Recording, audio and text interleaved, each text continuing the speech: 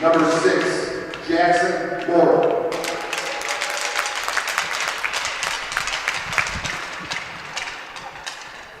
Number 10, Cole Bergquist.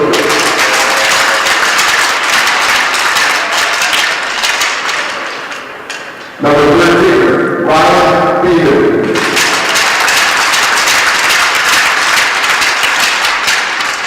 Number 16, Darien Casino.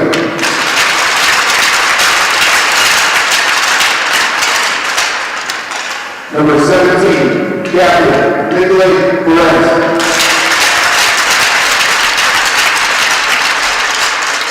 Number 35, Jacob Lefevre.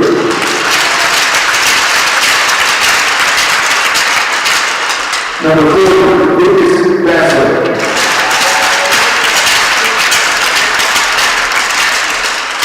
Number 57, William McIntyre.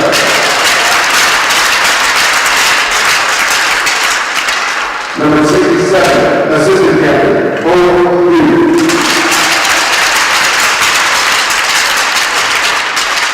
Number 17, Charlie Brewer. Number 18, Austin DeCruz. Number 18, Matthew Rader. Number 90, Golden Owen Beck. Number 92, Henry Global. And number 93, on the bench, Assistant Captain Tanner Love. The 11th star is coached by Anthony Parma, assisted by Brian Sketch.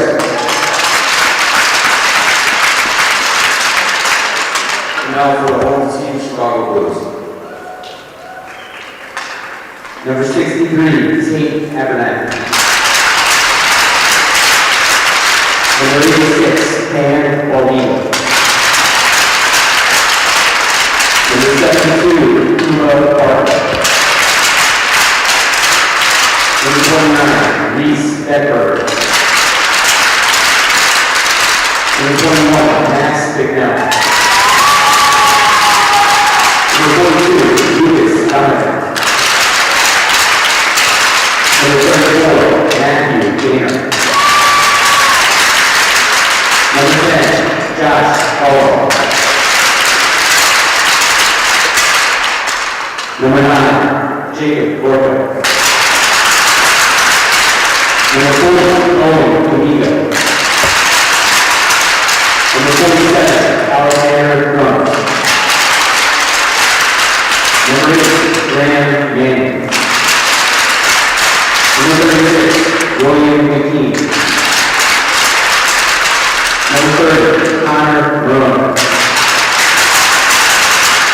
Number 8, Andrew Schenkenberg. Number 26, Tony Tiniero. Number 52, Cooper Walker. Number 82, Thomas Winter.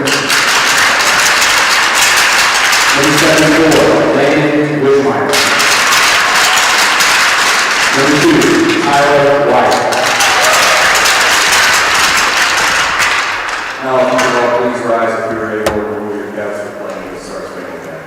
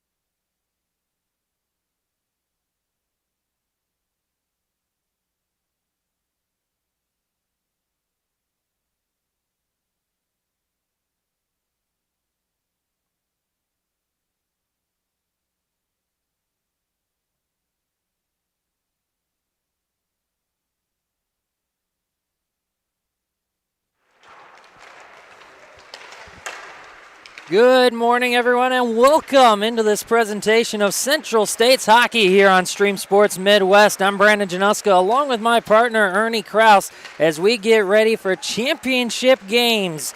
First up, the Bantam White Tier 1 Championship between the Blues and the Stars. Chicago Blues and the Glenview Stars. And Ernie, we're going to have a lot of fun today. A lot of championship playoff games here tonight. Oh, no doubt about it. These kids definitely look like they're really up for the challenge.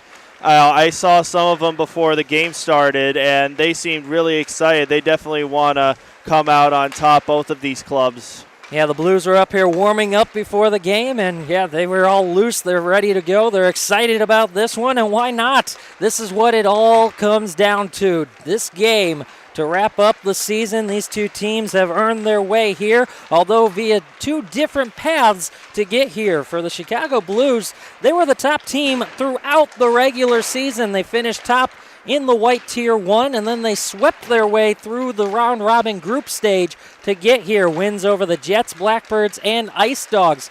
It wasn't quite as easy for the Glenview Stars, though. They came in as the 7th seed out of the regular season. They actually lost their opening match in overtime, so they still picked up a point against Wilmette on Thursday to open the playoffs, but then they rattled off wins against the Chargers and the Falcons to finish the round-robin stage with 5 points. That was good enough to get here to the championship game and set up this matchup. Yeah, definitely. Glenview is no doubt the underdog in this, but considering how much they persevered through this, I think they've got a fighting chance here against Chicago. If they can get up early, they might have a chance. And that's exactly right. We've seen upsets throughout this weekend and throughout the playoffs and just throughout history, honestly. All you have to do is get there, and then anything can happen. Of course, but, getting there is easier said than done. Yeah, but that part's already done. They've already made it here to this championship game. So now this is what it'll all come down to. 3 14-minute periods, overtime if needed, of course. We'll play till we have a winner, with this being the championship game. Blues and Stars. In the regular season, it was the Blues who swept the season series, taking all 3 games over the Stars. But again, anything can happen in the playoffs. Absolutely. No doubt about it. The Stars are hungry for a win over the Blues, and I think they would definitely think this victory is the sweetest in this tournament. Absolutely. That's what they'll be looking for here today. From the Darien Sportsplex, we have 4 championship games on tap for you. It'll all be right here on this stream, so just stay tuned and stick around for all 4 of them. White Tier 1, White Tier 2, White Tier 3, and then we'll finish off with the Blue Tier 1 at the Bantam level. But again, first up, it's the Bantam White Tier 1 championship game, Blues and Stars. The puck drop coming up next.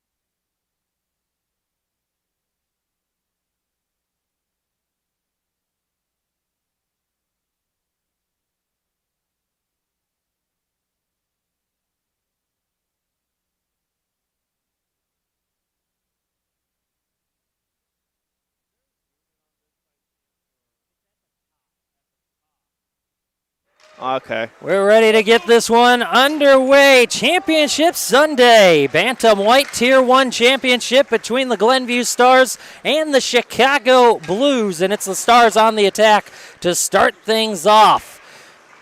For anyone following For anyone following at home, Blues are in white, Stars are in blue. That's not confusing at all, is it? Yeah, we joked around about it before the game, how ironic that is that the Blues are in their whites playing a team in blue. As the Stars put a shot on net, it's kicked aside by Connor Marone, the starting goaltender for the Blues here today. Stars keeping the early pressure to start this one off. And now the Blues will clear it out to center ice. A collision in the neutral zone. And it's the Stars who are maintaining the steady pressure early on in this one. If they want to take control of the game, they got to do that. Just over a minute into this one here as it's dumped in by Beeben. Oh, fall there. Blues able to clear their end. Now they come ahead. Jacob Gorga. Gorka has it toward the corner. Rings it around behind the Stars' goal.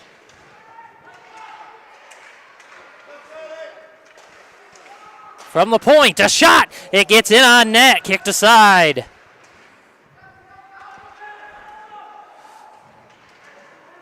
In the corner, another shot attempt. That one goes wide on the near side. Rattles around toward the corner, and the Stars able to clear it out to center ice. Played back in by the Blues. Offsides is the call. We have a whistle stopping play with 12:04 left here in the first period. Still no score between these two.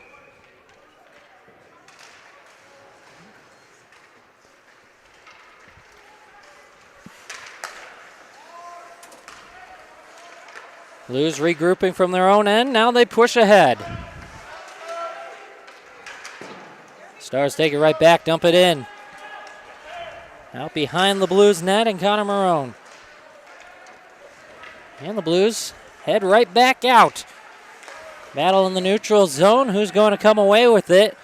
Lucas Donovan pushed it ahead. Blues maintain possession for the moment. Now back and forth it goes. It is Donovan who comes away with it and sends it in deep. Push forward now. Blues keep it in. It's Liam McIntyre in goal for the Glenview Stars today. Each team with one shot on net through the first 3 minutes. Puck sent in deep into the Blues end. Rattle around the boards, held in at the point. Stars hold. Keep it in. Behrens. Backhanded attempt goes in on net. Marone pushes it aside. In the far corner. A scuffle along the boards. Stars come away initially with it. Still battling. Fighting for the puck. A shot. In on net. It rattles up. And then taken away harmlessly by the Blues. It clears the zone. And there's the offsides. What a hit there. Big collision right in front of us along the boards. Infacino was the recipient of that big hit. Hops right back up. Good thing he's okay. 10:38 left in period one. No score, Stars and Blues. Face off from the near dot in the neutral zone. Yeah, we'll do it again. Yeah, why not? Lucas Bassler on the draw against Manning. Scuffle along the near board. Stars come ahead. Bassler brings it into the zone. A shot up high, goes up and over the net. Playing it behind their own net are the Blues. Send it out. O'Connor sends it back in behind. Bassler chasing it down there along with Manning. And it's the Blues who take it away, ringing around the boards, held in by O'Connor, who sends it right back behind the Blues goal. Blues are playing a lot in their own end in the early going of this one. 4 minutes in, just past the 10-minute mark of the first period. O'Connor takes it away from Barton, now comes ahead. A shot into the glove of Marone. He holds and draws the whistle with 9:49 to go in period one. No score, Stars and Blues. I really like this aggression by Glenview. They're definitely putting the pressure here on Chicago. And frankly, it wouldn't shock me if they get the first goal of the game. They've definitely had the heavier offensive presence so far in this one. As we know, though, in hockey, anything can change on the drop of a hat. Blues clear their end. Here they go. Back the other way. It's Walton. Walton pushes ahead. Tried a centering pass. Never got through. Taken back by Nicolai Berenz and the Stars. Tries to push it ahead. Held in, though, by Goner. Now the Blues trying to make something happen. A shot goes wide. That was Baldiga who shot it. Stars come back out to center ice. Louette just pushes it in. Blues come back the other way. Ends up on the stick of Bergquist. He's knocked to the ice. That was and quite a a slap slam shot. there. Baldiga goes wide. Walton gets around one man. It was Bergquist. But then the Stars end up with the puck when all is said and done. And here they come, entering the zone. Louette. A shot goes wide. Rattles around to the far side. Bassler hits it there toward the corner. Sends it back over into the corner. Lefevre tried a centering attempt. Goes all the way across. Louette back the other way and into the far side. Blues clear their end. They go out for a change. As Baldiga all alone, he was the only Blue that didn't go off for that change. Just trying to make something happen on his own. Stars dump it right back in the other way. First one to it is Camigo. Sends it around the boards to the near side. Bassler tried to push it back deep, but the Blues wouldn't let him. And here comes Gorka. Clean look. The shot deflected up and over the net.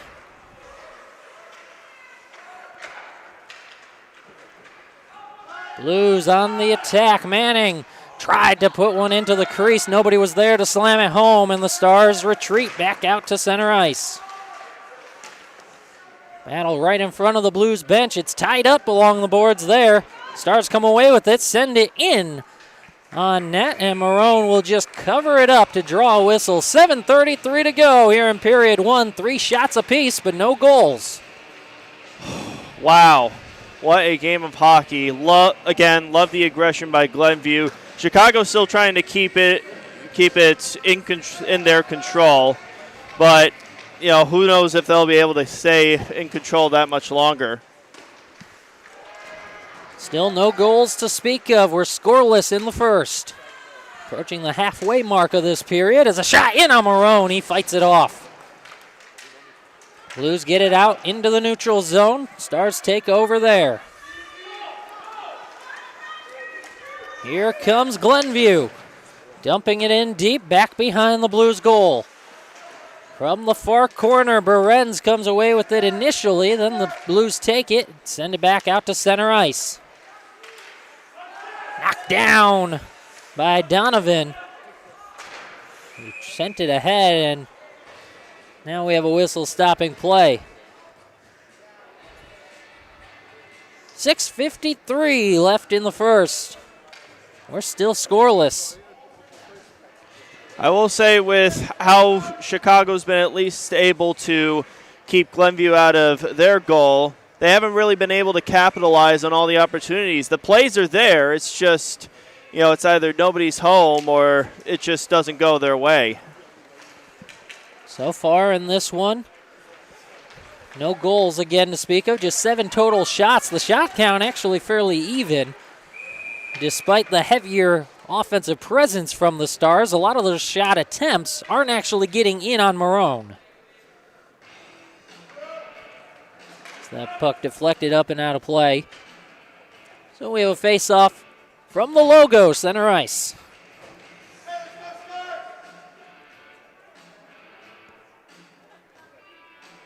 Manning and Bassler. Bassler wins it. Stars come ahead. They enter the zone. That's Bergquist on the far side who sent it back toward the point. It exits the zone, and here come the Blues. Gollum sent it across to Manning. Back to Gollum, and it went off his stick back into the corner. Now tried to center it, and it ends up on the near corner. Blues take it. Jackson Moore sends it around to his line mate. And the Stars able to skate out with it. Here comes Bassler. Passes it to himself in the corner. Physical play out there in the near side. Bassler knocked off the puck rather. Schickenberg had it behind his own net. Now he comes forward. Off the boards into the neutral zone, and they just send it in deeper. Tyler Wyatt hit it down deep before going off for a change. Stars regroup and come ahead. Goner takes it away, sent it for Walton. Went off his stick, and the Stars get it back. Now picked off Winter. Sends it ahead for Walton. Taken away, though, by the captain, Behrens, who absorbed a big hit. Back around the boards to Walton. He just sends it back to the other side. Trying to exit their zone where the Blues, but the Stars take it away. It comes to Walton again. He is able to clear it out with a pass over to Baldiga. Owen Camego sends it off the boards and deep. Rattles down behind the Stars net. Stars playing from their own end. Send it ahead. Owen Yu. Cross-ice pass never connected. And back out into the neutral zone. Walton pushes it forward. It's a 1-on-3 attempt, and the Stars take it away. 4.5 to go in period one. Still scoreless, Stars and Blues.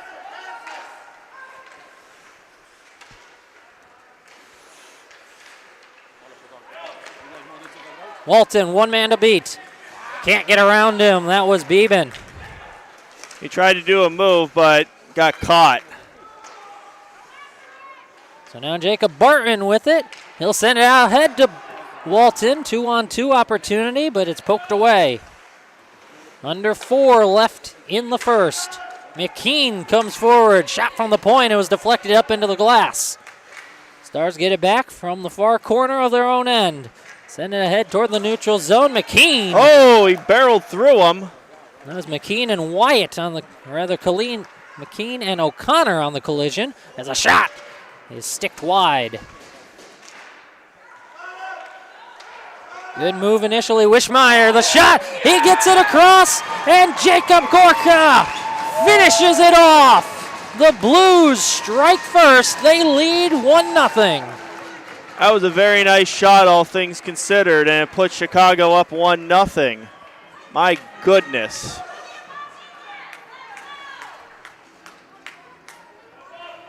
Again, it seemed like Glenview was having the better looks early on, but the Blues come back. A great pass, and Gorka was there to clean it up. It's the Blues who strike first, 1-0 lead. 3.5 to play left in this opening period of the championship game. Blues dump it in deep.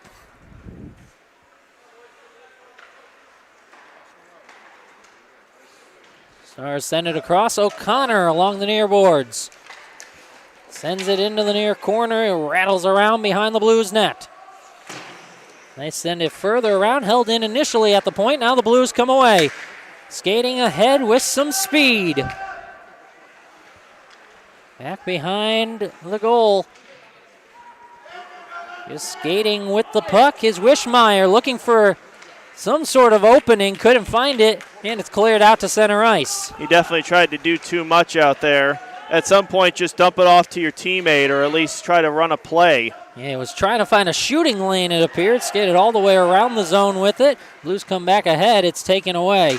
I mean, we all love Patrick Kane, but the slap not shot. all Patrick Kane. Loose puck in front of the Stars net, and it's eventually cleared away, but not out. Now Bassler does send it down deep. That'll go all the way down for an icing.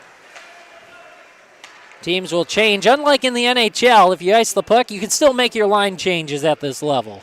That is at least nice. I mean, give them a little bit of leeway. Why, right? It's kids. That's exactly right. With 2:13 left in period one, 1-0 Blues on top, and a face-off to the right of McIntyre. Won by the Blues, held in at the point. Now the Stars come away with it. Moving ahead along the far boards. Now centering, and a shot goes wide. That was Behrens, the captain. Behrens gets it back, and it hits off his stick and in toward the corner. Battles back, gets it. From the point, a flip shot. Never got to the net. From the corner, Kamego sends it ahead. Shot never gets through. Behrens battling for it. It's held at the point by the Stars. Flipped high in the air. Bouncing puck and just corralled by Marone. Always tough when you have that puck bouncing on its end. And that's what we saw there. Marone did a nice job just absorbing it. Oh, man, if I'm Glenview, I was definitely really wishing that it took a Glenview bounce to at least tie this game up. 1-0 Blues on top. 1:28 left in the first. Face off to the right of Connor Marone. Won by the Blues. That's William McKean holding it behind his own net. Now sends it to the far side. Oh, he lost his stick there. For a moment, that was Jacob Barton. Picks it back up, and ahead comes Walton and the Blues. Behind the Stars. Net centering pass. Didn't connect, looking for Goner. And now the Stars push ahead. Dumped in deep. Blues with it. That's Jacob Barton. Sent across to McKean. O'Connor takes it away. Tries to center one. It goes right through the middle of the ice. And the Blues clear it back out. O'Connor dumps it back in. Near corner, 38 and counting left in the first period. 1-0 Blues on top. Pushing ahead, Jacob Barton with the puck on his stick. Enters the zone. Barton from the far side. Centering attempt. Never connected. Stars clear it back out. 20 seconds left on the clock in the opening frame. Blues trying for another rush. Here they come. Baldiga from the far corner. Looking over his options. 7 on the clock. Walton, a shot. He whiffed on it. Another attempt. Puck is loose. And it ends up back behind the goal. And there's the buzzer. The Blues with a late push couldn't capitalize on that, but they capitalized earlier on Jacob Gorko with the game's lone goal through the opening frame. It's 1-0 Blues on top as we head to the second period. This is Central States Hockey here on Stream Sports Midwest.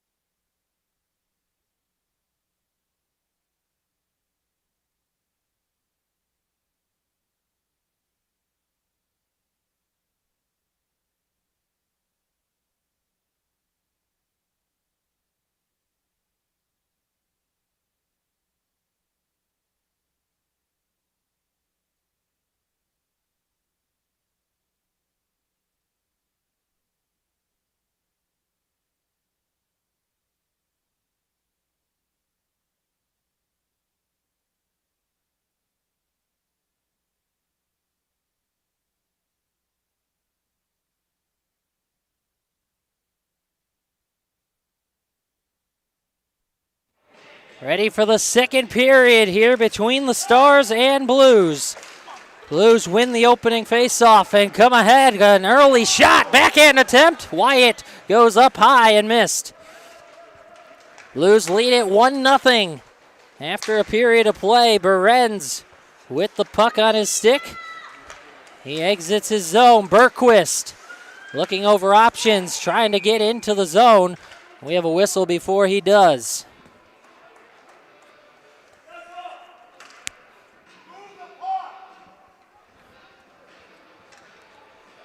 Just 23 seconds into this second period.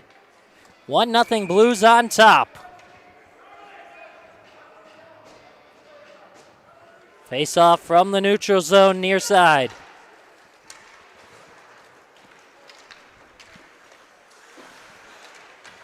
Bergquist Sent it over to Behrens, looking over his options. He was skating toward his own net. Now they do push forward the Stars. A shot goes wide to the near corner. Over there's DeCruz, who's able to center it. A shot off the body of Marone. Oh, that was quite a block there. Held in by the Stars initially. Now out goes Tyler Wyatt. He's all alone, just the keeper to beat. His shot, and it's wide. Kicked aside by Liam McIntyre.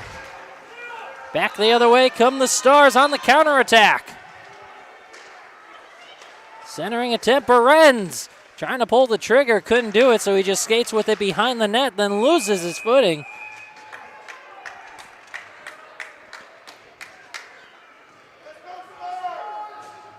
So we have a whistle with 12:43 to go in period 2. Power play coming up for the Stars, who trail by 1. That's Wyatt, who's sent to the penalty box for the next 2 minutes. Big opportunity here for Glenview to try and tie things up.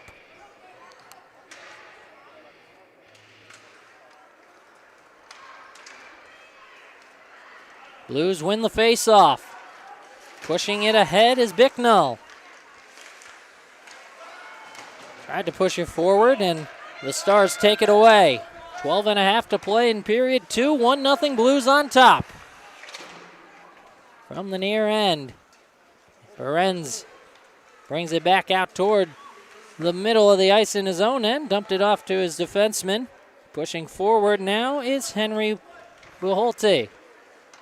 Buholte pushes it ahead. Goes off the stick of O'Connor. Blues take it away. Here's Abernathy. He's stripped of the puck. It came out nearly for a prime Stars opportunity, but instead back the other way comes Bicknell. He has it poked away from him. Bassler took it. Now Bassler with a 2v2 opportunity. And enter the zone just a little bit behind O'Connor, who entered early, and it's offsides. 59 seconds to go on the power play. 11:41 left in the second. It's 1-0 Blues. Yeah, if I'm the Stars, I really got to take advantage of this power play, especially with just how evenly matched both of these teams have been.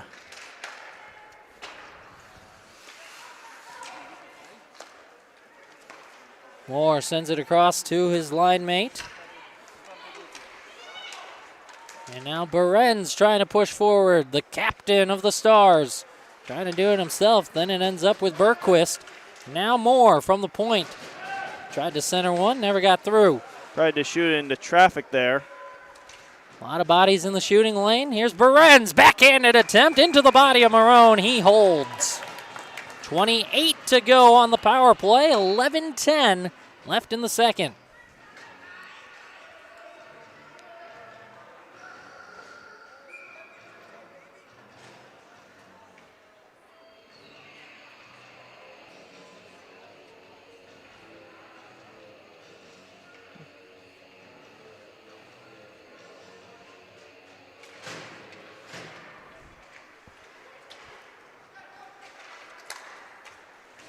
Blues able to clear it back out. Stars will regroup. 18 seconds on the power play. Goes off the skate of Bassler, and the Blues push it back. Less than 10 seconds now for the penalty kill. Here come the Stars. They send it in deep as time expires. Out of the box goes Wyatt. Battle along the far boards from the corner. Stars come away with it. Tried to center and no one was there. Here comes Tyler Wyatt, fresh out of the box. His shot goes wide. Held in by the Blues. Stars take it away though and send it out to center ice. Rung around the boards as we get a whistle. He was short of the red line. Icing's the call. 10:15 to go in period 2. A successful penalty kill for the Blues, who lead 1-0. 7 shots apiece so far in this one.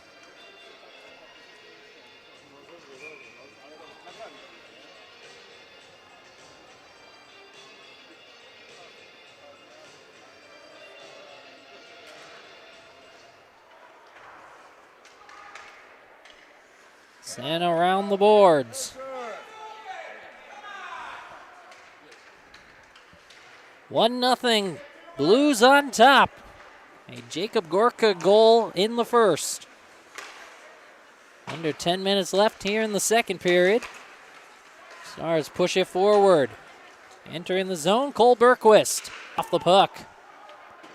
Ends up with Baldiga, who rings it around toward Walton. It's kept in by the Stars. A shot on net from the point.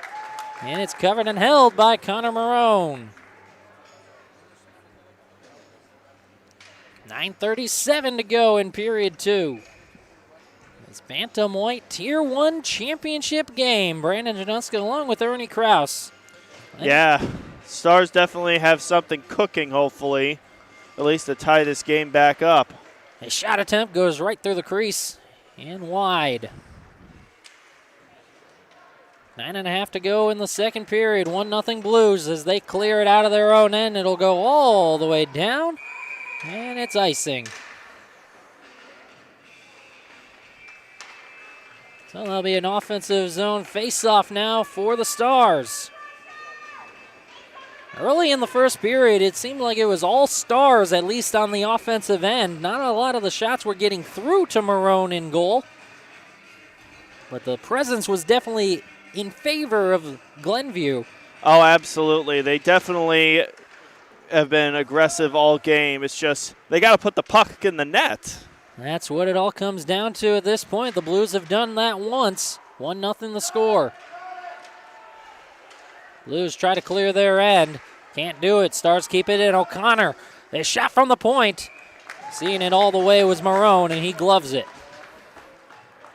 9:01 left in the second. Shots in favor of the Stars, 9-7, but the Blues lead by 1.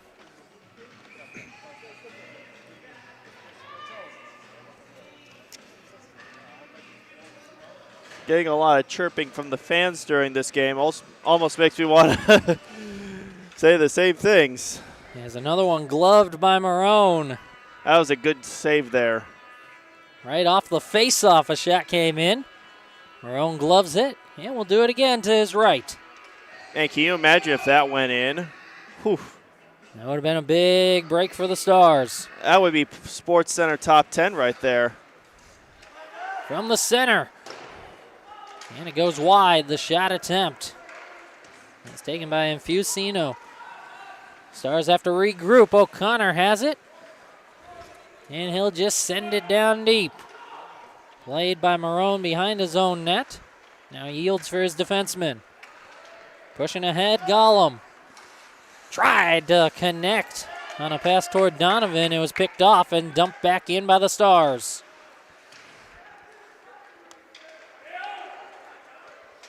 Pushing forward. More the Blues. Abernethy able to gain the zone initially. Now it's taken away. Here comes Behulte. The shot is gloved and held by Marone. They almost had it there. Almost had it there. Henry Behulte found himself with some space, a prime shooting opportunity. Marone was ready for it. Now another face-off to the right of Marone. It'll be Berens to take it for the Stars. 8:06 to go in period 2. Blues lead by 1.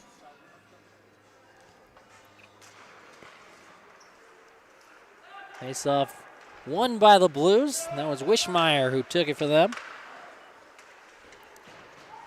Stars hold it in. And along the near boards, now the near corner. And that's sent back out to center ice. Stars have to retreat before pushing back in.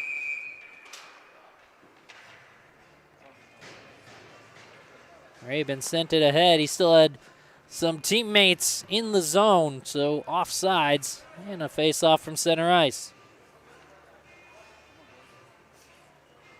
7:43 to go in period 2. Shots in favor of the Stars, 10-7. Blues lead 1-0.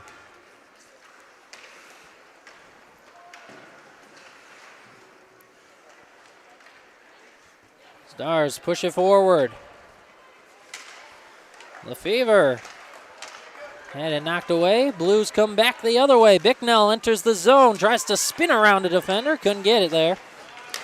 Held in, though, by Winter. Shot from the point, hit a body in front, never got to the net. Now second effort does, and it's gloved and held by McIntyre.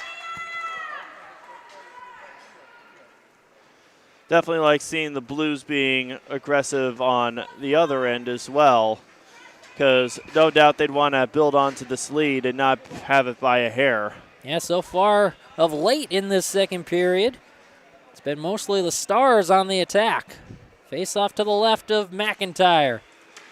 Tied up. And it ends up back in the neutral zone. Blues try to push ahead, picked off.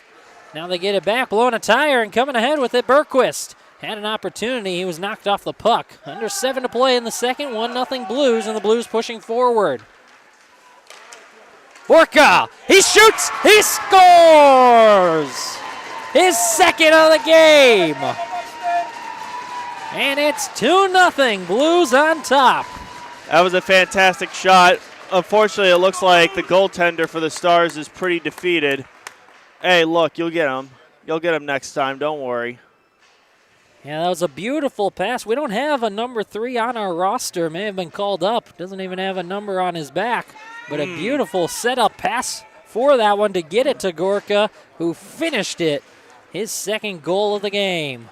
It might also be, well, player might be someone on the roster. Might have forgotten his jersey at home. Possibility, or a call up from a lower league as it's rattled around the boards. Jordan wearing 12, anyone?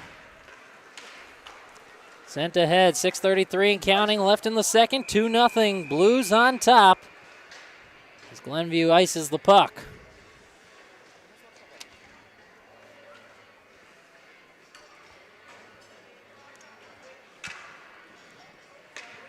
Look, if I'm Glenview, don't be too defeated. You still have one more period left, and you still got 6.5 left in this period as well to catch up.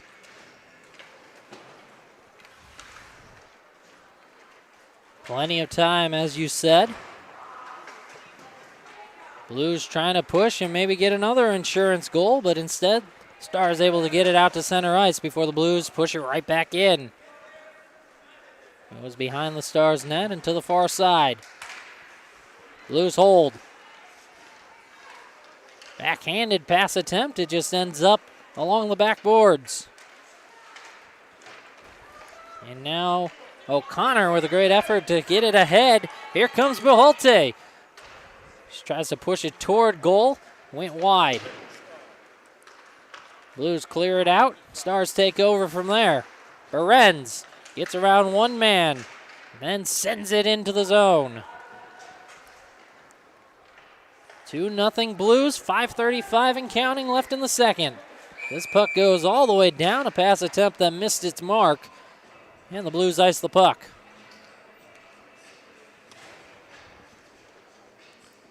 Didn't expect to hear Biggie Smalls be played at a kids game. You never know what you'll get.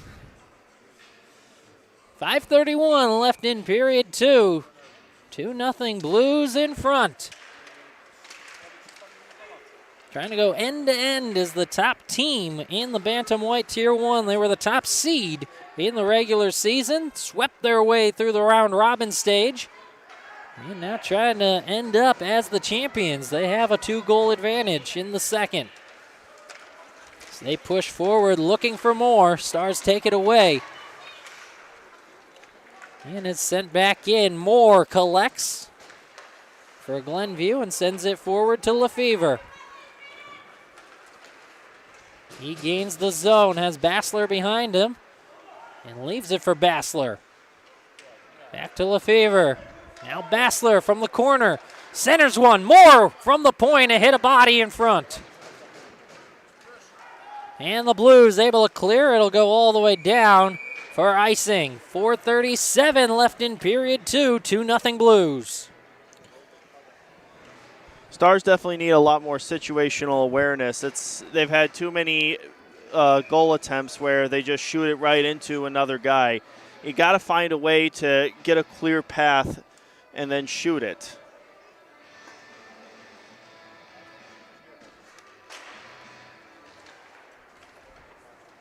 as it's sent around the boards.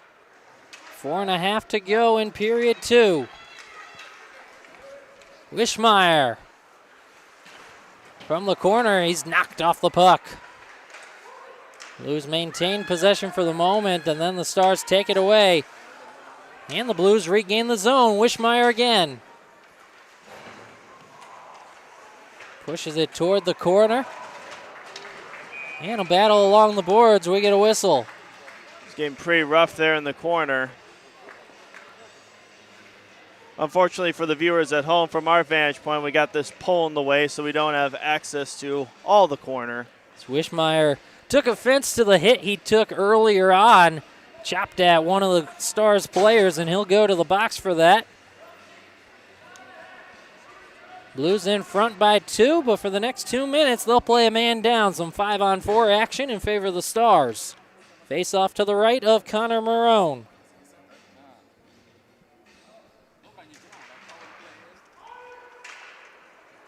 Blues win the draw. They send it around, but not out. Held in by Berens. Tried a shot. In front of that was Camego, and he's able to clear. Goes up into the Stars bench, and we'll get the whistle. Minute 43 to go on the power play. 3:48 left in the second. 2-0 Blues in front.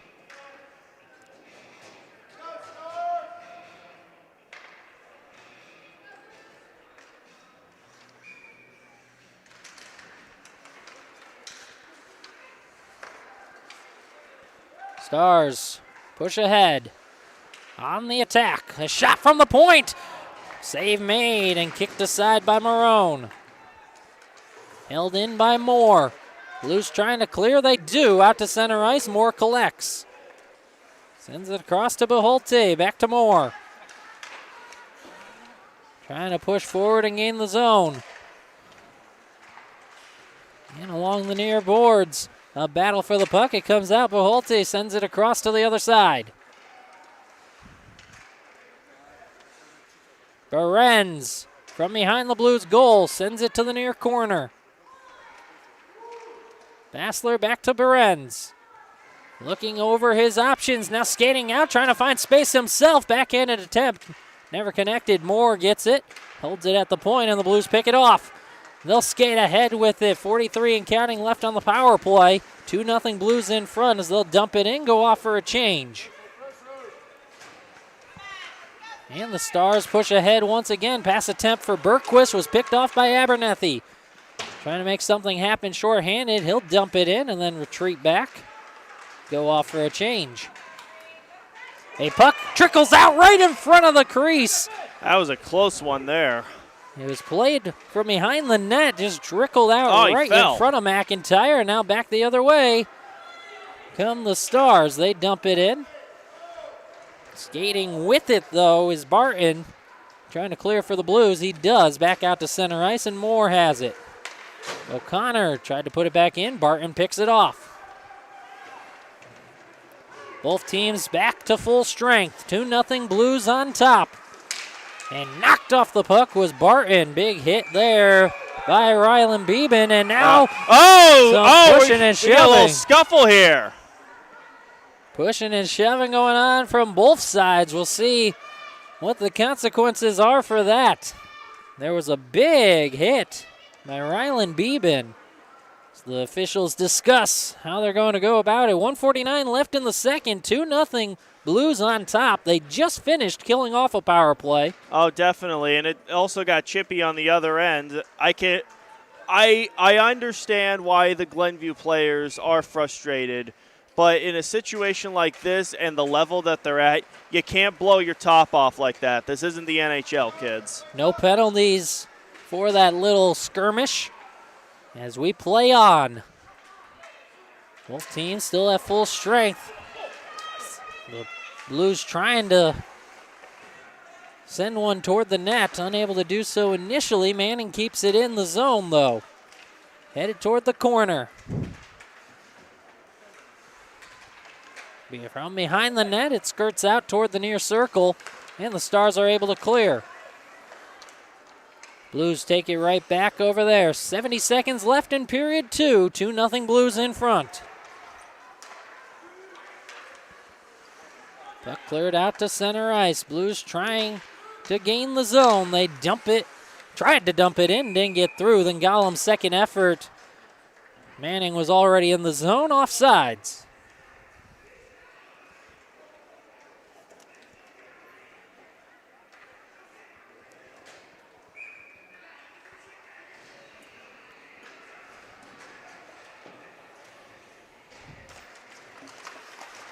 Gorka pushes ahead after the draw. Rung around the boards. 45 seconds left in period 2. Blues trying to add to their 2-goal lead. Rung around the boards. Sent around, pushed back in deep by the Blues. Manning sent it back out toward the point, and the Stars are able to clear their end. Thomas Winter will chase it down. 25 seconds to go in the period. From center ice. Battle for it. Coming away with it is Gorka. A shot into the body and held by Liam McIntyre. Whistle with 13 seconds to go in the second period.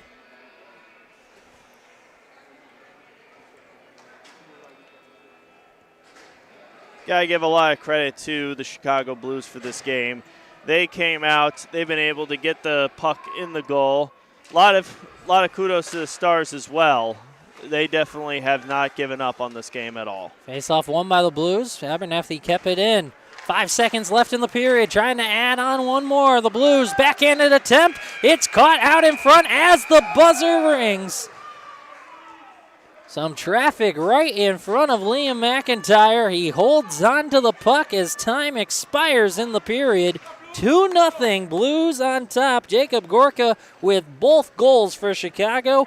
And they lead as we head to the third and final period. That's coming your way next. This is Central States Hockey on Stream Sports Midwest.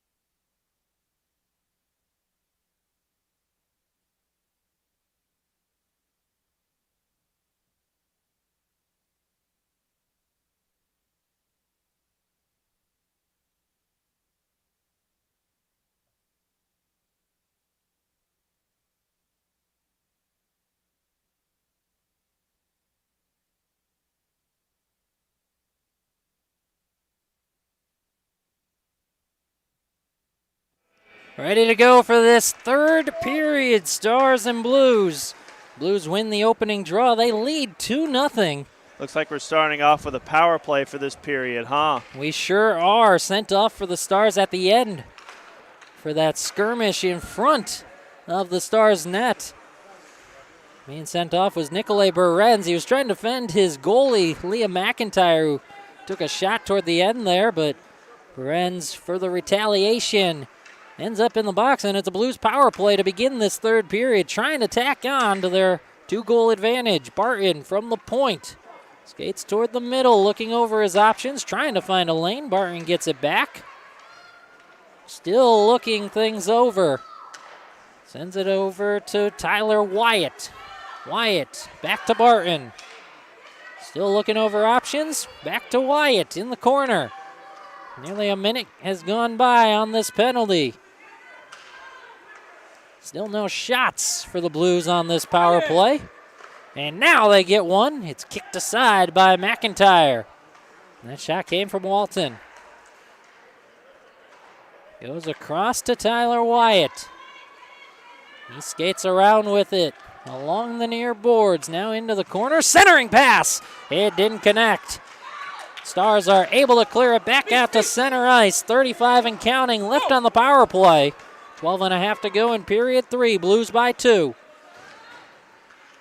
Blues skate back in with it. That was Jacob Barton who went in deep, and then it clears back out. Walton has it from center ice. Skates around O'Connor with the puck. Gains the zone, dumps it back off. Slap shot is fought away. Hot shot from Baldiga. Blues kept it in initially. Baldiga collects at center ice and then dumps it back a little further for Jacob Barton so the Blues can regroup. 2 minutes into this period, the penalty has expired. Both teams back at full strength.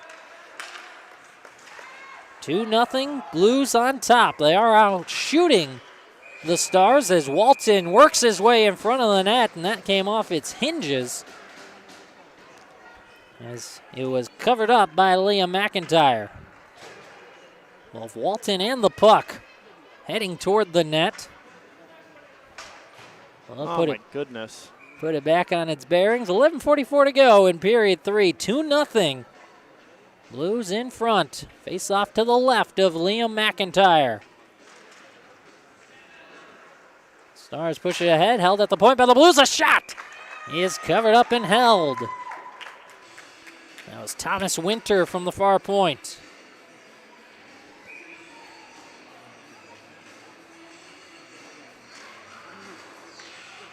Face-off won by the Stars in their own end. 11.5 to go in the third. Stars trail by 2. They try to push ahead. Cross-ice pass.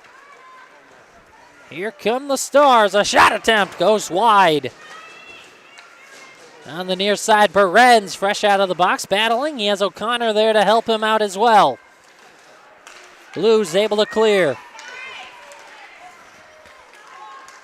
Berens kept it in, pushed it toward the corner.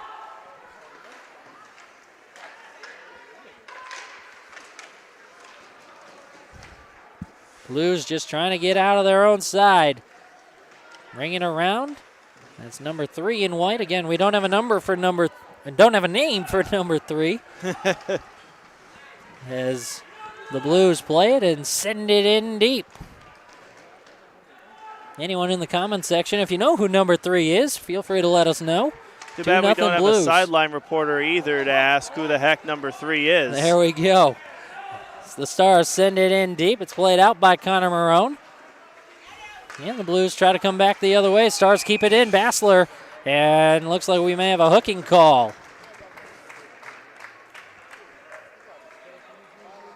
Blues headed to the power play as Colin O'Connor will sit for the next 2 minutes. 2-0 Blues in front, out shooting the Stars 15-12. 10:24 to go here in the third.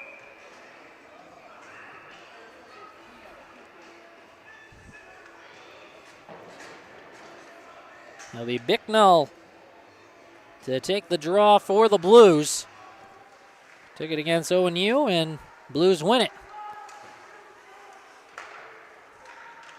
Sent into the far corner. Looking over the options was Bicknell. He sends it back to Donovan. Now Donovan skates with it. He takes over the corner from Bicknell, who moves into some open space. Sent out to the point. Back to Donovan. Donovan, a shot. Never got through. Hit a body. Under 10 to play in the third. A shot deflected up and over the net. Near corner, Bicknell skates with it. Back behind the goal. Goes all the way around to the far side. Still has it. Thought about leaving it for Donovan. Now he does push it to Donovan in the corner. Still looking things over. Out to the point, back to Donovan. Skating with the puck, Lucas Donovan tries to gain the edge and get it to the middle, and it's cleared out by the Stars. Quite a spill there. Blues push right back in. That was a nice diving effort from the Stars to clear it. Blues still maintaining Oh, the someone offensive lost zone. their stick. And that allowed the Stars to clear it back out, so the Blues have to retreat before Bickwell tries to regain the zone. He does. Wraparound attempt. Nothing there. Slap shot. Didn't get all of it. Walton. It ends up in the corner. Walton and the Blues take it away. They try to put one on net. Again, that was number 3. He has it behind the net now. Centering attempt for Walton. Didn't slam it home. Here's Bicknell. He couldn't get it. Walton again from the top of the circle. Shot attempt never got through. And another shot is knocked down out in front. That second effort from Owen Camego. Here come the Stars back the other way. On the counterattack, Lefevre. Pushed ahead. Here's Max Bicknell. Bicknell trying to get around 3 different Stars defenders. Get around 1. And it was taken away. Now Behrens for the Stars. Bicknell applied a hit in center ice. Wow. And that'll draw a whistle. Offsides is the call. Nothing for the hit. That was clean. Just tried to knock Behrens off the puck. But that was enough to disrupt the timing entering the zone. Stars do win the faceoff. Push it ahead. O'Connor goes deeper for Behrens, who has it behind the net. He stops and then pushes it forward toward the far corner. Blues take it away, send it back out to the middle. Here's Walton. He gains the zone, a shot on goal. It's in! Oh! Just tried to push it in on net. Goes 5-hole. It gets through McIntyre, and the Blues take a 3-0 lead. He really stuck it through the legs of the goaltender there. Almost thought it was going to get saved for a second.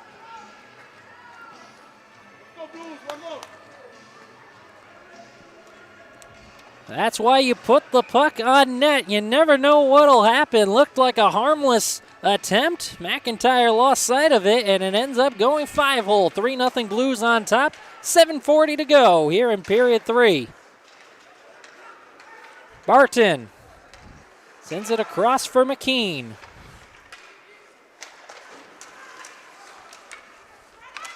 Now a battle right in front of us. It's the Blues who come away with it. Wildiga. He turns it over. Cole Bergquist goes back the other way. Charlie Lewitt has it, gains the zone. Oh! Knocked off the puck. A big hit. That was put on by Jacob Barton. It's quite a hit he took, but at least he was able to jump back up immediately. Walton gives to Barton, who gains the zone. A pass attempt to himself. It's a good one. A shot is deflected wide. Wildiga tried to Kareem the rebound, couldn't do it. And here come the Stars. Lewitt took a hit from McKean, kept the puck initially. And we get a whistle. Blues out shooting the Stars 19-12. They lead 3-0 with 6:43 to go in period 3. And we do have confirmation on who number 3 for the Blues is. That's Tony Tinahero. And it looks like the Stars are going to have a power play here. That is number 86, Cam Baldaya, in the penalty box for the Blues. So for the next 2 minutes, the Stars will have a chance to chip into that 3-goal advantage. Face off to the left of Marone. It's won by the Blues, although Behrens then takes it away. Behrens, the captain for the Glenview Stars. Tries a backhand attempt, and there's the finish.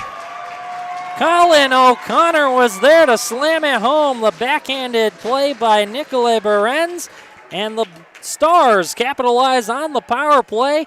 They cut in. It's now 3-1. Well, what I tell you, finally, all that perseverance and hard work pays off for the Stars, and now they're just down 2 goals with 6.5 left in the game. So both teams now back to full strength after the power play goal. Back to a 2-goal game. Winter tries to push it ahead. Battling there with Colin O'Connor. It's O'Connor who comes away with it and gains the zone. Blues push it right back out. Stars try to dump it back in. But I believe someone was offsides. 6:11 left in the third. It's 3-1. Blues in front. Bantam White Tier 1 championship game. Face off. Won by the Blues, rather won by the Stars. No one was there though. They have to retreat to get it in their own end. Now the Blues try to keep the zone. Unable to do so as skating out with it now is O'Connor coming ahead with some speed. He streams in, tried to get it to the backhand, couldn't do it. Blew a tire on his way in. Definitely tried to do the Sidney Crosby route. He almost had it. Some fans saying there was some contact and should have drawn a whistle. No whistle though, we play on. Just over 5.5 to go in the third. 3-1 Blues. Stars gain the zone. Here's Liu. He's knocked off the puck. Back the other way, Wyatt. There's a lot of chirping now coming from the stands after that. Things getting physical. The intensity increasing. The Blues from their own near corner are able to get it out to center ice. Moore in a battle there with Gorka. Sends it ahead for Wyatt. Has two men in front of him. He'll circle back around and wait for help. Actually just dump it in and go off for a change. Under 5 to play in the third. Blues by 2. Here come the Stars. Gaining the zone, Rabin. Rabin skates it all the way in before it's knocked aside. Liu sends it in deep. Blues sent it into the middle of the ice. It was taken away Lefevre. A lot of Blues players in the zone though. And the shot never got through. Held in at the point, Beeben. A shot from the point, hit a body in front. Trickles into the far corner, Liu sets it up. A pass hit off a Blues player. Nearly trickled in on goal. Held in, Beeben from the point again. Hit his own teammate in the shooting lane. Back go the Blues. They give it back to the Stars in the neutral zone. They regroup and re-enter. Just across the blue line, a scuffle right in front of the edge of the Blues bench, and it's the Blues who come away with it. Here comes Jacob Barton. Barton has an opening. He skates in on goal. Backhand attempt, kicked aside by McIntyre. Blues push it ahead. Stars gain control and dump it on in. No icing, it was deflected.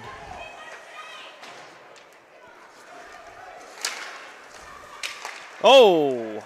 Another collision. We're seeing plenty of physicality as Beckberger sends it across. Blues were in a change. And lucky for them, the puck came right to the men who had just jumped out on the ice. Here comes Tinajero. A shot attempt, kicked aside by McIntyre. And the Stars gain control. Just over 3 to play in period 3. Blues lead at 3-1. Puck flipped up into the Blues bench. And we get a whistle with 2:56 left in the third.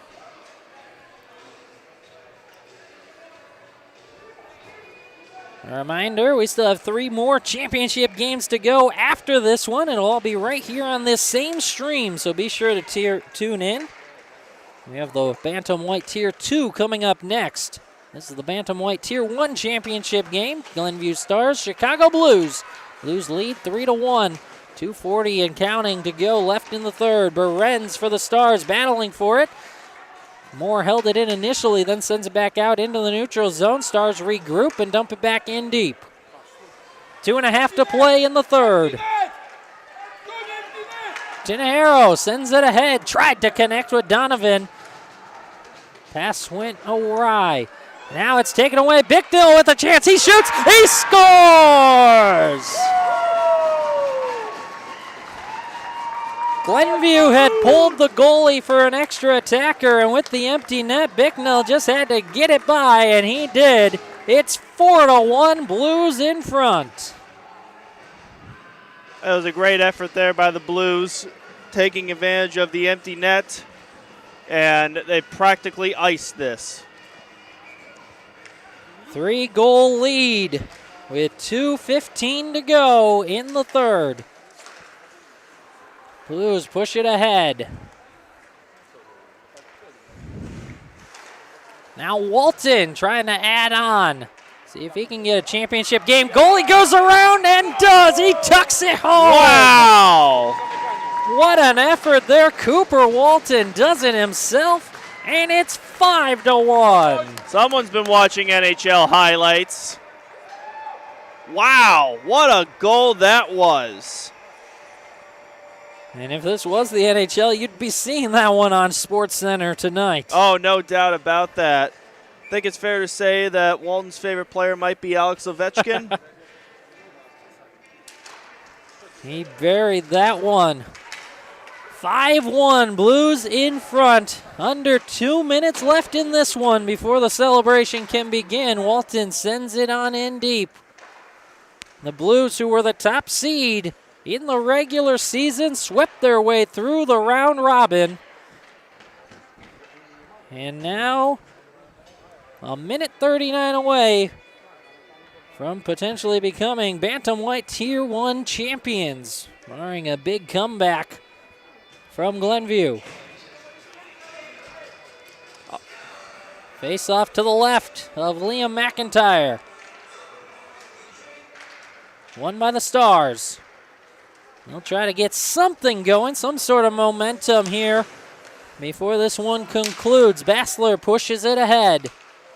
Wishmeyer takes it away. He'll skate out with it. Pushes it ahead for Gorka. Gorka's on hat trick watch already with 2 goals. And he sets it off for Wyatt, and then it goes back to center ice. Minute 15 and counting left in the third. Wishmeyer from the near boards. Rings it around the glass and then takes a shot. My goodness. Less than a minute to go. Blues lead by 4. Oh, what a hit that was. Oh. And now the Blues with another push. Here's Wishmeyer. Skating in. Backhand attempt. A pass attempt. Never connected. 40 seconds left. 5-1 Blues in front. They regroup on their own end. Just have to kill the clock at this point. Wyatt will just dump it in deep. Less than 30 seconds to play. The fans are getting loud. They're ready to erupt in celebration with 15 seconds left. Blues still on the attack, pushing it around. Barton rung it around the boards. It's held in by McKean. Now Wishmeyer pushes it into the far corner with just 5 ticks left on the clock. It winds down, and there's the horn. The Chicago Blues are your Bantamweight Tier 1 champions as they defeat the Glenview Stars by a final score of 5-1. Yeah, congratulations to the Chicago Blues there. They fought all game, tooth and nail. Definitely showed why they were the number 1 seed going into this. But I still got to give a lot of props to the Glenview Stars for making it this far as well and putting up a good fight all game. Absolutely. We mentioned it earlier on. The Stars were the 7 seed coming in. So a lot of people, if you're just looking at the standings, you wouldn't expect them to make the championship game. It was a valiant effort in the round-robin stage to get this far. So definitely can't take anything away from what they did. And for the Blues, as I mentioned, they were the top seed from the get-go. Who had a great regular season, and they finish off strong as well. So we'll keep it right here. We'll send it to the PA announcer for the celebration in this one. And then again, we'll have more championship game hockey for you right here up next. The Bantamweight Tier 2 championship game. This is Central States Hockey here on Stream Sports Midwest.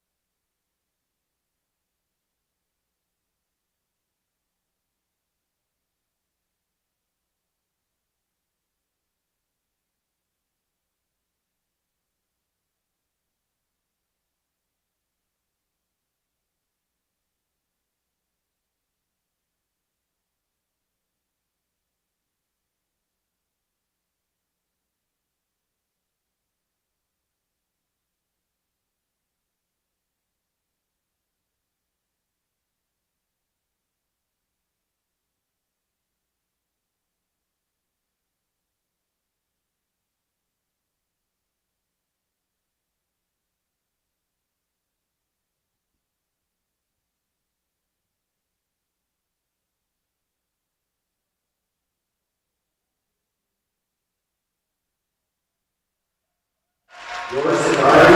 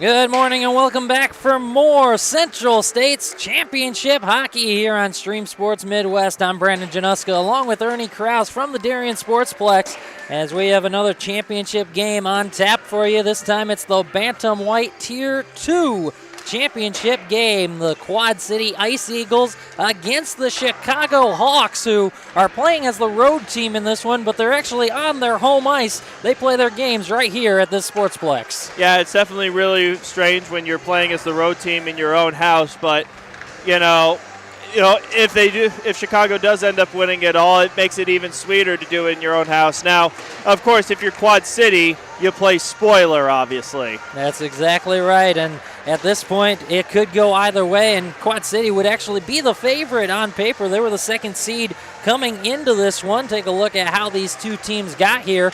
Quad City's, again, the second seed from the regular season. The Hawks finished fourth in the regular season standings. They were in two separate brackets, obviously, in the round robin. Quad City swept their way into this championship game. Wins over Mammoth, the Cyclones, and the Jaguars. Well, the Hawks actually dropped their first one, similar to the Tier 1, where they dropped their first one in overtime. 2-1 loss on Friday against Pekin, but then 2 wins yesterday against the Vipers and Rockford to give them 5 points. That was enough to make it into the championship to play today. Yeah, they definitely fought their way into this.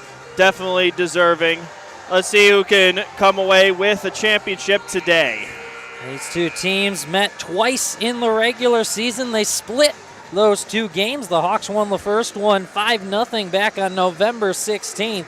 Quad City, the more recent winner, 2-0 on January 16th, just a couple of weeks ago. But it all comes down to this one. Again, championship hockey, the Bantam White Tier 2 championship game, as the teams will head over to their benches and we'll get ready for the puck drop. That's coming your way next, right here on Stream Sports Midwest.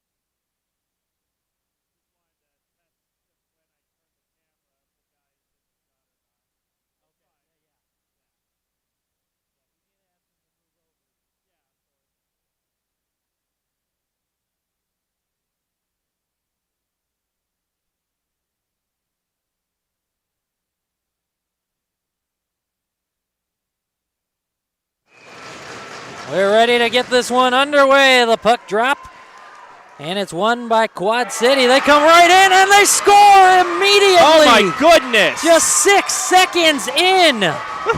Unbelievable.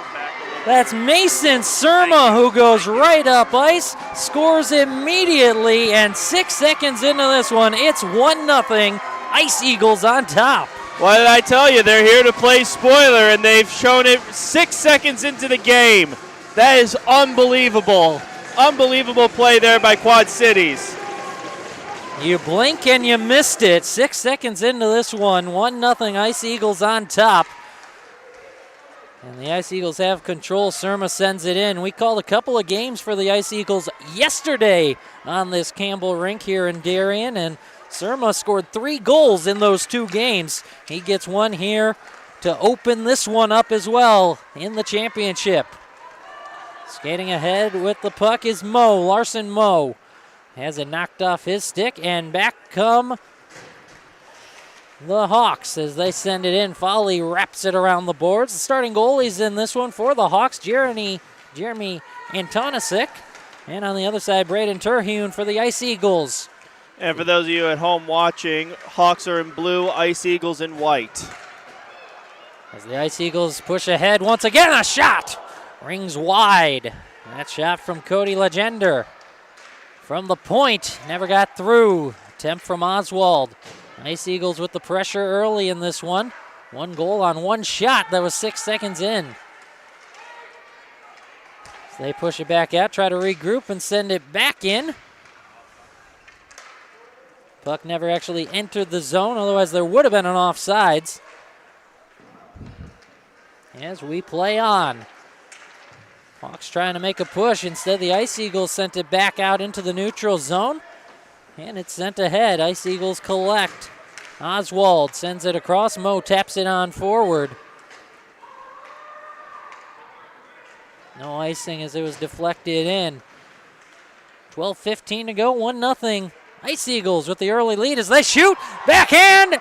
And it just missed off the side of the net. Prime opportunity to go up 2 for the Ice Eagles. Quite the save there by Chicago, preventing a 2-0 deficit. And now the Hawks the other way. Chicago trying to get on the board. From the corner, Ice Eagles able to clear. This one will rattle all the way down. And it'll go for an icing. 11:46 left in the opening period. 1-0. Ice Eagles on top. 2 shots so far in this one. Hawks looking to get their first shot on goal. They do have an offensive zone draw coming up right here. Jeremy Antonisi, the goalie for the Chicago Hawks. Apologies for the mispronunciation.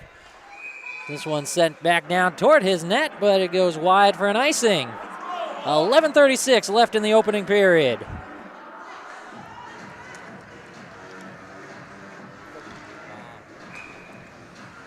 Face off to the right of Terhune. It's won by the Hawks. Oh, Big my collision goodness. behind the net, and they'll draw a whistle.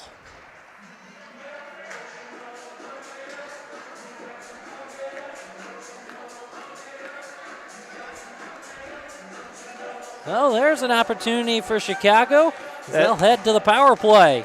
Jonathan Raymond, number 56, going to the penalty box for Quad City. 2 minutes for the power play. Trailing by a goal. Ice Eagles able to clear it out. Chasing it down. McFadden brings it around. And back come the Hawks in the neutral zone. That's as far as they'll get on the early attempt. Battle in center ice, and now the Ice Eagles gain the zone. They ring it around behind the Hawks net.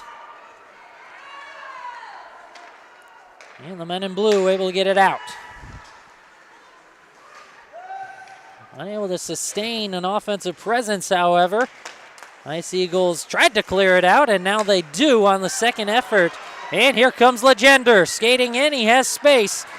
Slows it up and just sends one through the center. A shot attempt from the far side goes wide. Comes back out to Legender.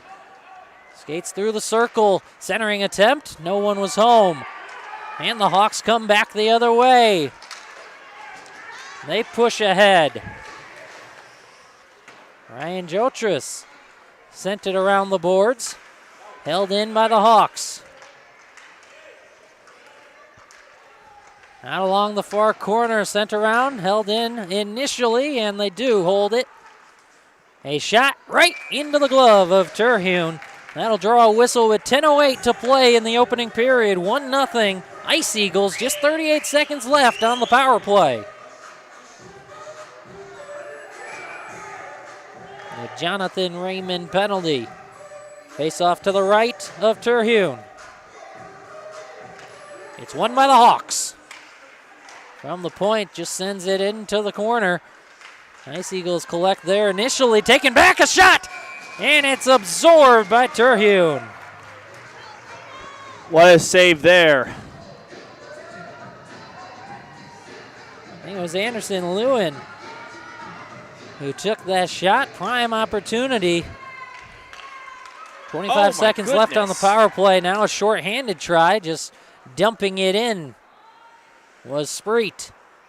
He'll chase after it now, and 9:45 to go in the first. 15 seconds left on the penalty kill. A shot goes wide. Another one just sent through center ice. It goes out to the far boards. And here come the Hawks. Raymond out of the box. Both teams at full strength. Oh, someone lost their stick. Back in the far corner behind the Ice Eagles net. Ice Eagles come away with the puck, and now they push ahead. Jonathan Raymond, fresh legs after serving that 2-minute penalty, shoots one up and wide. Ringing around the boards, back over to Raymond. He sends it out toward the point. Columbari. Back behind the net it goes. Out to the far side, and the Hawks are able to clear. They send it down, and this will go all the way down for icing. 8:46 to go in period one, 2 shots apiece. The difference, the Ice Eagles netted one just 6 seconds in. They lead 1-0.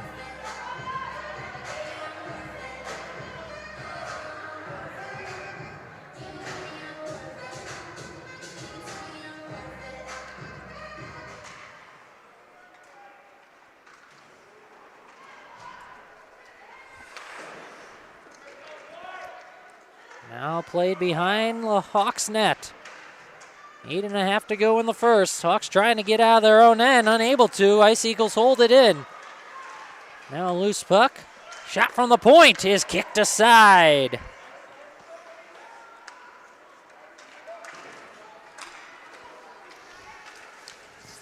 Raymond sends it across ice. Back the other way they go. The Hawks trying to make something happen. The shot is gloved by Terhune.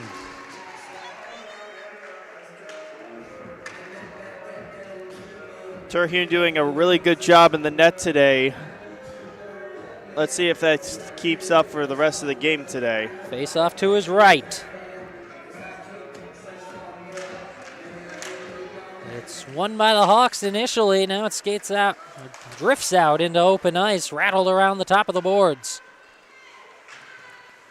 And played out by the Ice Eagles. This one will go all the way down as Quad City ices the puck. 7:51 left in the first. 1-0 Ice Eagles.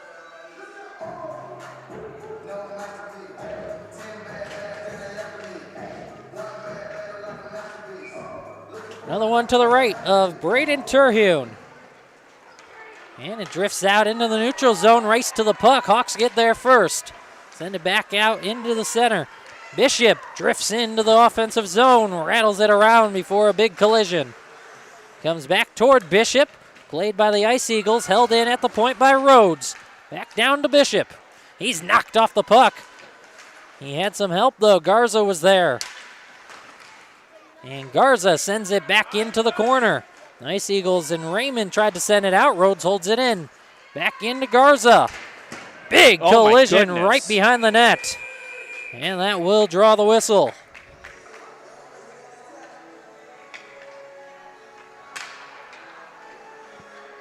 So back to the power play after the roughing call. And that's Raymond going back to the penalty box again for the second time this period. He's frustrated, slamming his stick into the glass once he gets into the box.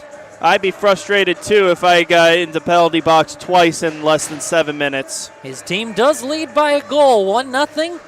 Now the Hawks with their second man advantage.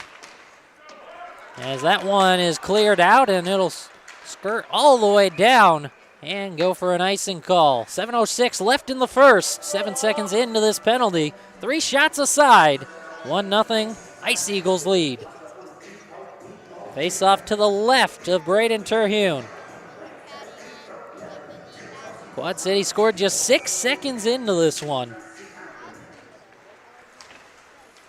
It's sent around, and Ice Eagles able to clear. Trying to make something happen short-handed, but it's taken away by the Hawks. Send it back in, and right back out it goes to the neutral zone. Battle along the boards. Ice Eagles take it. They push in, trying to make something out of nothing on a short-handed try. Rebound was left right in the crease, and then it kicked aside. Minute 20 and counting left on the penalty kill. Hawks trying to find the equalizers on this power play. Right now it's Quad City on the attack, despite being a man down. Hawks get it back out to center ice, and then a clearing attempt to dump back in ends up in the bench. And we have a whistle. 6:15 left in the first. 1-0 Ice Eagles. 1:02 left on the Raymond penalty. And we're going to have the face-off at center ice, it looks like.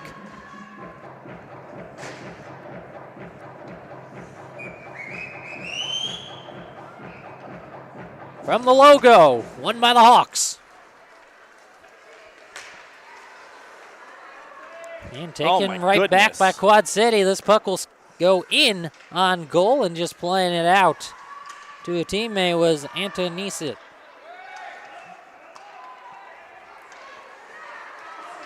Hawks coming back.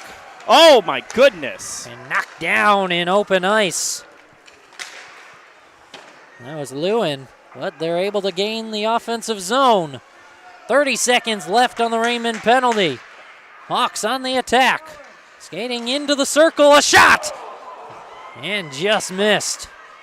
They've been blocked away by Terhune. That one's cleared back out. Racing for the puck is Ethan McCoy. He got there first, tried to direct it toward the net. Never quite got there. Back out to center ice it goes. 5 seconds left on the power play for the Hawks as they try to push it ahead. They go off for a change, and that will let Raymond back out of the box, back at even strength. Second penalty kill successful for the Quad City Ice Eagles. They lead 1-0 as the puck goes out of play with 5:03 left in the first. Yeah, Quad City definitely doing what they can to stay in control of this game. They've been doing a pretty good job. Hawks going back on the attack. They just haven't been able to capitalize on it, unfortunately. They do have another offensive zone draw to the right of Braden Terhune.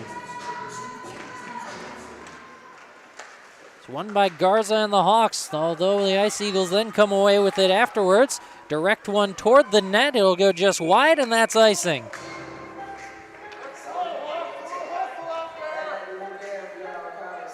Larson Moe was a little frustrated with that icing call, thought that maybe he could get there first and save it.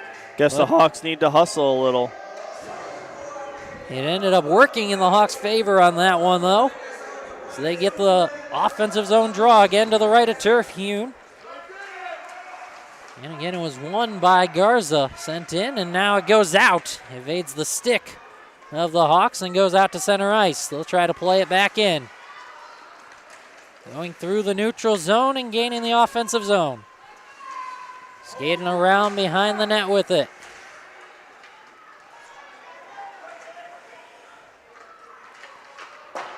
And the Ice Eagles try to clear. Rhodes keeps it in. Battle along the near boards right in front of us, and it squirts out. Sheehan will just chase it down. Played it into the zone, right back out. Quad City sends it.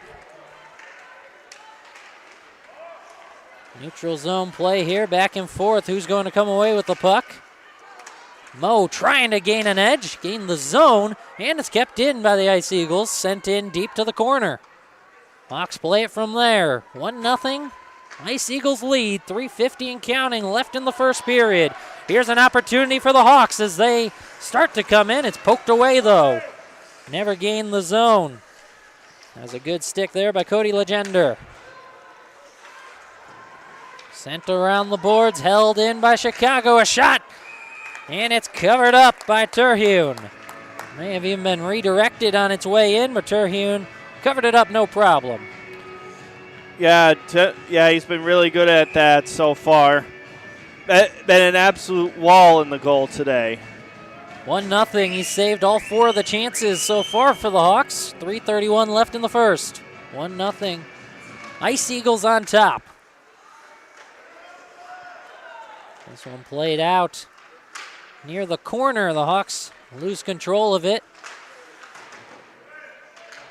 Still battling, though, along the boards, and the Ice Eagles able to play it from center and out into the neutral zone.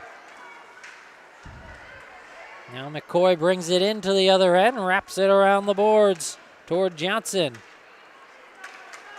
Make that parry. And now it comes out the other way, chasing it down, Preston Oswald. Trying to clear it out. They do on a second effort, and the Hawks take over. 2:45 left in the first, rather. 1-0 Ice Eagles. who push ahead once again. Trying to battle through a couple of defenders was McCoy. He got it in deep, and now a shot goes wide. From the point held in, that's Sophia Columbari, who kept it in the zone. Now the Hawks are able to clear it back out.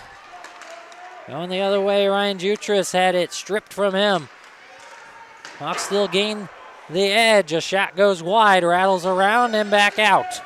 McCoy had some speed but was stripped of the puck. A shot goes into the glove off the stick of Carmen Boenzi. 2:01 left in the first, 1-0. Ice Eagles still lead it. This one to the left of Terhune.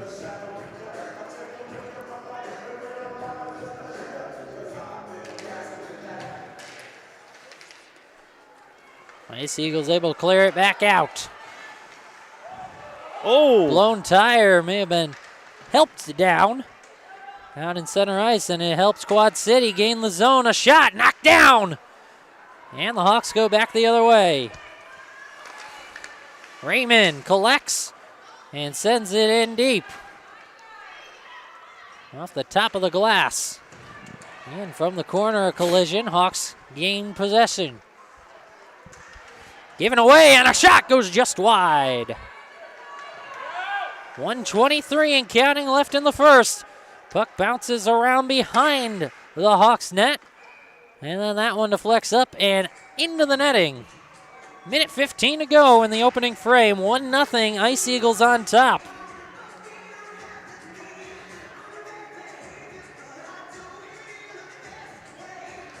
Face off to the right of Antonisic.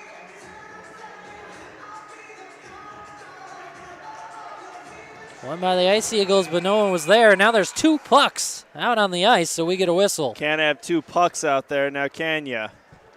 Makes it a little more interesting, though. Which one do you play? Oh, absolutely. Maybe we can have the hockey equivalent to horse. Yeah, there you go. Or kind of like baseball. If a Wrigley Field, for example, a ball in the ivy and the second one squirts out, which one do you throw back in? Oh, absolutely. 1:08 and counting left in the first. Ice Eagles trying to add to their lead. Hawks trying to clear their zone, maybe forge a counterattack. Find the equalizer. They push ahead. Just send it out. And Quad City will try to regain the zone. They send it in. Hawks take over from there. 45 and counting left in the first. Puck goes down and on goal. Terhune just sticks it aside. Over to his teammate. And they try to skate out with it. Hawks won't let them initially battle along the far boards. Another clearing try, didn't get out. Second effort does. Collected at center ice by the Hawks. Now back to the Ice Eagles, and we had a collision right in front of the Hawks bench. Oh, my goodness. And we have another power play coming up for the Chicago Hawks. This time, it's Riley Spreet who will head to the box for 2 minutes. The last 25 seconds of this first period, and then it'll extend into the second period unless there's a goal before this frame concludes. Yeah, this is the Hawks' third power play, and they've had 2 and they already had their first 2 killed. They really got to take advantage of this if they're going to at least get back into this game. Being outshot by the Ice Eagles 6-4, trailing 1-0 are the Hawks. Draw will be to the right of Braden Terhune.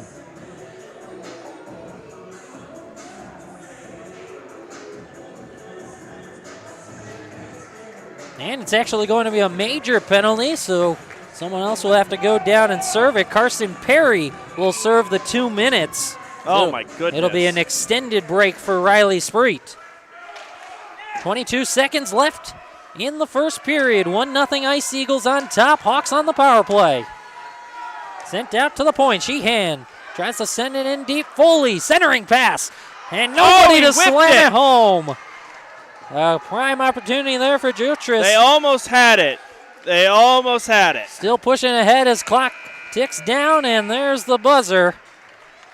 A golden opportunity there late for the Hawks. Couldn't find the way to slam it home, They'll continue on the power play. Still a minute 36 left on the penalty when the second period begins. A goal just 6 seconds into this one. It's Ice Eagles 1, Hawks nothing as we head to period 2. This is Central States Hockey on Stream Sports Midwest.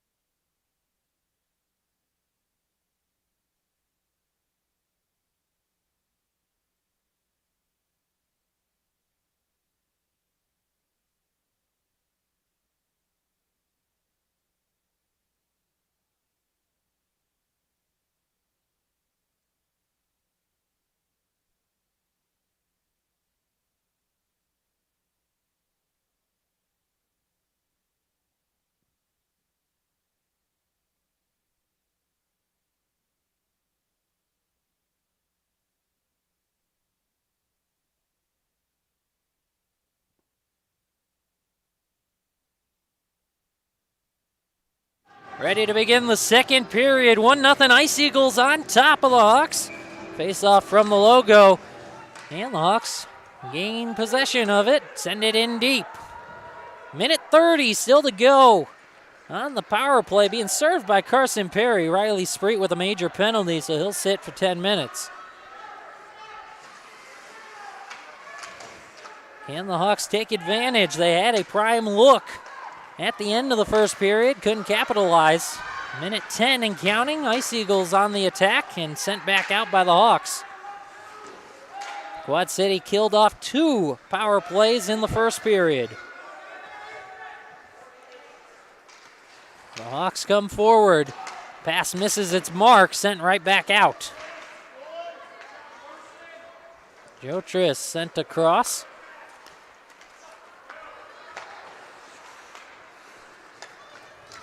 Now Sheehan sends it forward for Zelenkis. A shot knocked aside. Minute into this second period, 30 seconds still to go on the power play. Foley had it knocked away from him over toward the corner. He'll chase it down. Now a backhanded try by Zelenkis. And comes back out the other way. Held in at the point, a shot gets all the way through to the net. It's loose in front, and it goes wide. 10 seconds left on the penalty, and here come the Ice Eagles. That was definitely a shot they'd like to have back. Golden look once again. McCoy skates with it as time expires on the penalty. Perry comes back out onto the ice. He'll skate straight across. Both teams at even strength. Third successful penalty kill for Quad City. Now a backhanded try just to put it on net. Never got there. Ronco was in the way. Hawks coming back the other way. In the zone, a shot just gets deflected up and wide. Held in at the point. Sent back into the far corner. And now sent around to the near corner. Still in the corner, switching places. Ice Eagles take it away. Now they skate ahead with it. Perry sends across. Missed the mark. He was looking for McCoy. Some holding going on in the corner. They play on. And now from the near corner. No call as play keeps going.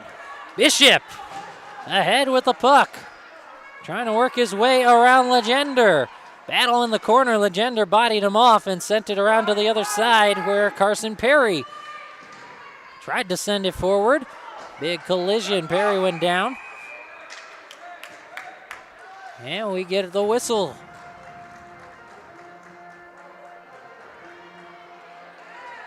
So Perry was taken down, was the result. And now it's the Ice Eagles who go on the power play. Dominic Angeletti in the box for the next 2 minutes. 1-0 Ice Eagles lead. Chance to extend, find some insurance. 10:56 to go in period 2. 6 shots for either side. First goal came just 6 seconds into this one. It was Mason Surma, the lone goal scorer so far in this one, as Raymond holds from the point, sends it back in deep. It comes to the aforementioned Surma, who tries to put one on net. And now from behind over to Mo, and it kicks out wide. Surma tried to feed Mo, who was right in front. Just couldn't slam it home. It goes all the way down, played out by Terhune. And back the other way comes Legender and the Ice Eagles. 30 seconds into this penalty, a shot from Surma, kicked aside by Antonisic.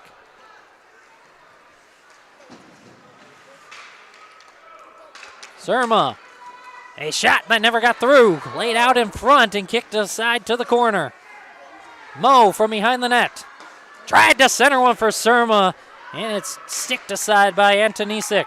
Back out to center ice. A minute to go, still on the penalty. 9:55 left in the second. Ice Eagles by 1. Playing it from the neutral zone. Nice defense here being played by the Hawks to avoid another goal. Trying to kill off this penalty. Mo couldn't find where it was. It was between his skates. And Jostris says, thank you very much. Skates in. Trying to make something happen shorthanded, at least kill some clock. 35 seconds left on the penalty. Surma, a shot deflected by Shee, and it goes back behind the net. Yeah, no, definitely wasn't going to have anything happen surrounded by white jerseys like that. Marinowski sent it all the way across to the other side. Goenzi, a shot goes wide. Ice Eagles back the other way, 15 on the penalty. Collision between Baranowski and Mo. We play on. Mo in the neutral zone. Baranowski takes it away. Sheehan now sends it forward and back out of the zone. That'll end the penalty. Both teams at even strength. 8:49 left in the second. Shots in favor of the Ice Eagles, 8-6. They lead 1-0. Oh, my goodness. After the what an effort by both teams.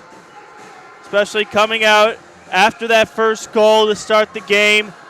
Both of them have been at each other's necks. And, man, is this some damn good hockey. It sure is. Can't ask for anything more. These tight contests in championship play. This is the Bantam Light Tier 2 championship game. Oh.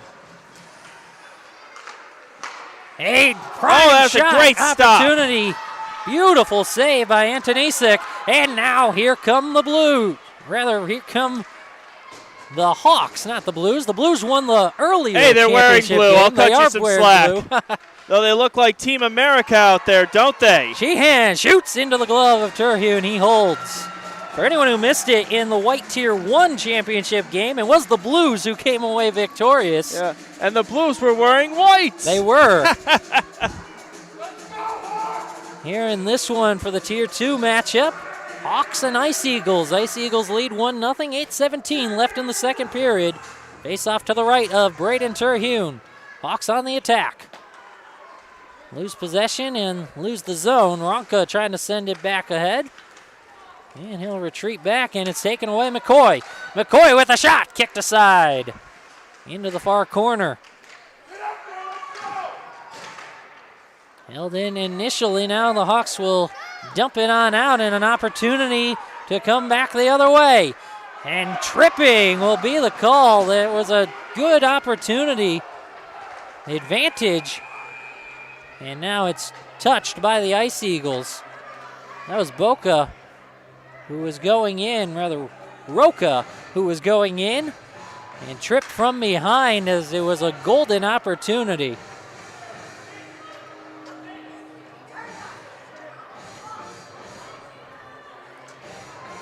Oh, my goodness. Perry and Oswald headed to the bench, so now this is the best opportunity the Hawks have had yet. They'll have 2 minutes of 5-on-3 action. Have you ever seen 3 guys in a penalty box?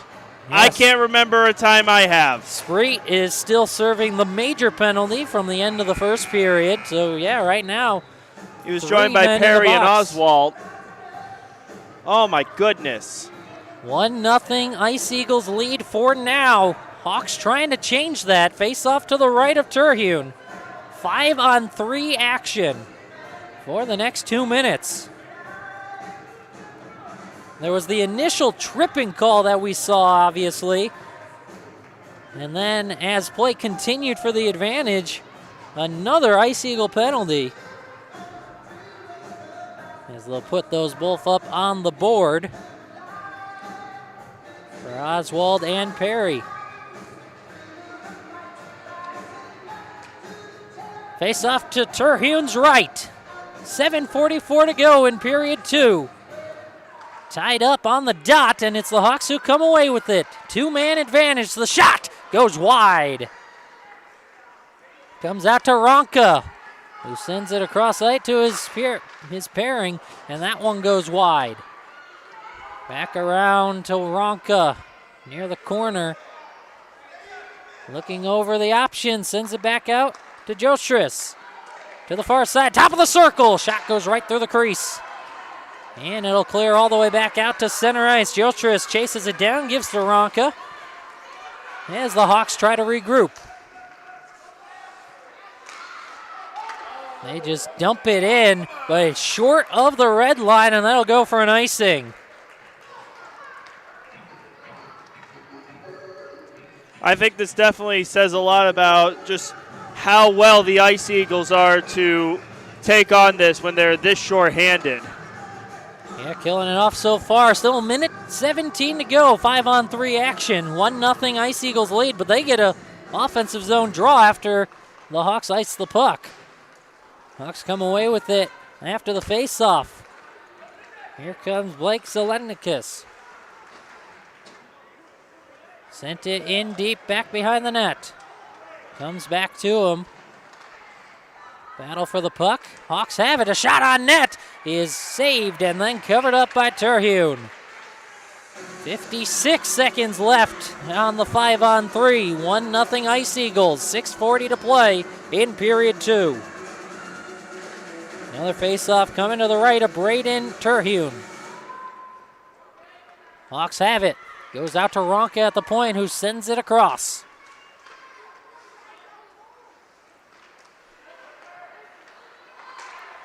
Moving it around, down toward the corner. Martin tried to get it back out to the point and missed on the pass, and it'll go all the way down. You hate to see it. You really hate to see it. 25 seconds left on the 5-on-3. Comes ahead, Zelenekis. From the corner, trying to battle his way out. Now from behind the net, the Hawks centering chance. A shot into the body and saved by Terhune. He holds on. Oh, my goodness. Another clean look for Blake Zelenakis with just 6 seconds left on the penalties for Oswald and Perry. They're ready to rejoin the fray. Look, 6 seconds is still a lot of time to at least get the puck in the goal. Try to win this faceoff. Yeah, it just took 6 seconds from the opening faceoff for the Ice Eagles to score the game's lone goal so far. Exactly. Looks like they won't be able to this time. Not on the power play. That's a third penalty kill for the Ice Eagles. That one a 5-on-3, but the Hawks still have the offensive pressure. Definitely goes to show just how well equipped the Ice Eagles are to tackle that sort of deficit.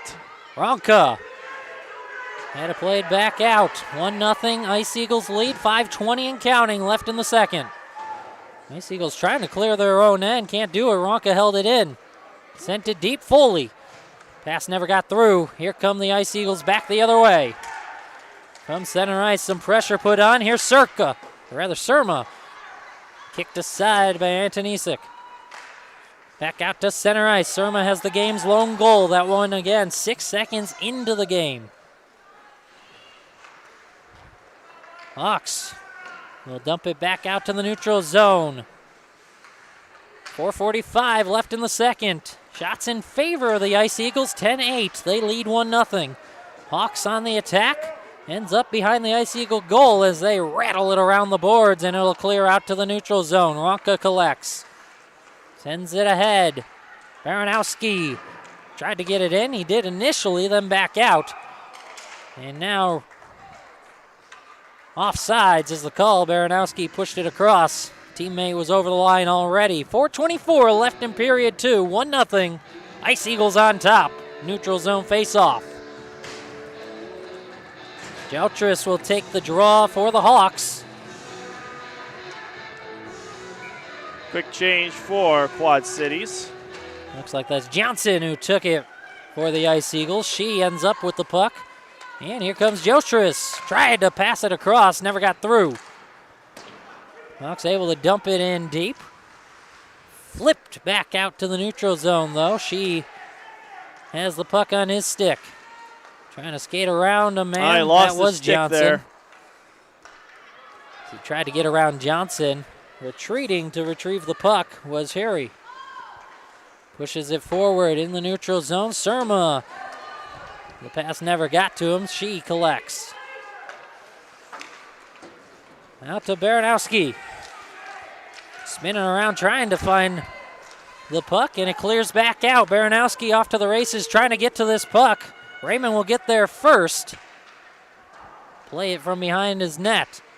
Held in by the Hawks initially. They do keep, and now cleared back out. Under 3.5 to go in period 2. Surma pushes ahead for Quad City. Comes back out toward Baranowski, and then ahead goes Lewin. Prime opportunity, he shoots. It's covered up, rebound, saved as well.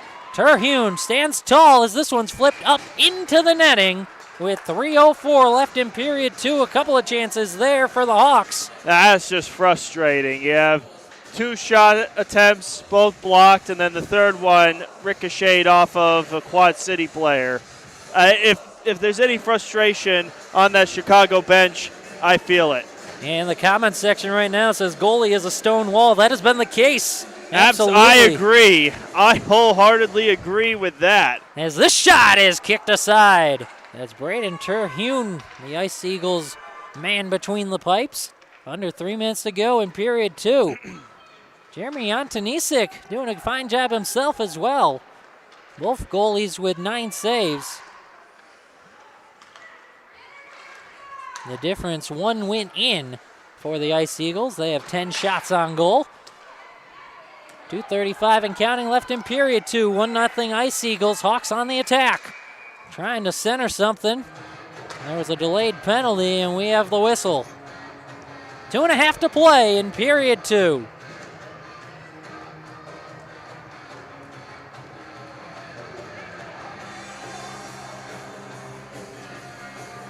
This one is against Jack Roca.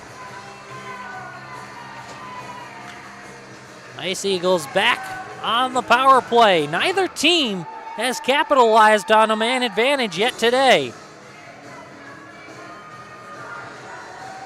Hawks have killed off 1 man advantage for the Ice Eagles so far. Ice Eagles have killed off 3 penalties.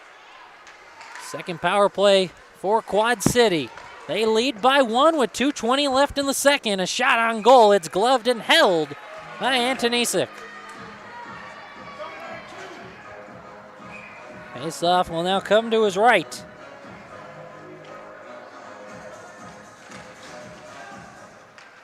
Won by Quad City. Shot attempt. Skirts up in the air. Played by Surma. And another centering pass, or maybe even a shot. Never got through.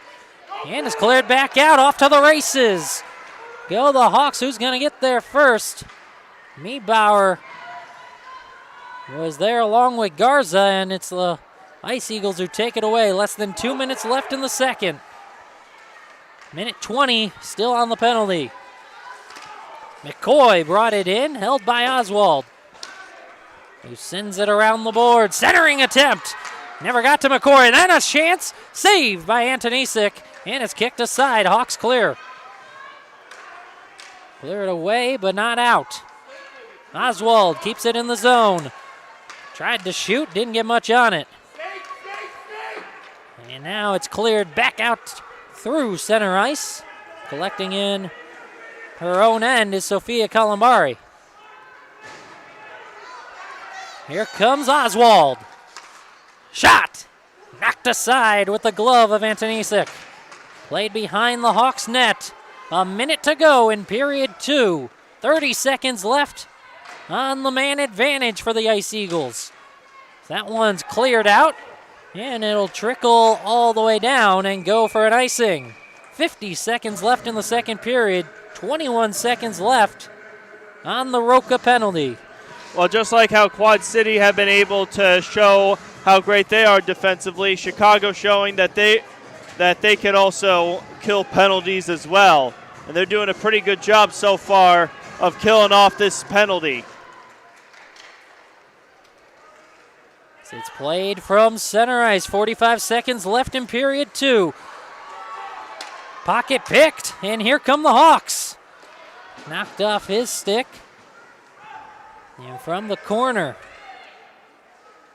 I believe that's Foley. Couple of men, 2 for either side, up along the boards, and it comes away.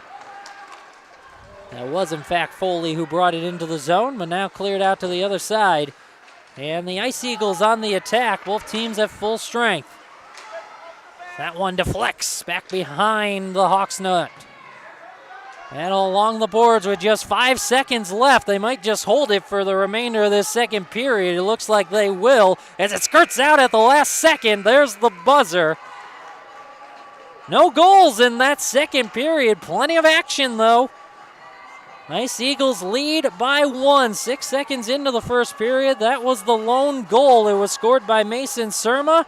And that's where we still stand after 2 periods of play. We head to the third. Ice Eagles 1, Hawks nothing. This is Central State's playoff hockey, the Bantam White Tier 2 championship game on Stream Sports Midwest.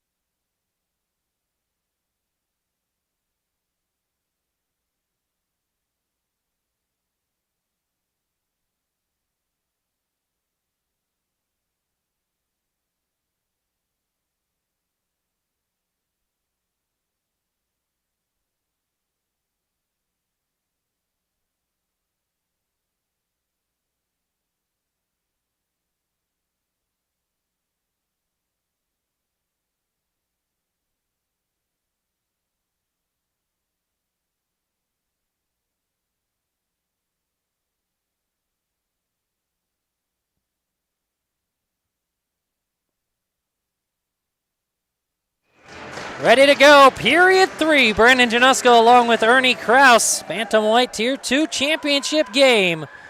Here's Central State's hockey on Stream Sports Midwest. 1-0 Ice Eagles over the Hawks. So we begin the third period. You know, it's kind of ironic that the first goal came in the first 6 seconds of the game. And after that, it's been a defensive stronghold for both of these teams. Both teams have had some prime opportunities. Both goalies standing tall. Terhune and Antonisic. Yeah, plenty of power plays, but equal amount of penalty kills as well. Pushing ahead and keeping it in the zone initially were the Ice Eagles. Now the Hawks clear. Send it all the way down to our right, back behind the Ice Eagle goal.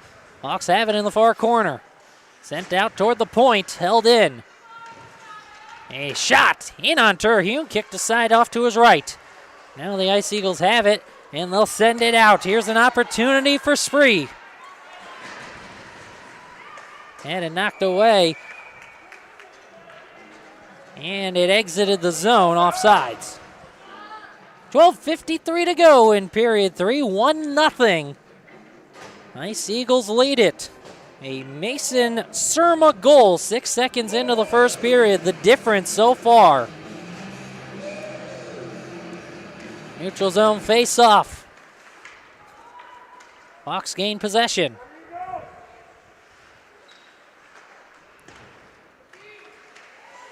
Now from the far boards.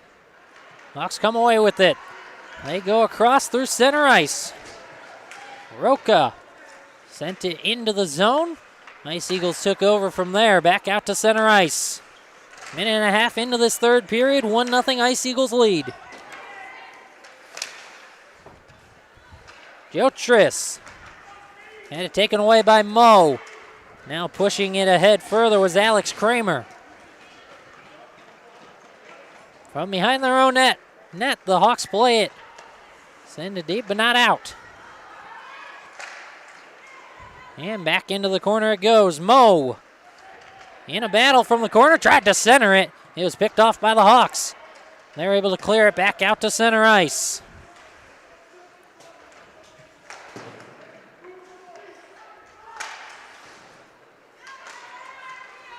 Battle in the neutral zone. It's Mo who comes away. Backhand attempt. He has McCoy with him. Tried to pass it to McCoy. Comes all the way out to the point and sent back in by Columbari.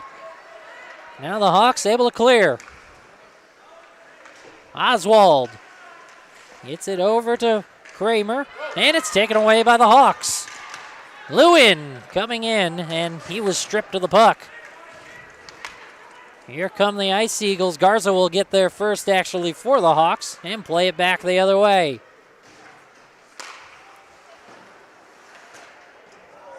Hawks dump it in deep, right in front of the Ice Eagles bench, and now it rattles around the near boards. This one will go all the way down. Getting there first, Braden Sheehan, ahead of McCoy. Sheehan plays it out. And it was deflected, so no icing. Icing waved off. Hawks trying to maintain the zone. They can't. McCoy comes out the other way. He has help. Perry on the other side and never got in. Back at center ice, the puck remains. Hawks with it. They push ahead. Drop back pass. And it's taken right back by Quad City. Possible 3-on-2 if they're quick. Pushing in is Legender. Sent it right through the slot. Nobody home. Back the other way. Foley rings it off the boards. Then collects it himself on the other side in the far corner. Plays it out. A shot into the body and held on to by Braden Terhune. Woo! Wow. Now that was all something. What a sequence that was by both teams. Holy cow. Both teams with opportunities. Shots in favor of the Ice Eagles, 12-11. It's been fairly even in that category.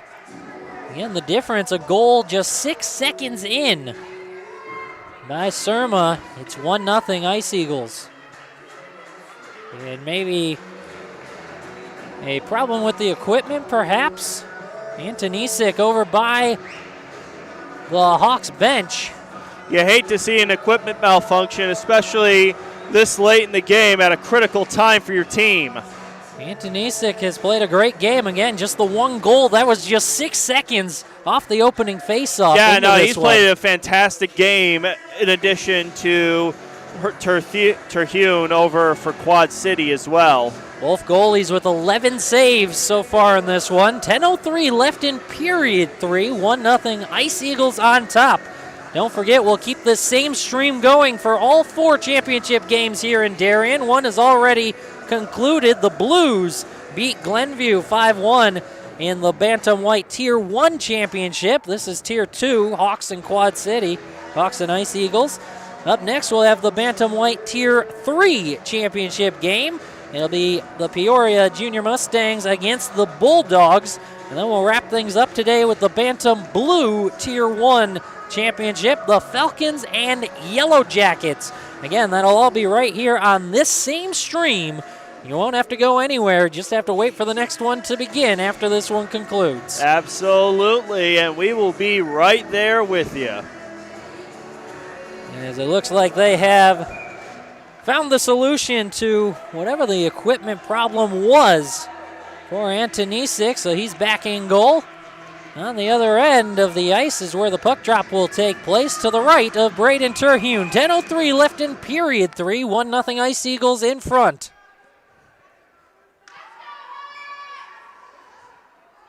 There's the drop of the puck. Hawks win it. Shot never got through. Hit a body out in front, and back comes Surma. Surma had it taken away, but the Ice Eagles keep it in the zone. Spreet brings it around the boards, comes out to Legender, who sends it around. Comes out to Spreet, a shot, deflects up and over. Another one that came out in front of the net, another good look.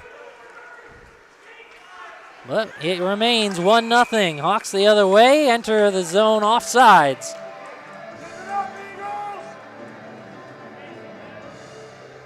And so the faceoff will come back out to the neutral zone. 9:29 left in the third, 1-0 Ice Eagles. It's all coming down to this. Hawks send it in, but right to the Ice Eagles, who dump it right back out. It'll deflect all the way down for an icing, and that will give the Hawks their offensive zone draw. Brandon Januska along with Ernie Kraus with the all day today. All day, baby. All day. Stream Sports Midwest broadcasting from 3 different locations this weekend. Needless to say, we are very busy. Certainly are. Plenty of hockey for you. Absolutely love it. Hawks with a chance. He shoots. He scores! Oh, my goodness!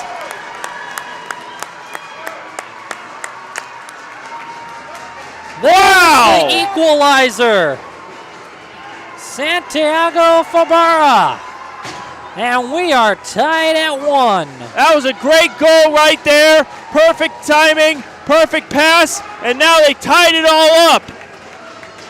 These two teams have been playing fairly even hockey throughout today, and now it's deadlocked. 12 shots apiece, 1 goal apiece, 9:12 remaining in the third period. This is what you want in a championship game, these tight contests. Absolutely, makes it the most fun. Ice Eagles try to exit the zone, they can't. Favara able to keep it in initially, comes right back out to him. Favara the goal scorer. Surma the goal scorer back in the first period for the Ice Eagles. We are tied at 1 apiece. 8:45 and counting left to go in this one, as this one will actually go all the way down on target. Antonisic just plays it out to his defenseman. Hawks push ahead. Along the near boards, right in front of the official scorer on the red line. A tie-up, and it comes out. Now a battle in the middle of the neutral zone. Mo comes away with it, enters the zone. It's taken away by the Hawks.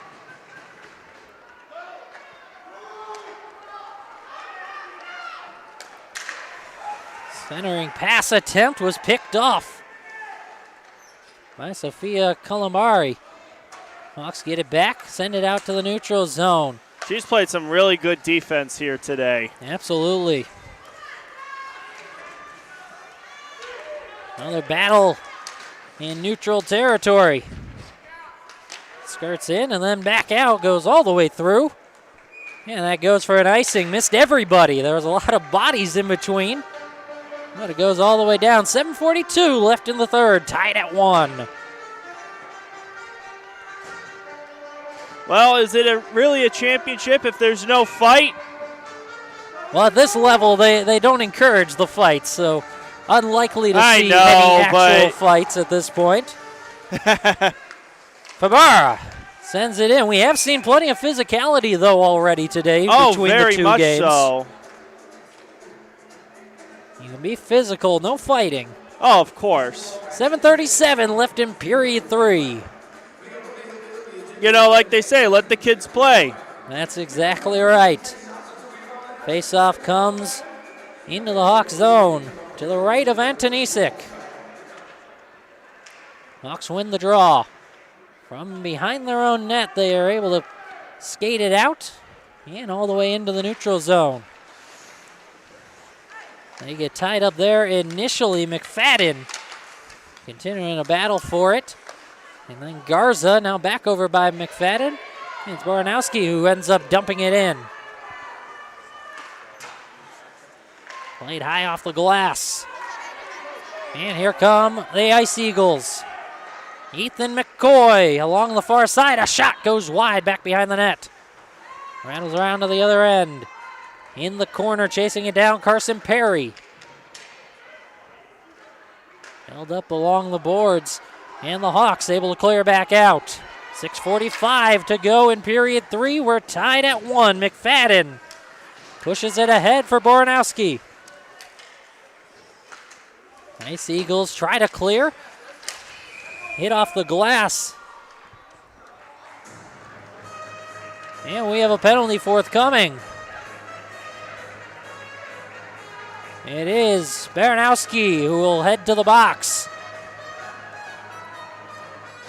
Tied at 1, Ice Eagles on the power play. We have not seen a power play goal yet in this one, despite 5 penalties so far, 5 previous penalties. Absolutely. When it comes to the power play, both teams have locked down on defense and not allowed a goal for either of them. So this one skirts in on Antonisic. He's able to cover it up. If there is one game so far that will definitely go into overtime, it might be this one. It certainly could. Out of the 10 games Eric Willowhite and I called yesterday, we just had 1 overtime game. Can we have one here on Championship Sunday? 6.5 to play in period 3. We're knotted up at 1 goal apiece. Shot attempt never got through, hit a body out in front. That one deflects back behind the goal. And out to a clearing. And center ice it goes. Minute 40 left on the power play for the Ice Eagles. Oswald retreats back behind his own net. And tries to push it forward. The Hawks keeping it in. Sent back deep the other way. Under 6 to play in the third.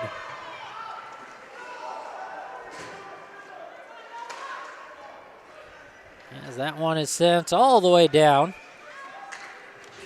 Hawks ice the puck. It'll come back into their end. Minute 13 left on the Baranowski penalty. 5:46 to go in the third. Tied at 1 apiece. Shots in favor of the Ice Eagles, but only by 1. 13-12 in that department. Antonisic's left is where the faceoff happened. Hawks won it. Held in by the Ice Eagles. This one goes in on Antonisic, just paddles it away. 5.5 left in the third. Hawks send it in behind the Ice Eagle goal. Goes around the boards and out to the neutral zone. Collected there. Sheehan in a battle in the corner. Oh my goodness. Knocked down was Sheehan. Continuing to be tied up along the boards. Along the backboards just to the left of Antonisic. And now it skirts out to the point. A shot attempt. Never got through, looking for the deflection perhaps. Another chance right in front. Oh my goodness. And no one could slam it home. Antonisic stands tall. This one clears back out. They were right on the doorstep. We remain tied. 4:45 to go left in period 3. Centering attempt. Nobody there. That one out in front just beyond the crease. And the Hawks able to clear it back out. Raymond collects in the neutral zone. As they re-enter, the shot goes in. Fought off by Antonisic. Another try kicked aside. Right out in front. Set into the pad and trying to stay flat to the ice. Antonisic able to draw the whistle. Holy cow, what a sequence that was. Those opportunities, they're trying to get it under the pad. You have to stay flat to the ice, as flat as possible. Antonisic able to do that and keep it knotted up at 1 goal apiece. 4:15 to go in period 3.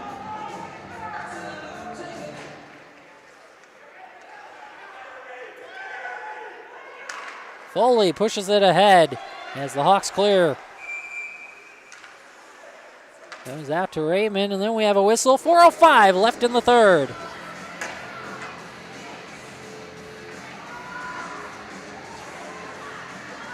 It looks like a cross check on Mo. That'll send Mo to the box. And it puts the Hawks on the power play. He's pleading his case, but it's going to be all in vain for Mo. 2 minutes for cross-checking. Wonder what Larry 4:04. and Curley think of that. I don't think they'll like it in a tie game with just under 4 minutes left in the third. Oh, a wise guy, eh? Nyah, nyah, nyah. Foley brings it in. The shot deflects up and over the net. Holy cow. Garza battling for it. It's sent around, held in. Back into the corner and behind the net. Ronka sent it out toward the point. Ice Eagles gain possession. Able to clear their zone. Kramer skating with it, and now into the offensive end he goes. Trying to kill as much time as he can on the Mo penalty, but back comes Foley for the Hawks. Rings it around. Back behind, played by Oswald, held in at the corner. Centering attempt. Tried to find Foley. Got knocked away. Another battle behind the net. Foley waiting for an opportunity, perhaps. And this one deflects up into the net. That'll stop the clock with just under 3 to go. 2:59 left in the third. 54 seconds still on the power play for the Hawks. We're tied 1 goal apiece. And correction on that, we have a penalty here. We're going to have a 4-on-4. We will, and then it'll be the Ice Eagles who will have about 1:06 on their power play opportunity. That's the Lenkis who's headed to the box. So face off to the right of Antonisic.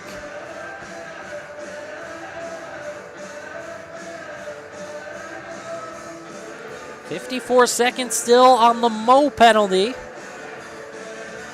So as you said, 4-on-4 action for the next 54.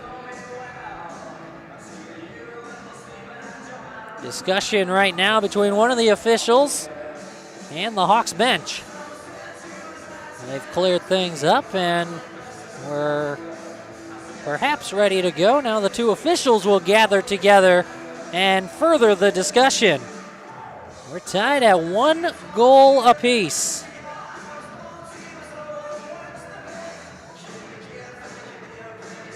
The discussion continues here in this Bantam White Tier 2 championship game. Nason Surma scored a goal for the Ice Eagles just 6 seconds into the first period. Santiago Fabara tied things up in the third. That's where we stand, 1 goal apiece. 2:59 left in the third period. We're going to the other side? And now they're going to talk things over with the Ice Eagles bench. And it'll be Looks like we're going to do it in the neutral zone. a neutral zone face-off. Wonder what made them change their mind from having it in the Hawks zone. And that's where we stand from the near dot.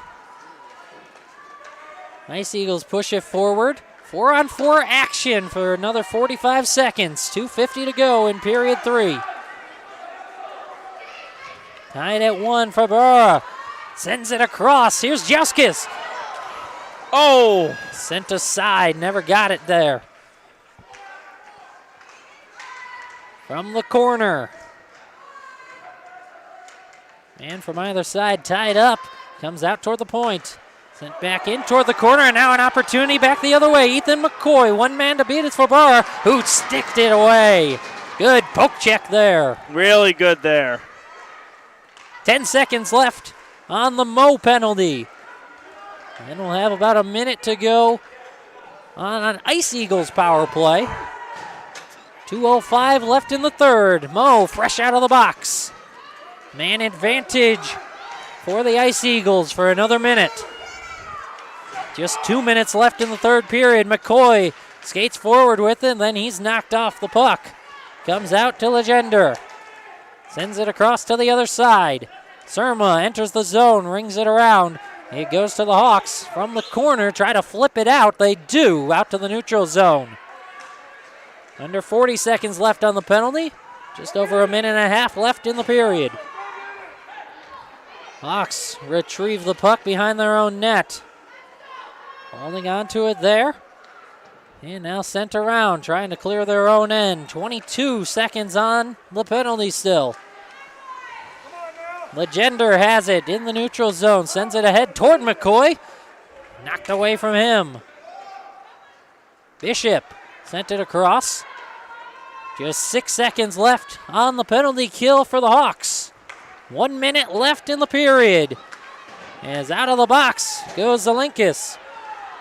A shot! Deflects off. How did that not go in? Nice save, Antonisic. Wow. 46 seconds left in the period. We're tied at 1. Who will blink first? Is this one iced? 39 seconds left. Offensive zone faceoff coming for Quad City. Well, just about anything can happen. Let's just hope that both goaltenders are ready for the task. They have been throughout much of the day.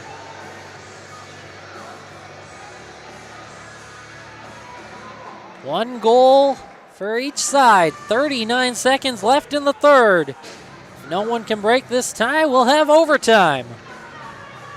And of course, unlike the regular season and the round robin, we'll keep playing until we have a winner here in the championship. No ties.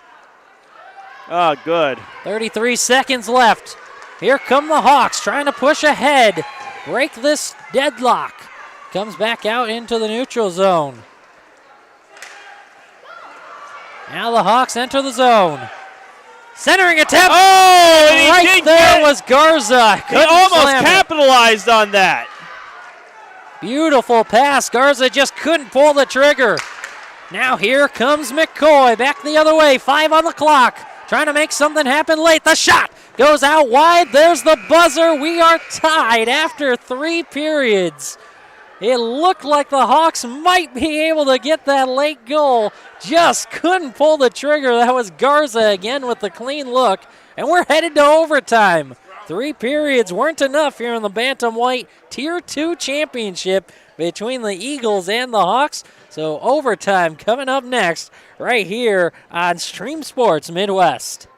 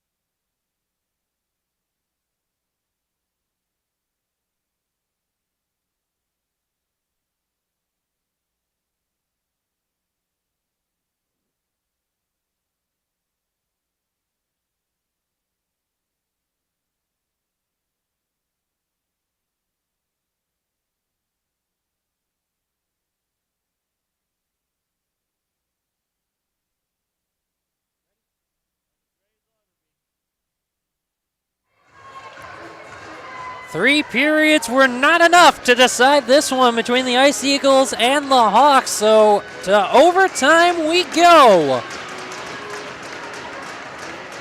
Hawks attacking from right to left, Ice Eagles left to right. 1 goal apiece Ice Eagles with their lone goal 6 seconds into the first period. Hawks scored in the third to even things up, and now we're in OT. A shot deflects wide.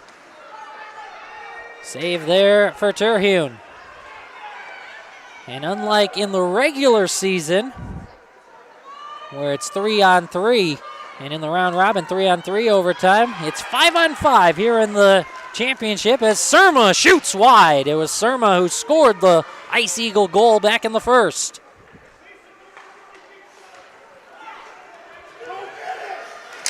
Spreet had it knocked away from him. Here comes Baranowski. He centers one ahead for Jokas, and it's taken away. Back comes Surma and the Ice Eagles from the top of the circle. Fisted away with the blocker, Antonisic. Back and forth we go. Here come the Hawks. Being bodied down a little bit by Legender for the Hawks, and now here come the Ice Eagles. McCoy trying to get around the defender. Can't do it. Sheehan stands tall. Comes back to McCoy in the corner. Has an opportunity. Spreet's out in front. And it's taken away. Hawks able to clear it out. Here comes Roca. Roca has it poked away from him. Sophia Columbari with the takeaway. Now Moe for the Ice Eagles. Tried to center one, never got through. Rings around the boards. Roca and McCoy. Roca brings it back toward the corner. Battles with Moe now. And Roca taken down. A delayed penalty as here come the Hawks. Trying to make something happen. It'll touch the Ice Eagles, and we'll have a power play here in overtime. 12 minutes left in overtime, but its next goal wins. That's Moe back in the penalty box for Quad City. After taking down Roca back behind the net, and now an opportunity for the Hawks, although neither team has had success yet on the power play today, at least in regulation. Will that change here in overtime? We'll see. Tied at 1 apiece, face off to the right of Braden Terhune. It's won by the Ice Eagles. Can't get it out though. Hawks keep it in. It's shot. He is blocked aside with the pad of Terhune. Hawks keep it in.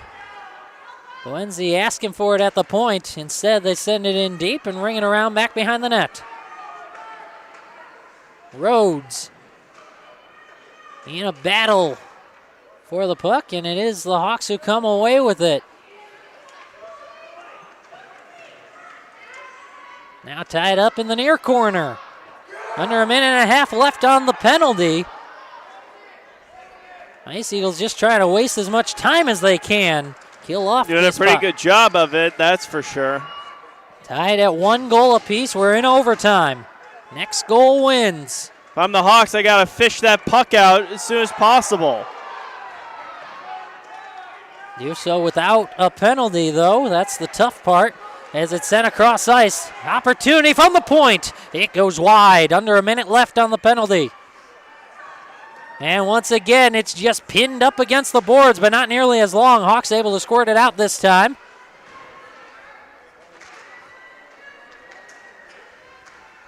Battle continues behind the Ice Eagles goal. 40 seconds left on the penalty for Moe. Hawks just trying to find a way to center the puck. They get it out to the point. And a shot attempt never got through. It's cleared out to center ice. 25 seconds left on the penalty. Zelenkus just sends it in. He'll go off for a change. Ice Eagles ringing around the boards. Hawks keep it in. Battle from the far corner. Hawks come away with it. Try to center, and nobody was home. They keep it in. That was She who held the point. Sent it back into the corner. Another Definitely one was centered. a bad pass there. Another centering try, never got through, out in front. Nobody there to slam it home. Puck still loose as it skirts out further away from the goal, and now a shot attempt is deflected. Both teams now at even strength. Larson Moe is out of the box. Another penalty kill. Neither team has been able to do it on the power play today as Rhodes dumps one in on net, kicked aside by Terhune.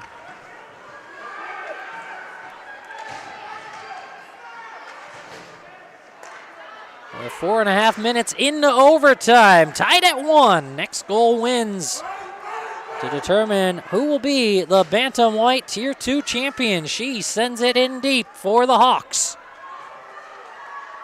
Once again, battling behind the Ice Eagle net. Spins and shoots. It's kicked aside. Hawks have had some looks. As this one's in on net, blockered aside. Another try. Never gets through. McCoy with the puck. Skates out of his own end. Sends it forward. A shot from Spreet. He scores! Riley Spreet ends it with the OT winner. And the Quad City Ice Eagles are your Bantamweight Tier 2 champions. What a game by both teams. And I know that the Hawks, they especially wanted to win this on their home ice, even though they were the road team, but Quad City playing spoiler. What a job there. It was all Hawks early on in overtime. Of course, they did have that power play advantage. But in the end, going back the other way, Riley Spreet from the top of the circle buries one. And that's the difference. What a game that was. That's exactly what we want. As we said, if you're going to have a championship game, that's what you want. As even play. Absolutely. Back and forth it went. And again, it is the Quad City Ice Eagles. Congratulations to them. Finished the regular season as the second seed. They come out on top. And again, congratulations also to the Chicago Hawks on a successful season. Finished fourth in the regular season standings and second place overall in the playoffs. But your champions for the Bantamweight Tier 2, it's the Quad City Ice Eagles. Don't forget, coming up next, we still have more championship game action. It's the Bantamweight Tier 3 championship game between the Mustangs and the Bulldogs. We'll step aside, give you the footage of the celebration here for the Ice Eagles, and then we'll come back with that next game. It's Peoria and the Bulldogs coming your way next as you're watching Central State's Championship Hockey on Stream Sports Midwest.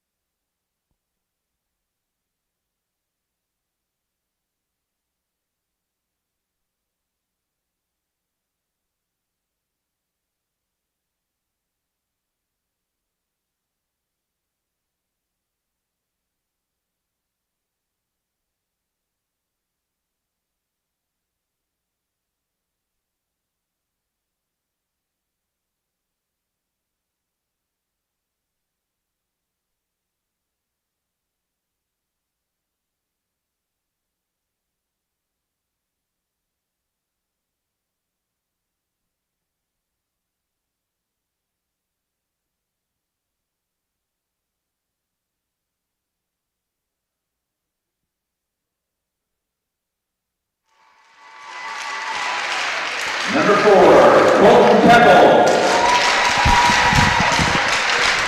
Number 6, Kane Marshall. Number 7, Landon Gatton. Number 15, Jack Cowan. Number 16, Logan Farrell. Number 19, Sebastian Thornton. 25, Lucas Parker. Yeah, we're not going to talk. We had a third person. In goal, number 40, Bennett Anders. 61, John Gillhouse. 77, AJ Keppel. 79, TJ Joseph. 89, Gavin McKinney. So if you're going to run this, And number 96, Hosea Fields. change 4, and then they have to make a change to hit up to 2. All right, sounds good to me. Welcome, ladies and gentlemen, your Chicago Bulldogs. Number 2, Reed Weber.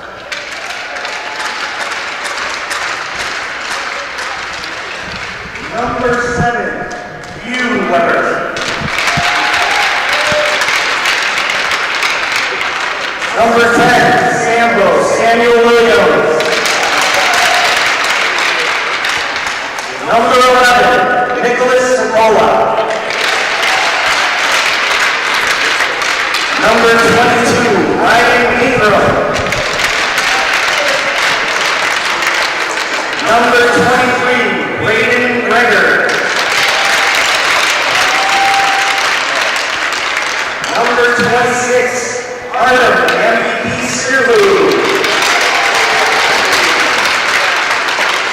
Number 50, the Brick Wall, Ottawa Black.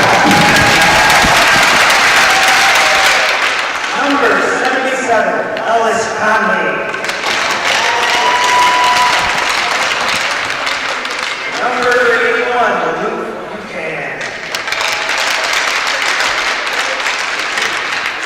Number 89, the Meadows boys, Johnny O'Malley. Number 90 on your scorecard, number 1 in my heart, Jake Bentino. Number 91, the big man, Evan Nunez.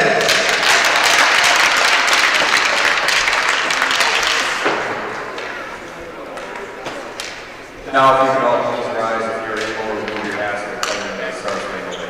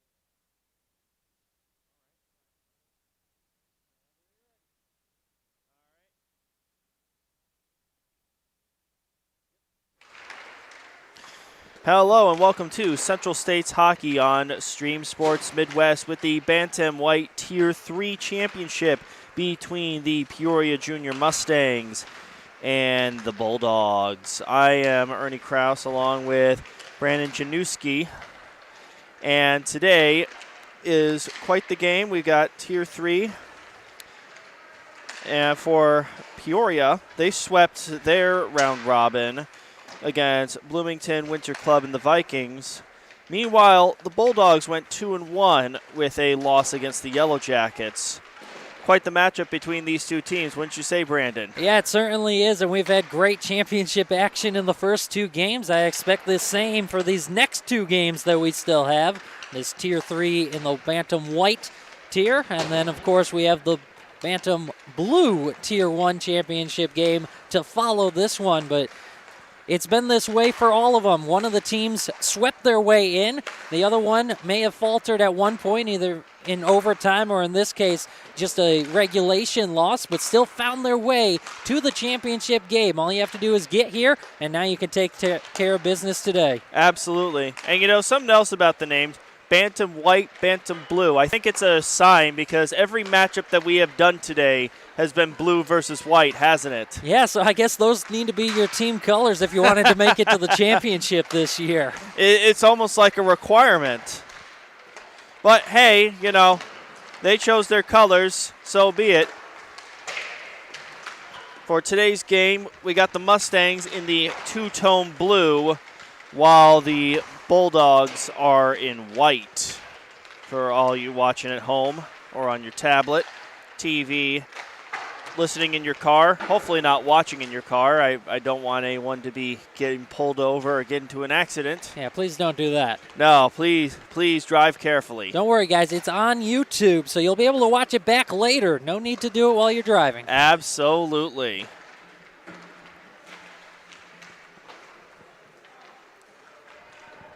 Teams are just finishing up their warm-ups now. We'll have the puck drop shortly.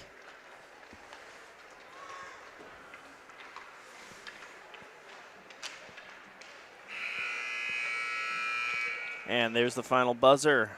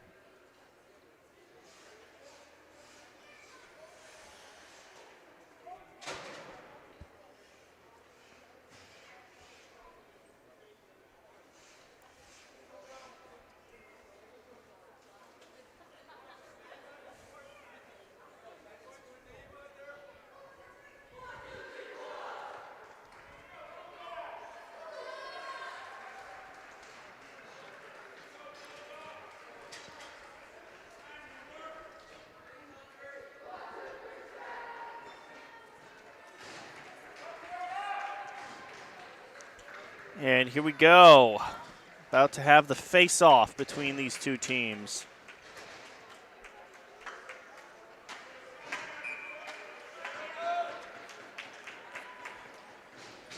And it is going to be Marshall for the Mustangs. And here we go. We are underway here in Tier 3. As the puck goes along the boards. Picked up by the Mustangs. And it goes to the other way. Terribly mishandled there by the Mustangs, but hopefully they got it back. Going back the other way. Thornton with the puck for the Mustangs. Driving, weaving through, shoots, and it's blocked. It's blocked. And there's a little scuffle on the other end. And there's a trip. And we got a whistle. Looks like we're going to have a penalty.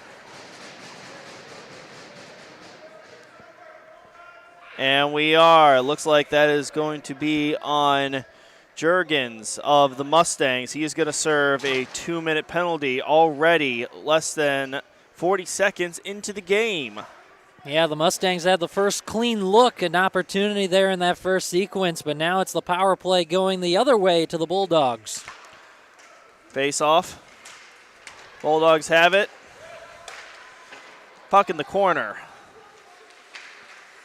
And it is behind the Mustangs' net, being fought for between players. Tried to hit someone in the center, but no one was home. Puck out to the corner.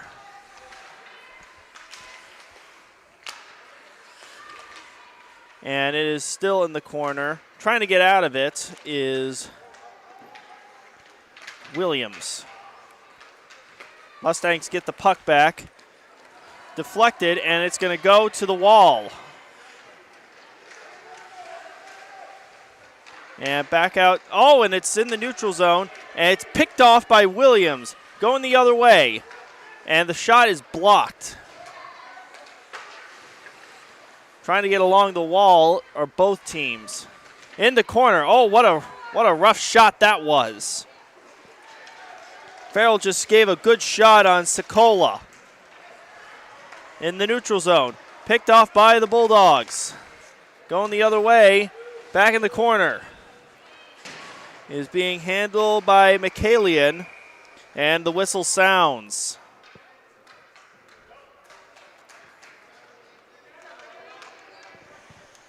41 seconds left on this opening power play. And it looks like we're going to be having a 4-on-4. So 41 seconds for that, and then it'll be a minute 20, minute 19 to be exact. Going the other way, 5-on-4. That is Jake Dentino. He is going to be in the penalty box for the Bulldogs, as it is now on the Bulldogs' end of the ice.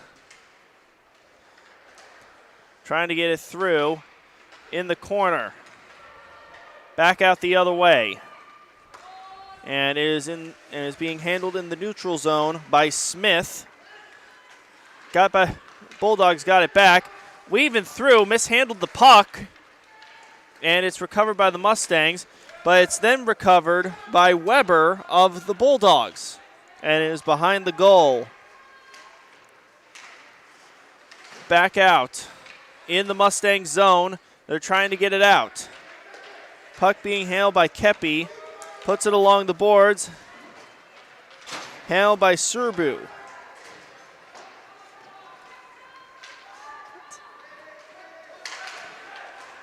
Puck going the other way. Mustangs trying to get out of their zone. And they go along the boards. A shot that is wide. Back along the boards. Mustangs now only have 4. It tries a shot and it's blocked. Back behind the net. Another shot and it's saved. Tried to go with the backhand on that last opportunity. A couple of clean looks. None of them getting through. That was a good effort, as it's still 5-on-4 in favor of the Bulldogs. 35 seconds left on the man advantage. 10:36 left in the first. Excuse me, in favor of the Mustangs. And the puck is going to go into the Mustang zone. And they recover it to collect themselves. Pass is picked off. And the shot is blocked. Mustangs going the other way as Thornton zipping through. Thornton, a giant among everyone else, shoots and it's blocked.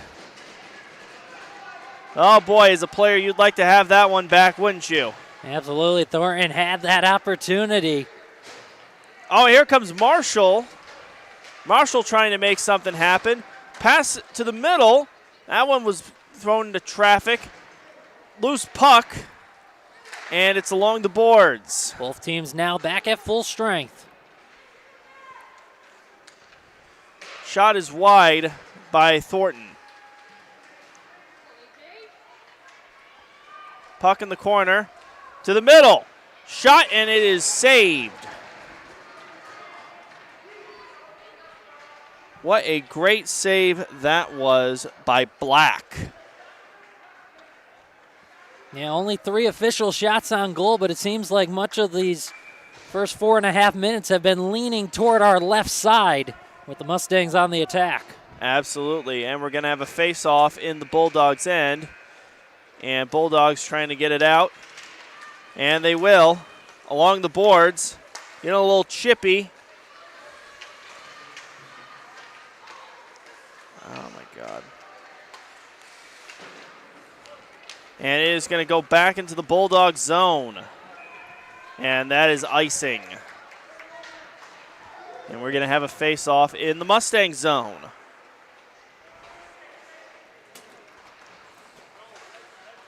So here's the opportunity for the Bulldogs. Offensive zone draw. Looks like it's going to be Nunez.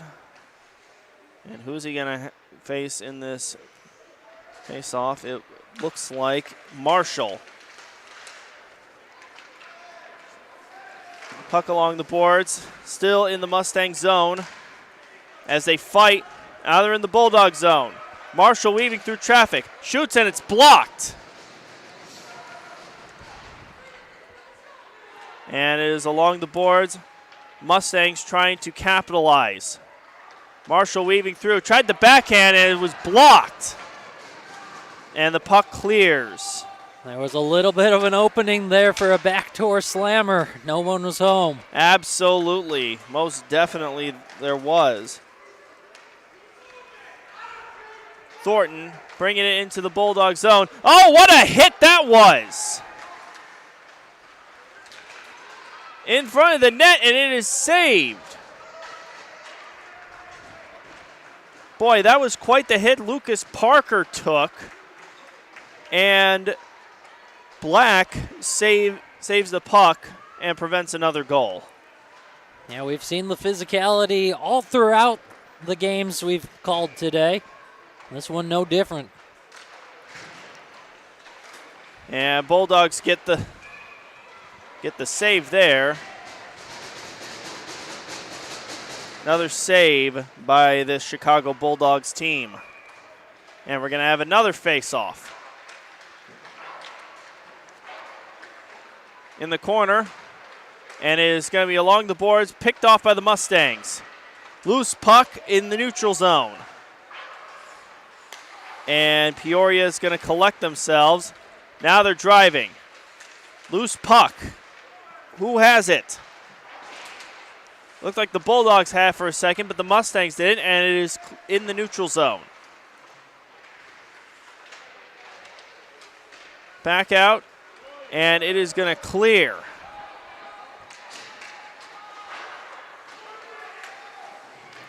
A nice slap by TJ Joseph to get it back to his teammates, and they're going to make a drive. We got a 3-on-2 here. 3-on-3. Can they capitalize on it? No! Went for a pass in the middle, but there was nobody home. Oh, what a hit that was as the puck once again clears into the Mustang zone. Michaelian weaving through traffic. Passes it to Keppel. They lost it, and it is Bulldog puck again. Oh, what a hit that was. In the corner. Trying to make something happen. Puck hit the ref there. Oh, they tried to get it in the middle, but it was mishandled. And the whistle sounds. Offsides against the Bulldogs. Yeah, that puck was mishandled by Dentino. If he handled it, they probably could have gotten the first score of this game. It was 6:42 left in period one. And we're going to have a face-off in the neutral zone. And Mustangs get the puck. Oh, what a shove that was by Thornton, telling him, get out of my way. Well, the Bulldogs get the puck back to the Mustangs as they try to make something happen. In the Bulldog zone, weaving through traffic, shoots, and it's wide. Back out. Over the middle, and that one was mishandled. Oh, getting a little chippy there. And weak shot, and the Bulldogs are going to clear this. Oh, what an effort there by Dentino. And the Mustangs get the puck back as they drive the other way. As Parker driving, he shoots, and it's blocked. Black did a nice job right there, just making himself big. Arlo Blackman quite the wall in this early part of the game. 7 shots on him, saved them all. Just one shot the other way.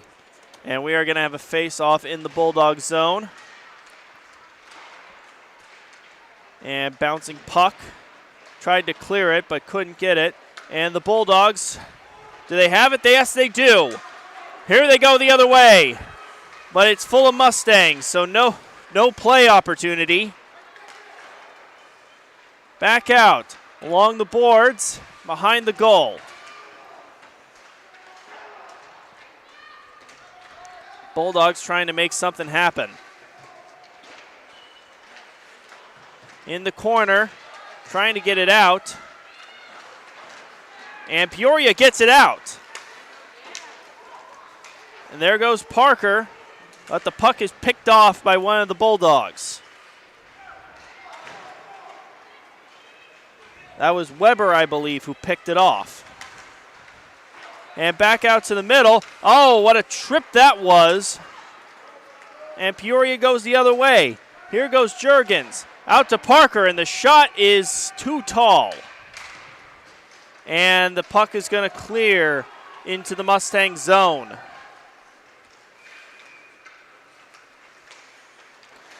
There, loose puck over in the corner. Peoria trying to clear it. Ingram gets the puck. Shot was too short. Oh, puck in the middle, and it's saved. What a save there by Bennett Manders to prevent another goal.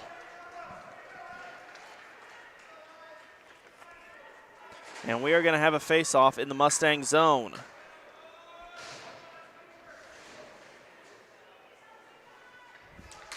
And the puck drops.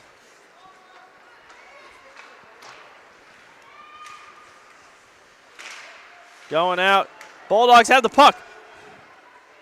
And they weren't able to pounce on the opportunity. Turnover for Peoria. There goes Michaelian racing. His shot is wide. Back out to Peoria. Another shot wide. Mustangs trying to get the puck in the goal as much as possible. And it is going the other way for the Bulldogs. There we go. And along the boards. Bulldogs trying to capitalize. Here's Gregor. Shot, and it's in the glove of Manders. Nice job just putting a shot on goal there. Get the offensive zone draw. Give your team an opportunity to change. Both teams will. Just the third shot on target for the Bulldogs. I will say they've been playing really good defense so far, as we have a face-off in the Mustang zone, and Peoria gets the puck. Someone lost a glove out there, and it has its home. Here comes Thornton going the other way with an opportunity. Shot, and he scores!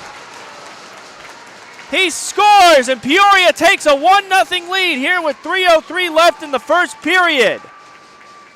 What a breakaway that was. He made it look way too easy, in fact. Yeah, just pounced on that opportunity, showed off the speed there, and a great finish for Thornton.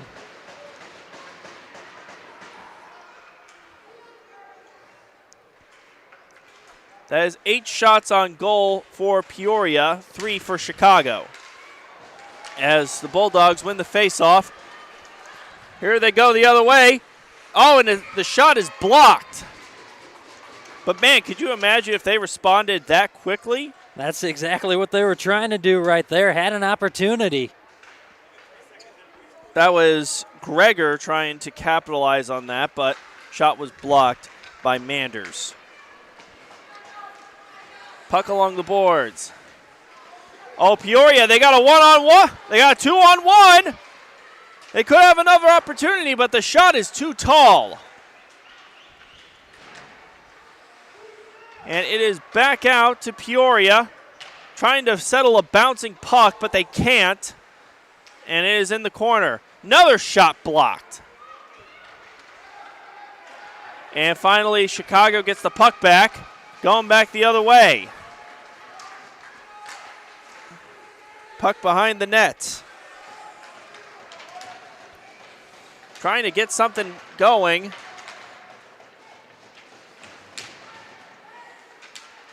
And Peoria comes back with the puck again. And we got a whistle.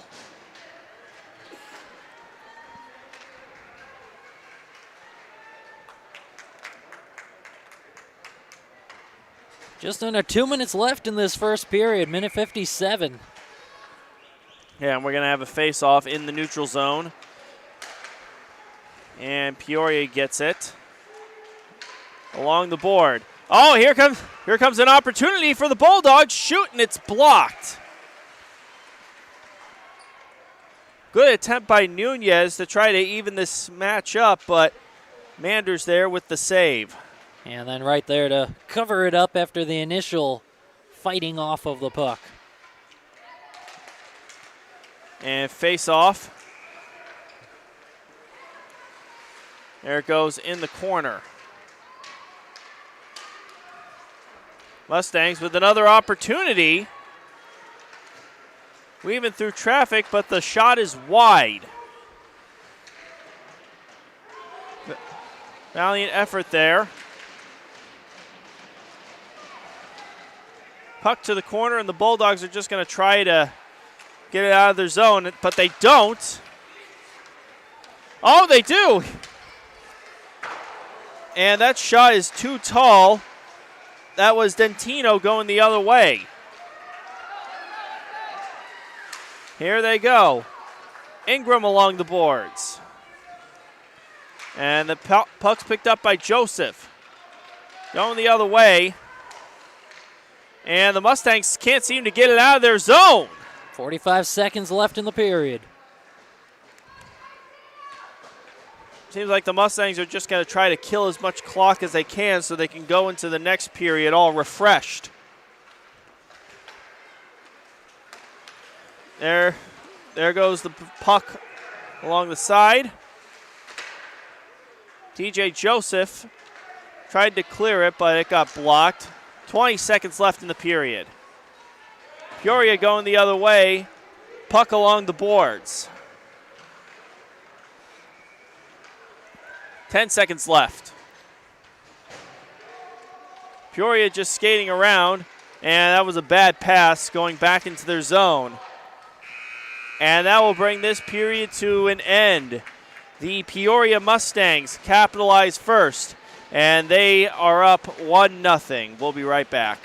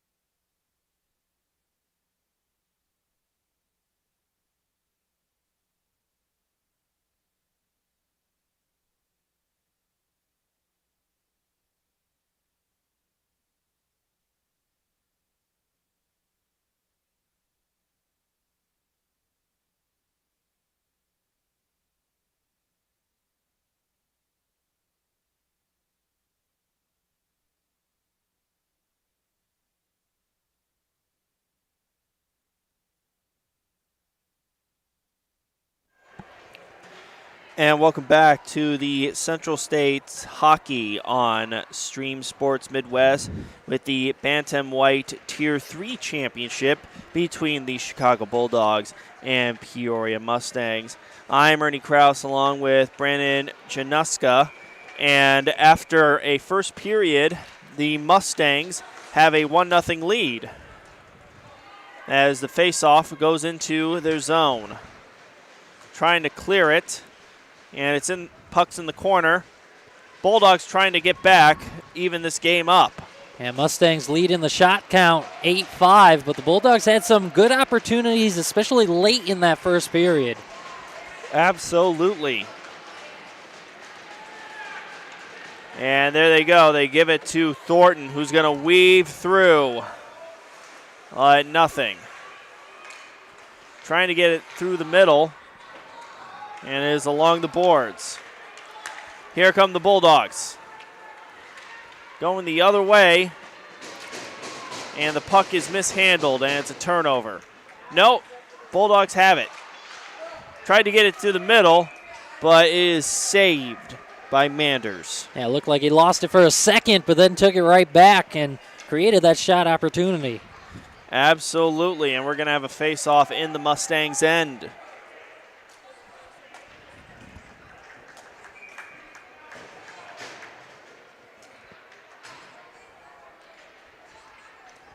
And puck drop. And there goes the puck. Going around everywhere. Shot into the corner.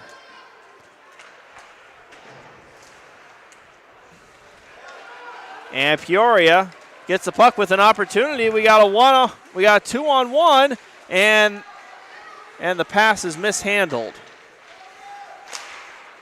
Shot blocked. And the puck is along the boards. Bulldogs driving the other way.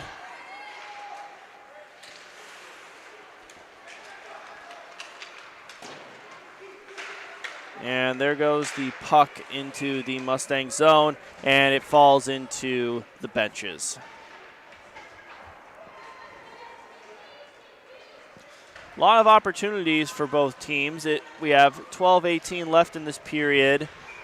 Mustangs are up 1-0 and are also in favor of the shot count 8-7. Face off in the Mustang zone. And they're going to clear it.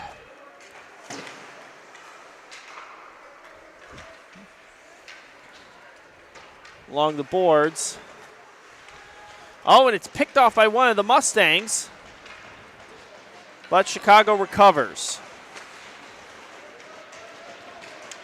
Pass along the boards behind the net. Ingram tried to clear it, but doesn't. Oh, but now the Bulldogs have the puck going the other way. A shot is wide, and it's in the glove of Manders. And with a lot of traffic right in the area, just smart decision, catch that one, hold on to it. Allows both teams to change.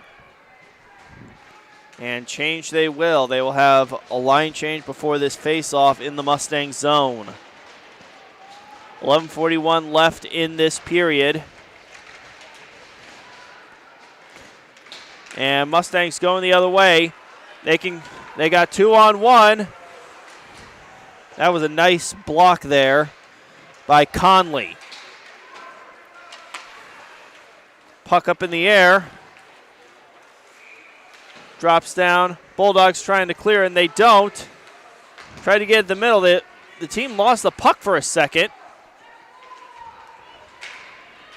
And Conley trying to clear it for the Bulldogs. Here they are the other way. Here come the Bulldogs. Sekola looping around. And he's being greatly defended by the Mustangs. Loose puck at the Mustangs' end.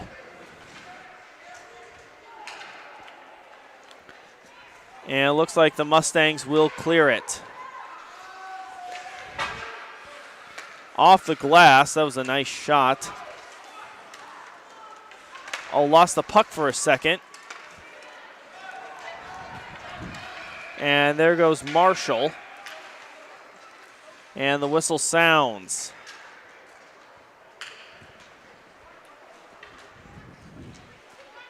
They ice the puck. He'll go all the way back to the other end. Mustangs called for icing.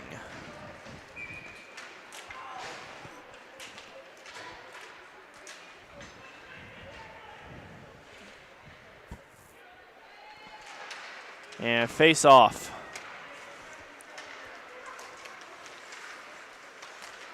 Puck going everywhere. Both teams trying to capitalize. Bulldogs down 1-0. Can they tie it up? Nunez tried to loop around, but it got blocked. Puck up along the boards and shot, and it is saved by Manders.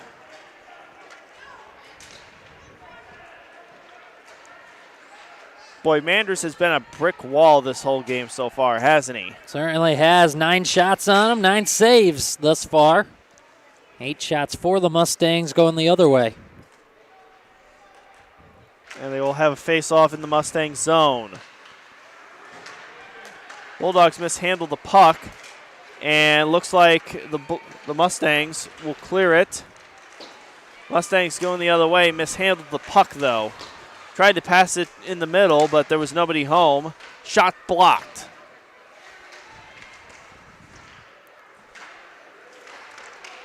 Here they come. Oh, that shot was blocked. And we got another penalty coming up.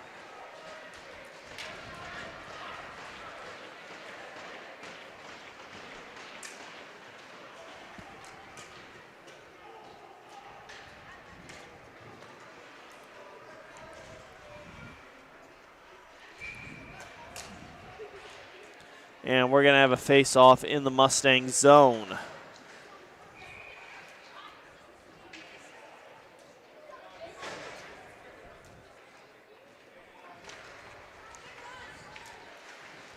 And face-off is won by the Mustangs. Trying to clear. Oh, one of the players went to the ground.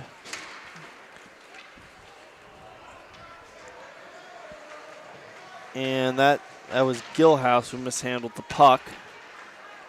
Here's Casola. Oh, and he lost the puck. Marshall weaving through. Shot, and it is in the hands of Black. Well, apart from that one goal earlier in the game, Arlo Black has been pretty effective for the Bulldogs. 8 saves on 9 shots so far. Each team with 9 shots. And face off in the Bulldog zone. Mustangs trying to capitalize on that. Shot was blocked. And that shot is wide.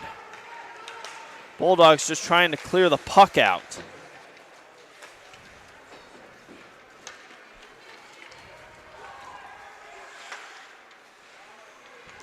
Puck in the corner.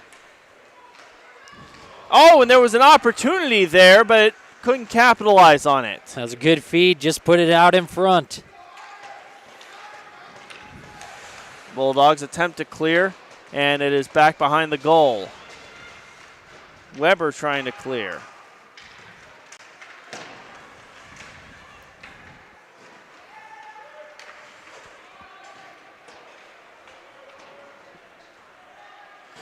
In the corner of the Mustang zone, thrown along the boards. And pass in the middle, it's picked off. But the Bulldogs get the puck back. Oh my God, did I just say ball? It happens. Oh, oh jeez. I apologize. That was just, oh, that was bad. 7:59 left in the second period. And we're going to have a face-off in the Bulldog zone between Nunez and A.J. Keppel.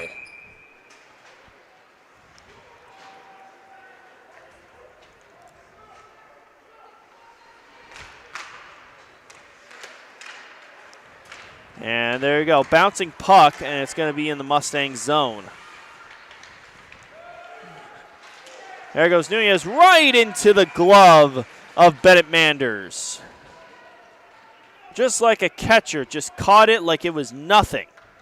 Yeah, saw that one the whole way in, and that's what's key. No body in front. Manders had sight. And we're going to have a face-off in the Mustang zone. And they're going to clear it. Oh, shot, that was blocked. Coming back out to the middle. That pass is deflected.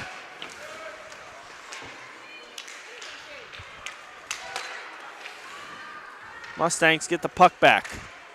That shot is blocked. Into the corner. Nunez gets the puck, but it's stolen by Marshall, and he scores!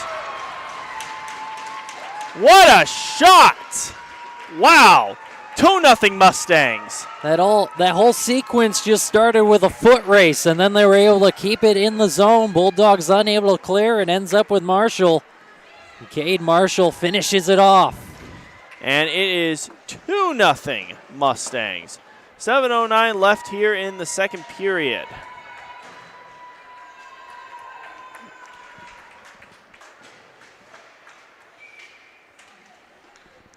And face off at center ice.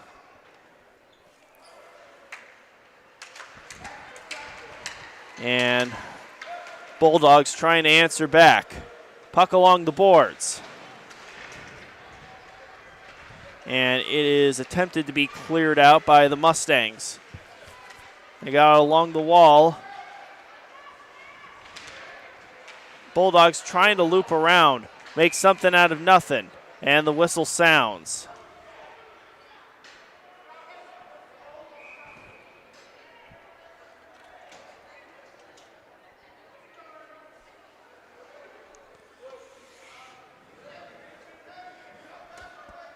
And it looks like, yeah, and we got a high stick, and it looks like Rowan Jurgens is going to be in the penalty box for the next 2 minutes.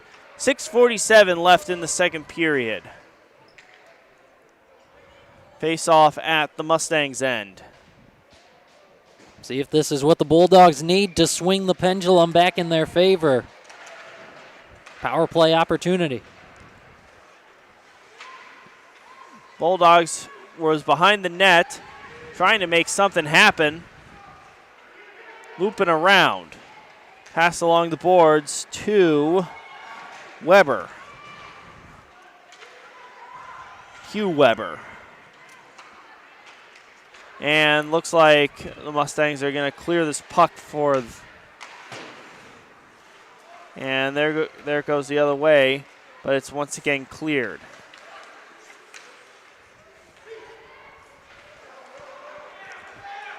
Going back the other way. Mustangs trying to clear this one out, or maybe even get another goal. And weaving through traffic. Oh, that was ugly. What the heck was that? And we got another whistle.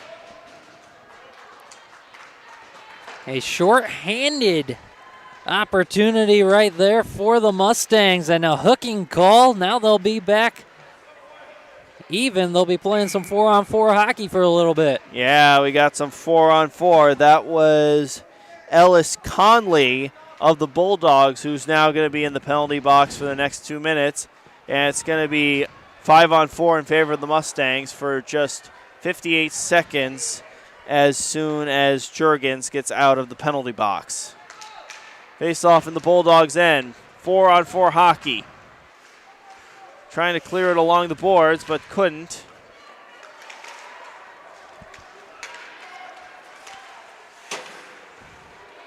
And puck clears into the Bulldog zone. Here comes Weber to Nunez, who hit it off of a defender, and it's going the other way. Here come the Mustangs. Along the wall. Trying to get something to happen. Shot is blocked. Smith mishandles the puck, and it's going to drift into their zone. Oh, my goodness. And the whistle sounds.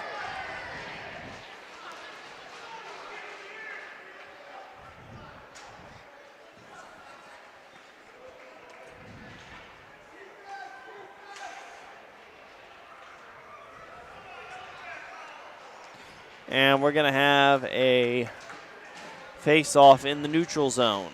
Just 9 ticks remain on the Rowan Jurgens penalty.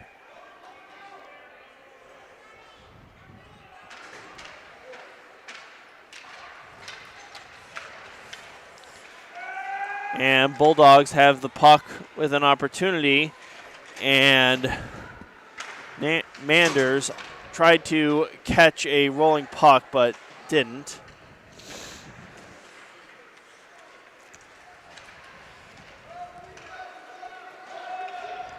Bulldogs trying to get on the board. Shot is blocked.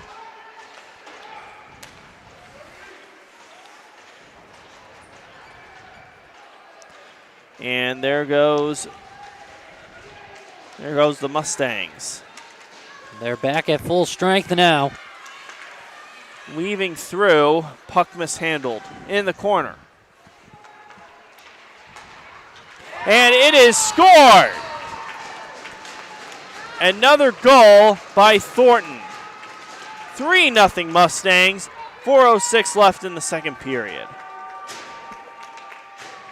Yeah, initially, after the penalty ended, even though they were man down, the Bulldogs were doing a nice job of keeping it in the offensive zone on the Mustangs' end, but then on the counterattack, they weren't able to get back in time, and Thornton, as you said, with his second goal of the day. Oh, you really got to feel for these Bulldogs players.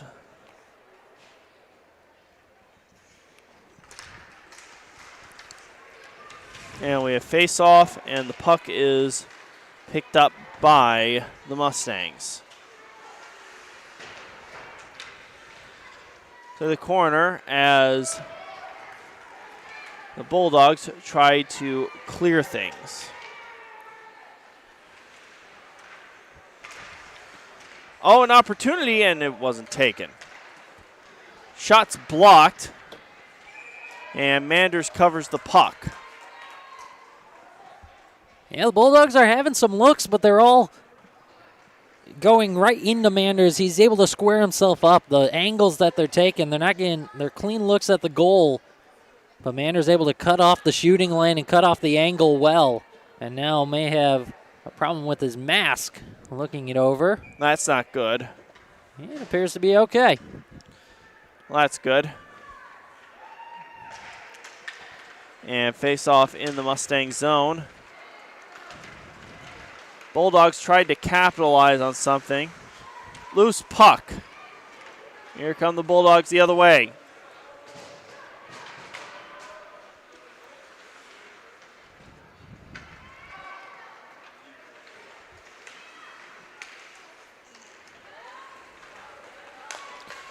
Here come the Mustangs. Shot blocked. What a block by Black. And then a potential rebound opportunity, but the Bulldogs able to get it out of their zone. And it looks like icing's been called. Just under 3 minutes left in the second period. 2:57.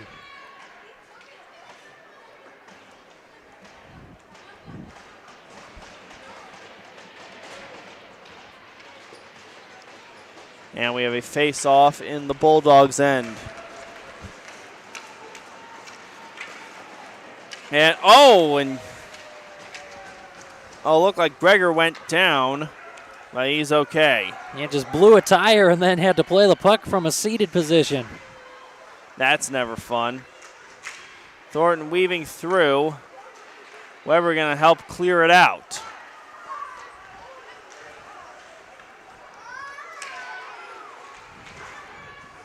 Oh, looks like that one hit off of one of the Mustangs. Oh, my goodness. And that's another goal for the Mustangs. Wow. 4-0. 2:16 left in the second period. Yeah, they're starting to pour it on at this point. They had some looks early, especially in the first period. It all seemed to be tilted toward their offensive end. Just weren't finishing all of them. Scored 1 in the first, but now 3 more here in the second. Oh, my goodness. If I'm the Bulldogs, I'm getting back into this game now and now. Yeah, all it takes sometimes is one. Get that spark and send things back in your direction. You'd love to get one if you're the Bulldogs before this period closes. Absolutely.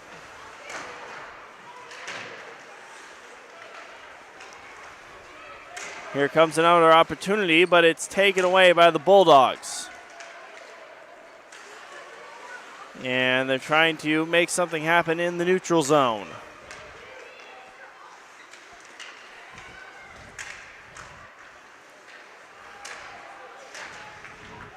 Peoria basically trying to break everyone's ankles. And here goes the Bulldogs the other way, but it is cleared by Peoria. And the whistle sounds.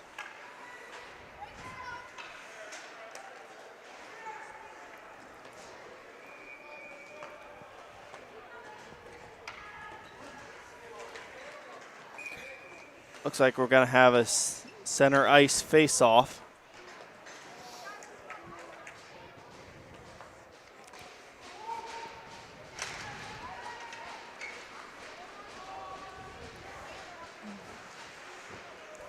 And pucks tossed along the boards. One of the Weber kids tried to clear it but was unsuccessful. Here come the Mustangs the other way. Shot and it's blocked.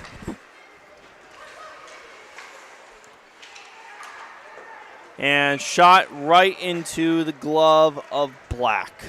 Actually popped out for a moment. The whistle had already sounded. Didn't matter. Black was able to cover anyway. Absolutely. 58 seconds left in the period. 4-0 in favor of the Mustangs.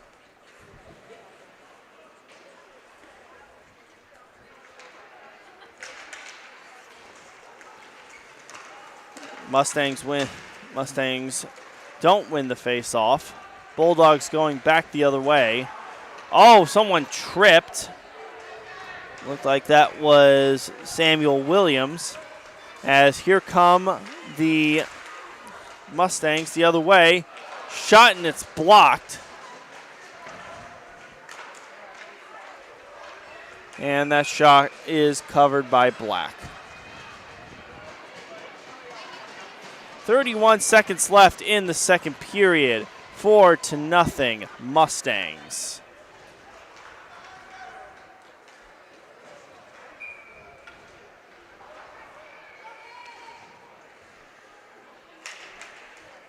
Face off in the Bulldogs' end. And Bulldogs win it. Trying to clear it out, but the Mustangs have different plans.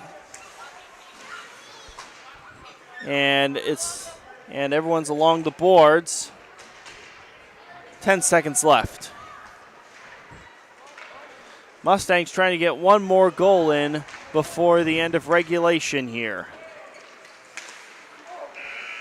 And that will do it for the second period. After going up 1-0 initially, it is Mustangs 4, the Bulldogs nothing. We'll be right back after this.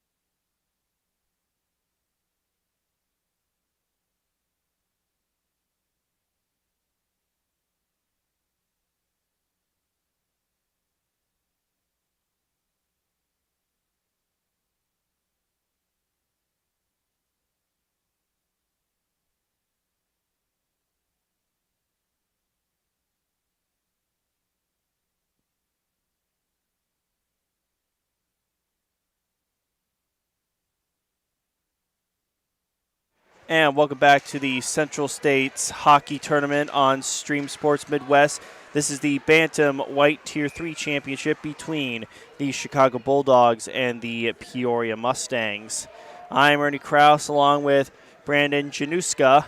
Well, Brandon, been quite the eventful game, hasn't it? Especially with that second period as well, with 3 goals from the Mustangs. Yeah, they were really able to pounce on some opportunities. It's been leaning their way throughout, but they weren't capitalizing early on. That changed there in the second period. Bulldogs had some clean looks. See if they can finish something here in the third. Both teams tied up behind the Mustangs' net. And it is out to Michaelian, who dumps it into the Bulldog zone. And out to Juergens, who brings it back out to Michaelian.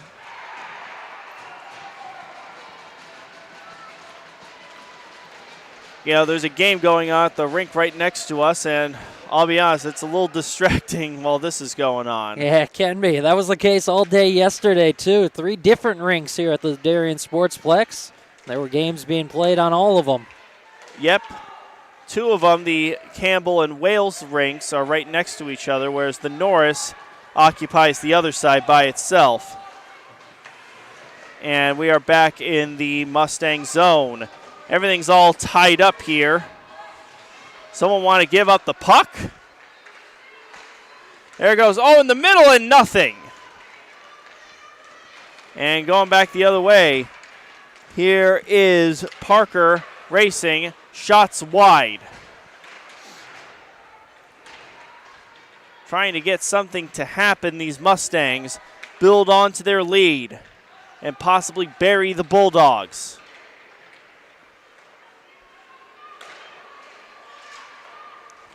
Shot saved.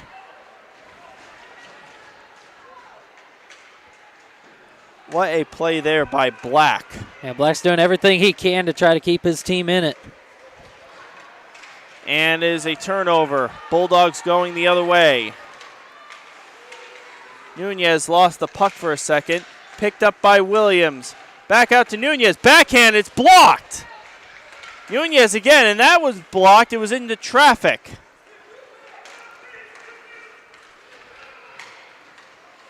And Parker weaving through again for the Mustangs as his shot is wide. And the whistle blows.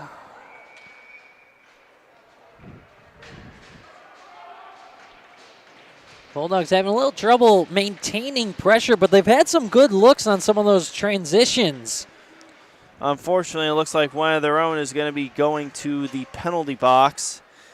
And that appears to be Jake Dentino, and he is going to be in there for 2 minutes. 11:26 left in this game. 4-0 Mustangs. And yet, no, sorry, I misread that. Mustangs lead shots 17-13.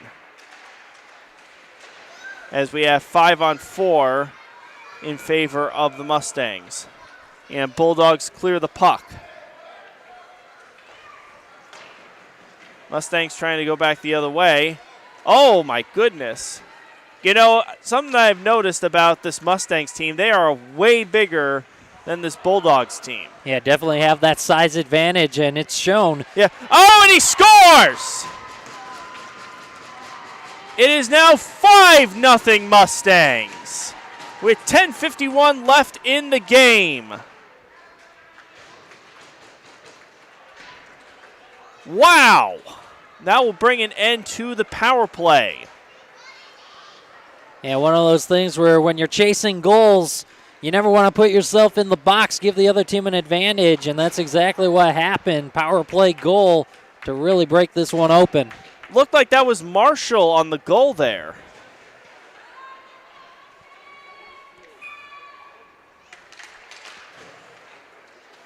It is now 5-0 in favor of the Mustangs.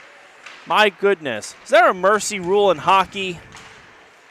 Sometimes it seems like it could be very useful. But yeah, like I was saying, there's definitely a size advantage with this Mustangs team versus the Bulldogs. Nunez going back the other way, and he will shoot it into the Bulldogs zone. Bulldogs trying to clear it. Sorry, Mustangs trying to clear it. And Parker going back the other way for the Mustangs. Maybe make it 6-0. Passes out to Joseph. And that shot is blocked. Parker's shot. 9:40 left in this game. 5-0 Mustangs, and we've got line changes for both teams. Yeah, well, there is no mercy rule or slaughter rule. There is the running clock when you have a 5-goal advantage, so the clock will continue to run unless there's a penalty. All right. And we're going to have a face-off in the Bulldog zone. Pass back out. Just a little over 9 minutes left to play. Bulldogs trying to go back the other way.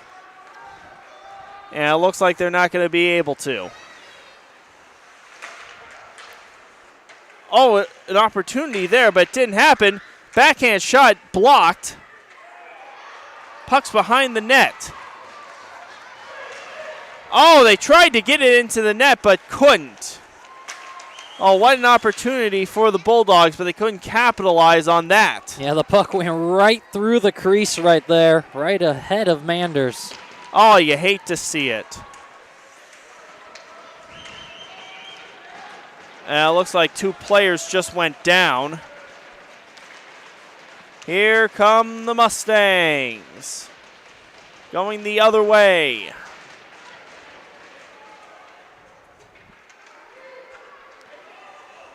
And Bulldogs get the puck back, but it's picked off by the Mustangs.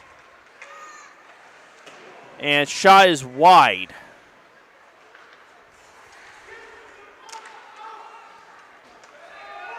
And it is going to Nunez, the biggest guy on the Bulldogs. Definitely goes for height and size, much like these Mustangs do. And we're going to have an icing call.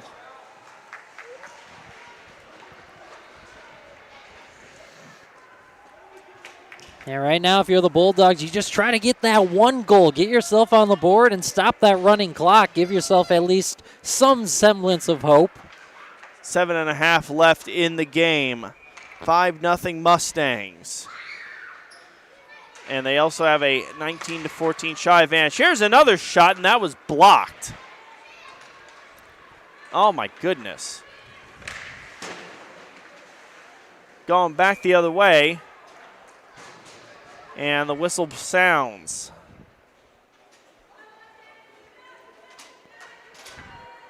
And we're going to have a face-off in the neutral zone. And that is Marshall racing with the puck. Oh, and he tried to dump it off to a teammate, but he couldn't handle it. That was a good feed, just couldn't finish. Bulldogs making it back the other way.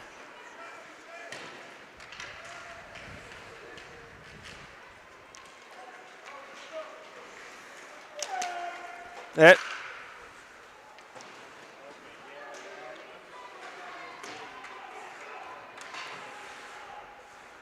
And puck just being messed around with in the Mustangs end. There was a trip there. Here come the Mustangs going the other way. Just a little over 6 minutes left. Marshall weaving through. And he doesn't get it. It is blocked by Black. Went right into the body of Black, who held on, no rebound. We are under 6 minutes now left in the game. 5:48 left.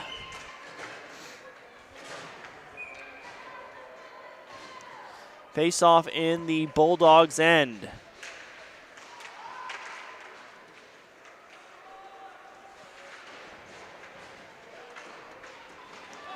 And the Mustangs mishandled the puck, and it is going to be an icing penalty.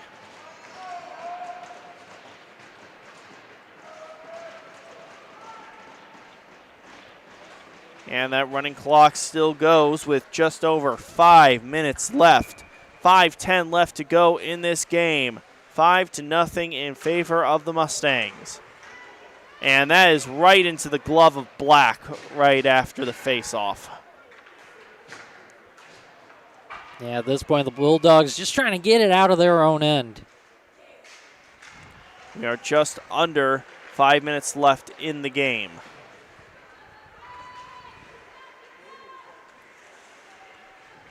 Here it goes. Puck in front of the net, and it looks like it's going to be saved by Black. We are at the 4.5-minute part of the end of the game. 5-0 Mustangs. 23-14, the shots in favor of the Mustangs as well.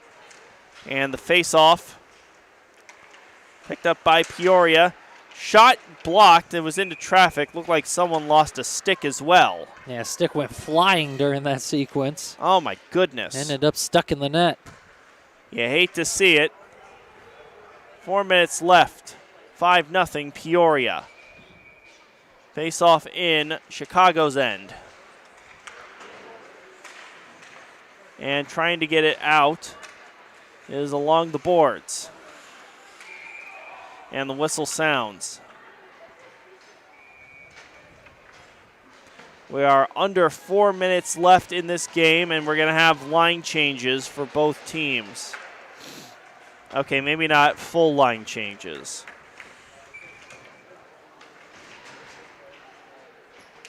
We're going to have a face-off in the neutral zone. I got to tell you, this Mustangs team has really controlled the entire game. Although the Bulldogs have not been slouches themselves. They've definitely tried to keep themselves in it. It's just they haven't been able to fully capitalize on the opportunities they've had. Yeah, that's exactly right. The Bulldogs have had some chances, 14 shots on goal, and some of them prime opportunities, just haven't been able to finish. Absolutely.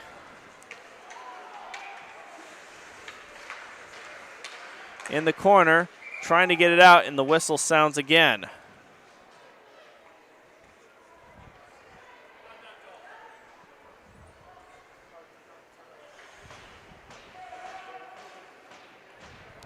And it looks like they're going to be facing off in the Mustang zone. We are just under 3 minutes left in this game. Yeah, Micheligian sent to the box, so power play here for the Bulldogs. When he comes out, it'll probably be 41 seconds left in the game.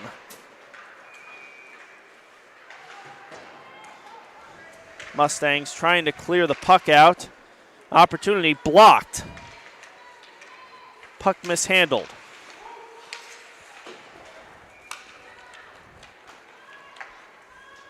Bulldogs trying to get something going. That pass is picked off. And the Bulldogs trying to drive, but can't handle the puck. My goodness.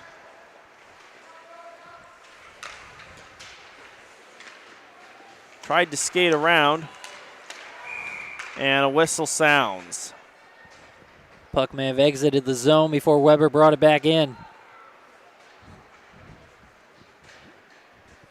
And it appears to be. We're going to have a face-off in the neutral zone.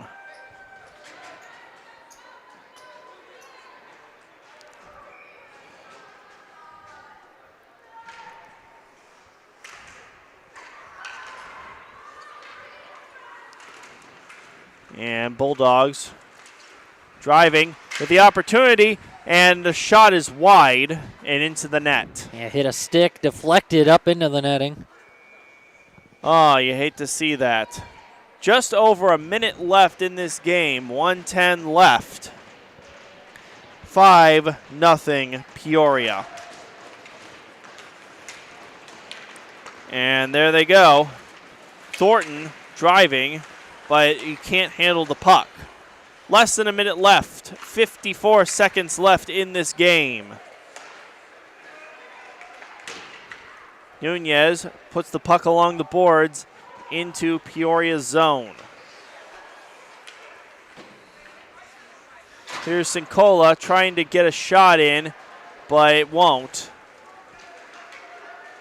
30 seconds left.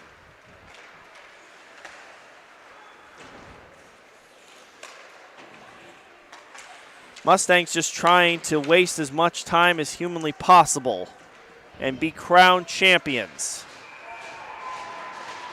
15 seconds left in the game. They're getting rowdy. 10 seconds left. And your Tier 3 champions are going to be the Peoria Mustangs. They win 5-0 over the Chicago Bulldogs. 24 shots to 15 shots. My goodness, what an ending for the Bulldogs in this, what an ending for the Mustangs in this tournament. Congrats to them. Good effort from the Bulldogs. Yeah, the Bulldogs just seemingly ran out of steam coming into this one. The Mustangs controlled the tempo throughout this game. 1 goal in the first, and then they really broke it open with 3 more in the second. And how about pitching a shutout, Bennett Manders? Yeah.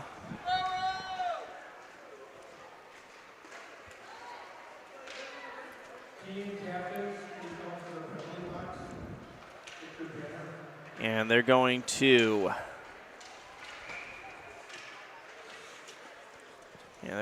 all line up for pictures.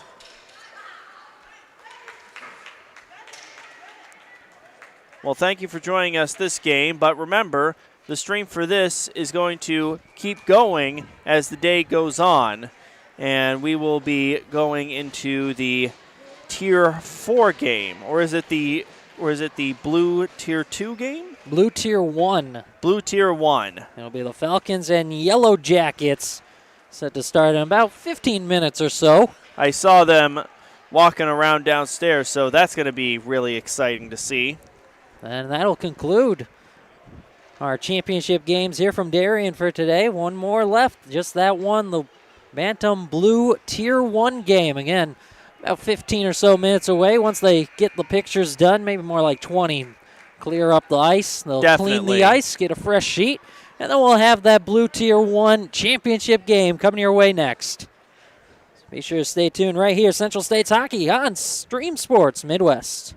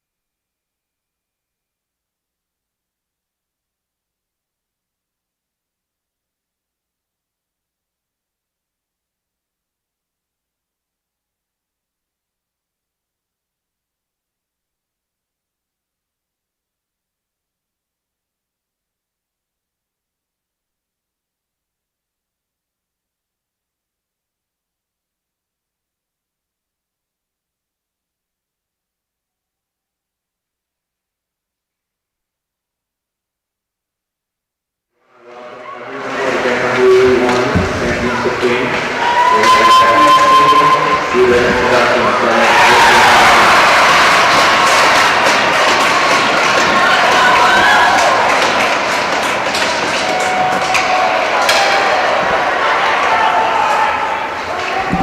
For the Falcons, number 6, Ben Miller. Number 7, Andre Richmond. Number 15, Brandon Carvin. Number 17, Ian Hagel. Number 19, Ryan Gottschall. Number 20, Ryan Kingston. Number 35, Nick Wilbur. Number 37, Logan Ryan. Number 40, Adam Poppemar. Number 44, Arthur Superman. Number 58, Michael Wilbur. Number 67, Noah Quigley. 88, Ryan Preston. Number 97, Owen Haley. Head coach, Mike Wagner. Senior Paul Jack. Our Yellow Jackets, number 44, Brayden Barker. Number 87, Mallory Briscoe. Number 32, Kenneth Griffin. Number 4, Raymond Carvalho. Number 62, Locke Sutella. Number 1, Jared Davis.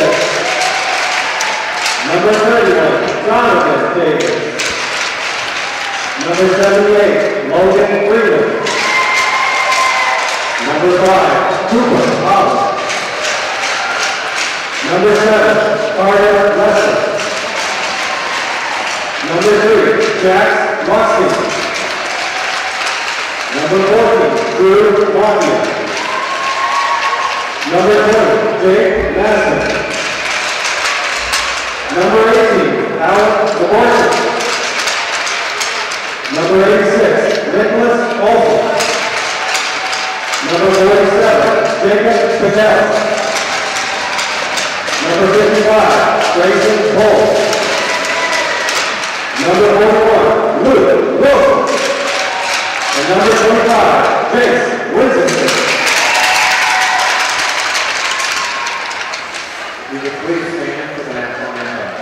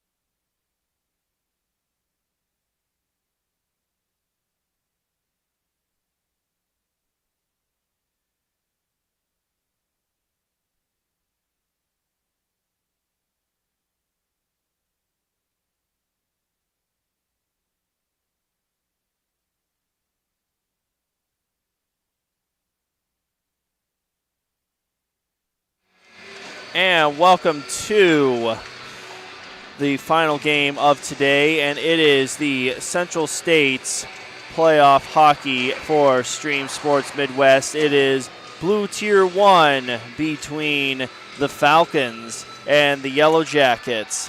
Hi everyone, I'm Ernie Kraus, and this is my partner Brandon for this game.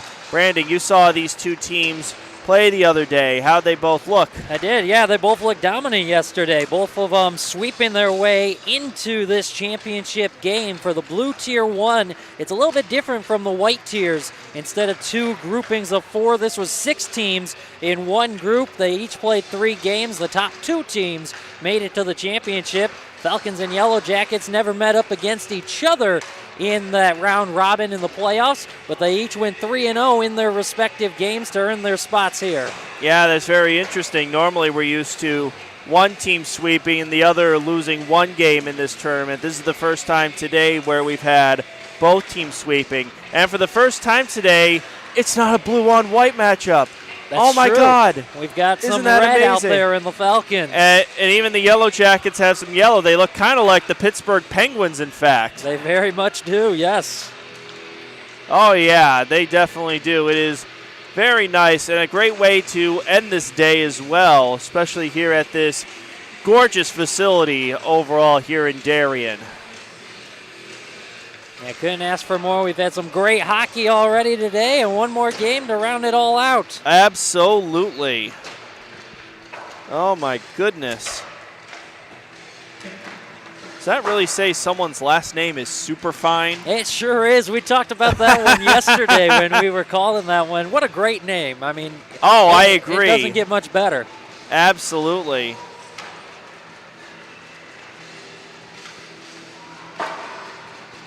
Teams huddling up before they'll make their ways over to their respective benches to get this one underway. For anyone just joining us, again, this is the 4th game of 4 that we're calling today.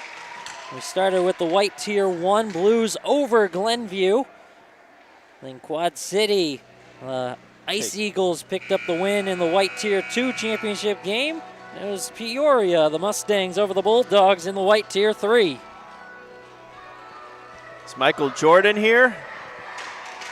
I'd be shocked to see him come out on the ice. I wouldn't be against it, though. I'd love to see it. Number 23, Michael Jordan. He'll come out and be like, hey, did someone forget to put the hardwood down?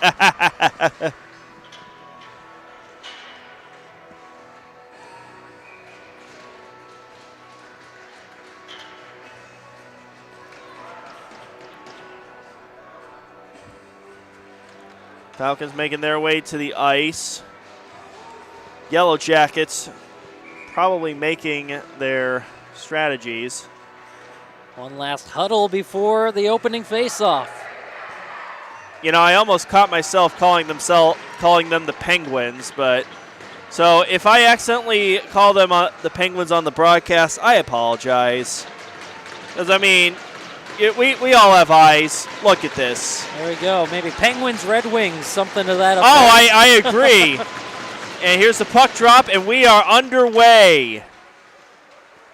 Here we go. Falcons dump it into the Yellow Jackets zone. And, someone on the other side just slipped. Well, that's not good. Falcons pick it off, and it is along the boards behind the net.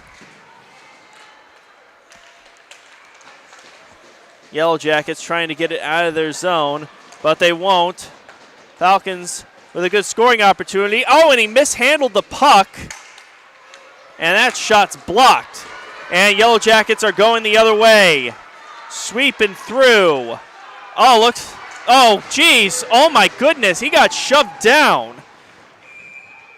That was Poles of the Yellow Jackets who got shoved down that entire way, and we've got a whistle. Yeah, roughing call for that one, riding him into the boards. That was such a blatant roughing right there. Bad boys, what you gonna do? That's Adam Poppelmeyer. I like whoever the DJ is for this. They got some really good music for this. So Poppelmeyer's going to be in for 2 minutes for roughing, less than a minute into this game. And we have the face-off in the Falcon zone as the Yellow Jackets just try to collect themselves. Passing along the boards. I will say, even down 1, this Falcons team is being pretty aggressive in the early stages. Yellow Jackets just trying to collect themselves as they do 5-on-4. Oh my goodness. And we got a whistle.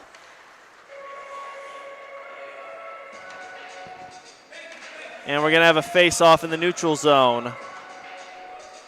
Just under a minute and a half. 1:28 left on the penalty.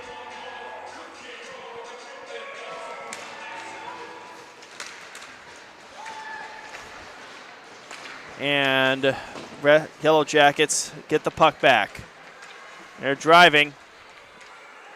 Weaving through, probably trying to set up some kind of play. That is Olsen trying to make the shot, but he missed.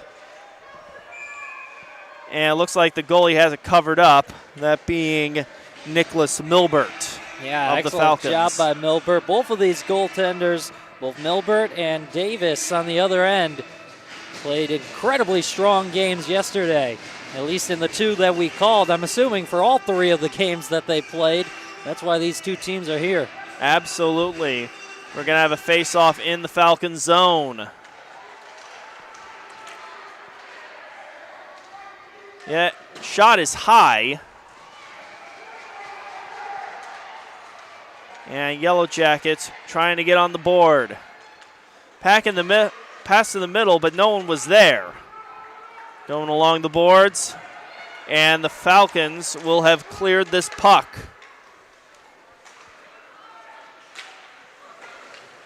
And it's covered up by the goalie. Yeah, that's Donovan Davis, who may have had a little bit of time. Only teammates were around him, but sees it squirt off the backboards and didn't want to risk anything, so just covered it and drew a whistle. That's a smart play there by Davis. And we're going to have a face-off in the Yellow Jackets zone. Yeah, I just realized one of the players for the Yellow Jackets out there, his number's in the 30s, but they covered up part of his number, so he's just 3. You'll see what I mean. You probably see it on your screen right now. Yeah, there he is. That is Luckstein. I don't know what his number originally was, but obviously it wasn't 3, and well, they couldn't get it to the team Taylor in time to just have it be a 3. Usually if you put tape on a jersey, it's, be anti that player, like player got traded or left in free agency. Looks like it used to be 32 as the puck came his way. Yeah, 32 is Bennett Brookbank for the Yellow Jackets, so perhaps Luckstein got called up later as the puck is saved by Milbert. That would make sense. Actually, one thing we talked about off air before this one started, there's one player wearing a different color helmet, a white helmet, and that is the typical 32, now wearing just a 3. Oh, yeah, you So got that a really makes good sense point. why they would make that change. And, we've seen a lot of other things like, a kid with a jersey, and it's the only one that doesn't have a name on it, and it's not on the roster. Although that one could be explained as he just forgot his jersey at home, and that was all the spares they had. Which, it happens. As the Falcons are back to full strength, and the Yellow Jackets are trying to get something going. Oh, the pass is taken, and he whiffed it. Pass to the middle, but there was no one there. Listick tried to pass the puck to the middle, but it was to seemingly no one, and the puck is down by Davis.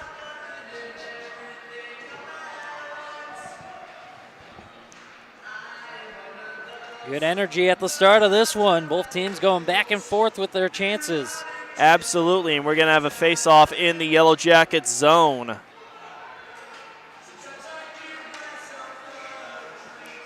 I got to say, this DJ is really giving out a lot of bangers. Stealing some of these from your playlist, huh? Actually, yes, believe it or not. I mean, we got Green Day, we got Jay-Z. Oh, my goodness. And puck is in the corner along the boards. Behind the goal. And Falcons, that was given right to a Yellow Jacket. Oh, a little rough there, but play continues.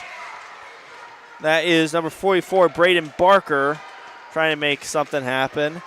Out to Olsen, and the whistle sounds. And we are going to have a face-off in the Falcon zone. And we're going to have another penalty. We're going to have another power play for the Yellow Jackets. And it looks like that is Michael Gilbert going in the box for the Falcons as he pleads his case to the referee. 5-on-4, 2 minutes. Let's see if the Yellow Jackets can take advantage of this. As the Falcons showed in the last power play, they weren't going to take it lying down. As, oh my goodness, Falcons weaving through. Shot is wide. That was Carter Superfine with the wide shot. Yeah, trying to get a short-handed opportunity. And Yellow Jackets driving back the other way, trying to make something happen. Shotting missed. And it is being fought along the boards. And Yellow Jackets get it back. Shot, he whiffed it. And back out to point. Shots wide. Yellow Jackets get it back. Pass along the boards is out to Jace Winsenstan. In the middle, oh, he whiffed it. That was Carter Lester who whiffed a potential goal. And the Yellow Jackets are going to collect themselves again with less than a minute left in this power play. Yeah, took a big whack at it and just came up with nothing but air. Winsenstan tried to weave through traffic, but he couldn't get a goal in. That shot whiffed by Centella. And Yellow Jackets trying to catch the Falcons off guard during a change, and that shot is way over the glass and into the netting. Yeah, hit a stick before it got to the goal, deflected up and out of play. Oh my goodness. And we're going to have a face-off in the Falcons zone. 7:50 left in the first period. We are scoreless. 29 seconds left on the Gilbert penalty.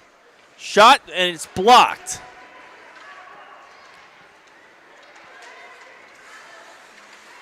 Yellow Jackets got just about 10 seconds left in the power play. Take advantage of the 5-on-4.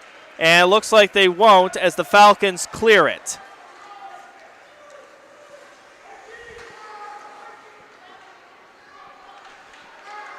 Yellow Jackets coming back out. That's picked off by the Falcons, and they are back to full strength.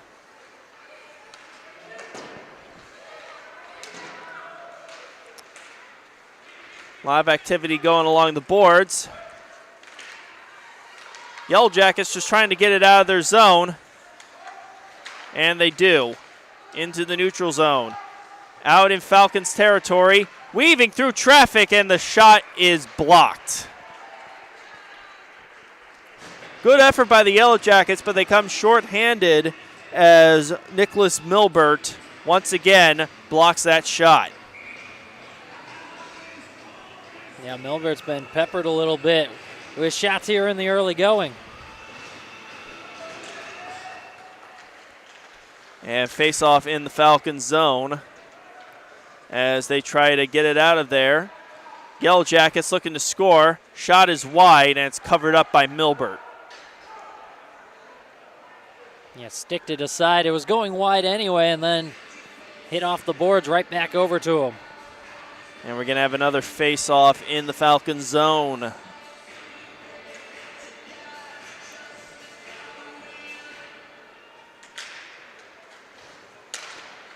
and that shot was hit into traffic. And Falcons driving with an opportunity. Here's the shot, and it's blocked. Oh, someone fell down, crashed into the boards on the Falcons. At least he's okay. Falcons trying to score a rebound, doesn't get it. And the Yellow Jackets go back the other way.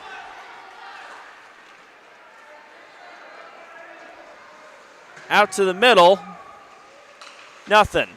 6 minutes left in the first period of this game. Oh, he mishandled it. Tried to get it out. Falcons get the ball. Here's the shot. It was into traffic and nothing. Back out to point for the Falcons. And the Yellow Jackets will get the puck back.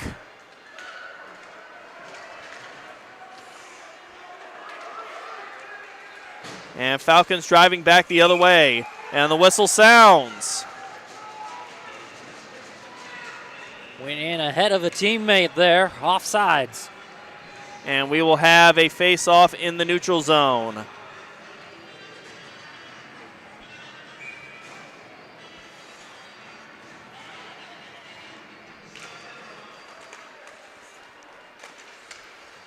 And back out to the Falcons, who are driving. Yellow Jackets trying to prevent. Oh, he lost the puck, but the Yellow Jackets get it back. And we got a whistle again.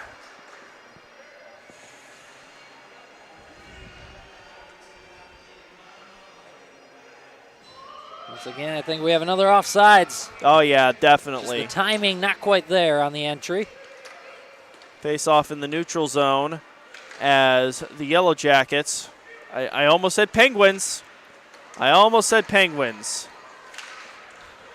Falcons driving again, but the Yellow Jackets get it back.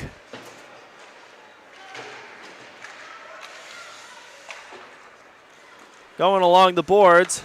There goes the Falcons along the boards behind the goal. Looks like there's some debris on the ice. I think someone should pick that up. Yeah, someone may have lost a chin guard. I think the referee should at least pick it up. Now, what someone on the Falcons did.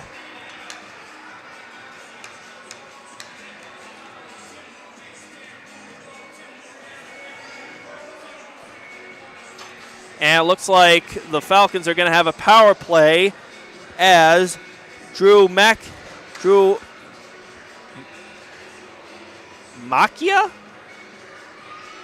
I'm trying, people. I'm trying. They don't give me pronunciations. Anyways, power play for the Falcons. That is what you need to know. 5-on-4 is 0-0. We are 4.5 minutes left in the first period. Little trip up there. Falcons recollect the puck. Shot is blocked. Oh, and he scores! The Falcons on the power play take advantage, and they are up 1-0.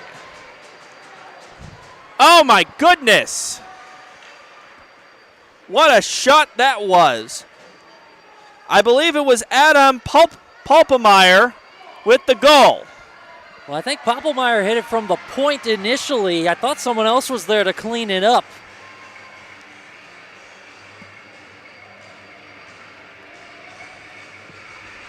What a goal that was by the Falcons.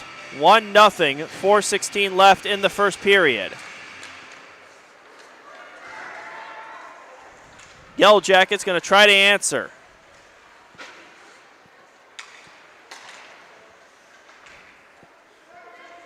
And the shot is no good. That was shot right at a Falcon. He caught it. And Falcons trying to get it out of their zone. Nice block there by the Falcons as they weave through traffic.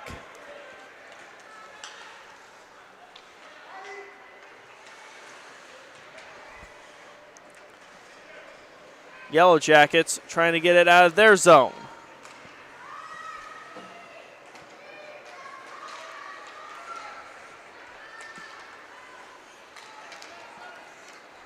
And they will.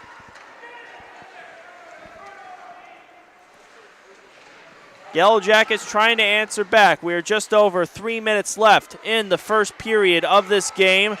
Oh, and it was blocked by Milbert, and he got another save. That puck was laying right out in front for a moment, then ended up behind the net. What an effort there by Nicholas Milbert to prevent a Yellow Jackets goal as the Falcons go the other way. Shot is off, wide right. Yellow Jackets trying to answer. They can't seem to get it out of their zone yet. Oh, he mishandled the puck. Olsen lost the puck, and the Falcons go back the other way.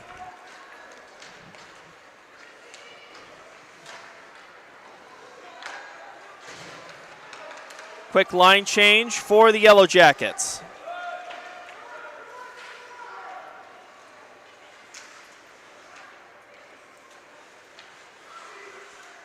Oh, what a spin move there.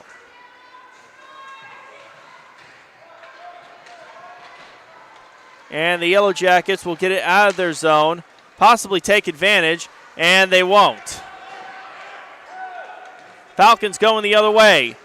Wide open, and he scores! Ryan Greenspan with the goal to make it 2-0 Falcons. 1:42 left in the first period. Wow! What a beautiful pass, beautiful shot. He was wide open. Yeah, you're saying it right. He was all alone on this right side coming in. One-on-one, just him and the goalie, Donovan Davis, and he was able to beat him. What an effort there by the Falcons to make it 2-0.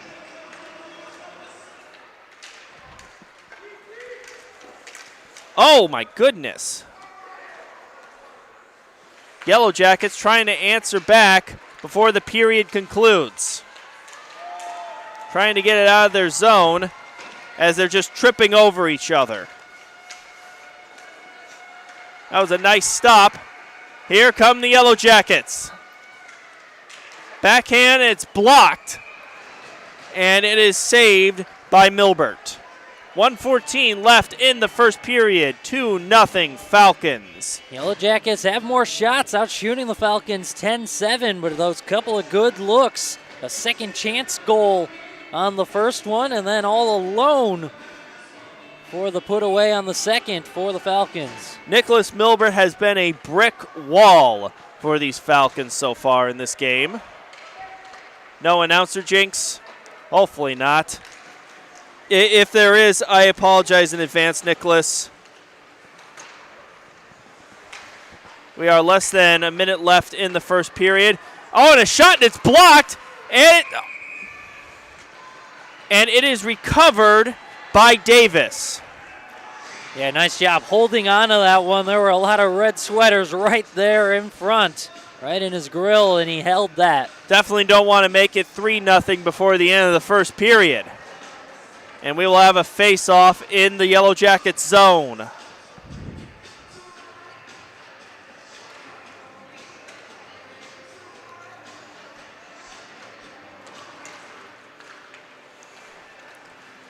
And 48 seconds left in the first period. Falcons looking to build onto their lead. Yellow Jackets just want to get the puck out of their zone. In the corner, being fought out, and that is saved by Davis. And another save. Trying to get out of the zone. 18 seconds left in the period. Oh, and it was mishandled. 10 seconds left. Yellow Jackets could score, but they won't. As we come to the end of the first period, and what a period it has been. It is the Falcons 2 and the Yellow Jackets nothing. And we will be back here momentarily with the second period here on Stream Sports Midwest.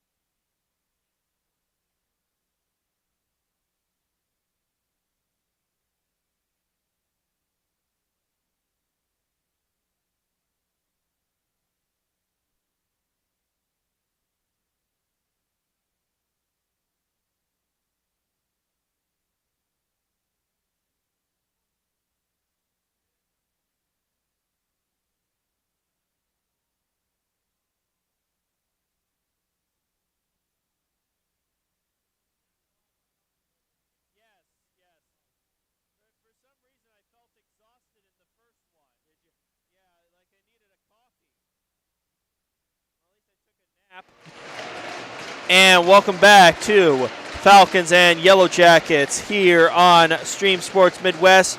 I'm Ernie along with Brandon here for the Bantam Blue Tier 1 Championship as we begin the second period.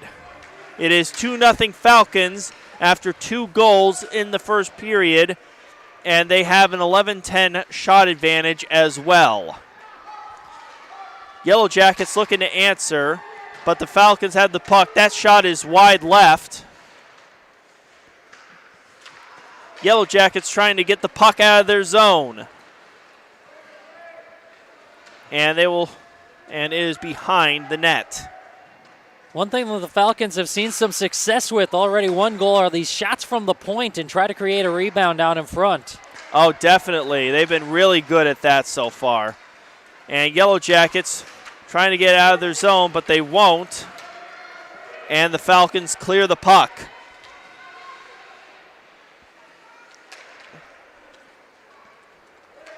Yellow Jackets trying to clear to mid-ice. Mid-rink. I can't say mid-court.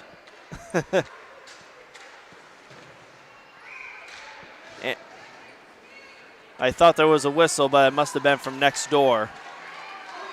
And Yellow Jackets weaving through traffic, and the shot is blocked by Milbert.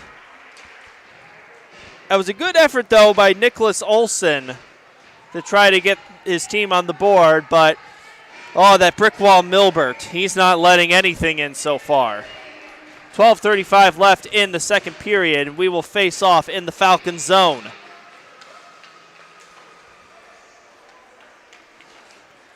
And shot, and it is saved by Milbert. Once again, able to cover it up right away. That's the difference right now, is that Milbert hasn't been creating those rebound opportunities, second chances right in front. And that's how the Falcons were able to score early on, their first goal. Logan Freeman with the shot, but he couldn't get it through Milbert as the puck is cleared, and that is icing.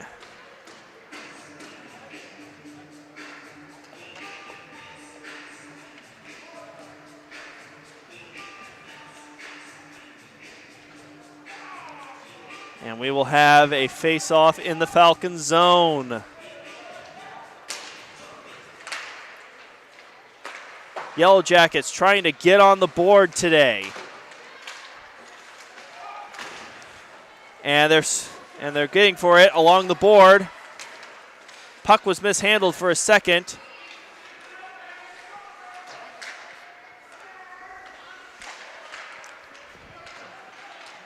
And the Yellow Jackets recollect themselves. Oh, and they're driving. Here's a shot, but it's wide right. Puck along the boards. going after it. Bouncing puck, and the Falcons have it.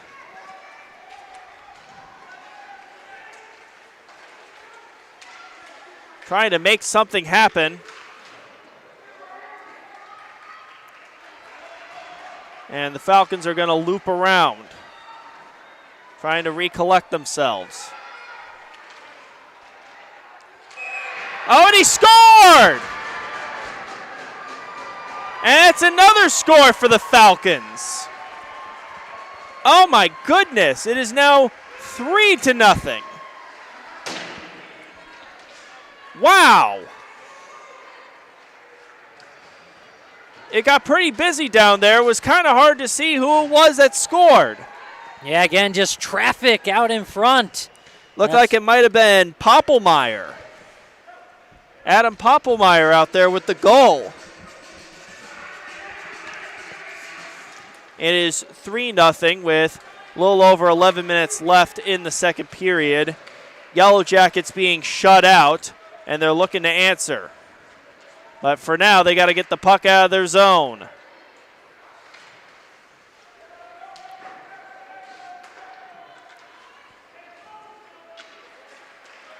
Falcons setting up a play. Here's a shot, and it's wide right.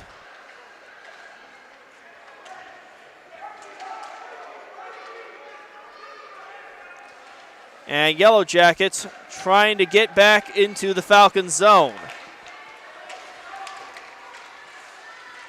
Oh, and he lost the puck. And here come the Falcons the other way. Oh, my goodness. That shot is blocked. And we have a whistle.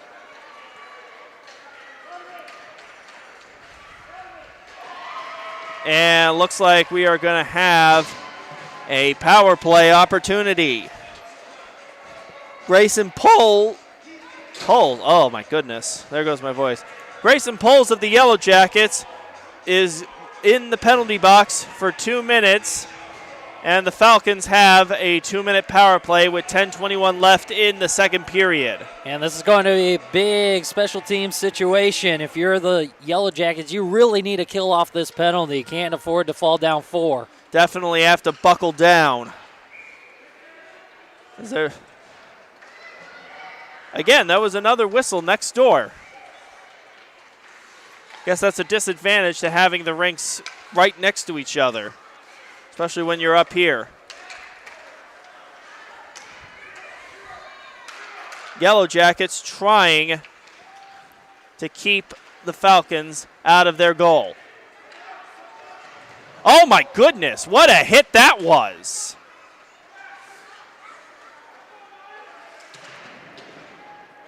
That blow was delivered by Luckstein of the Yellow Jackets. Wow.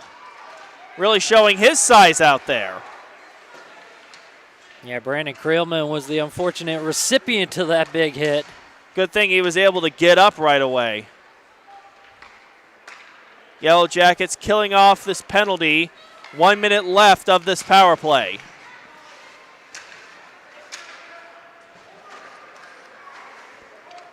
Falcons trying to build onto their lead as we have just over 9 minutes left in the second period, 45 seconds left in the power play.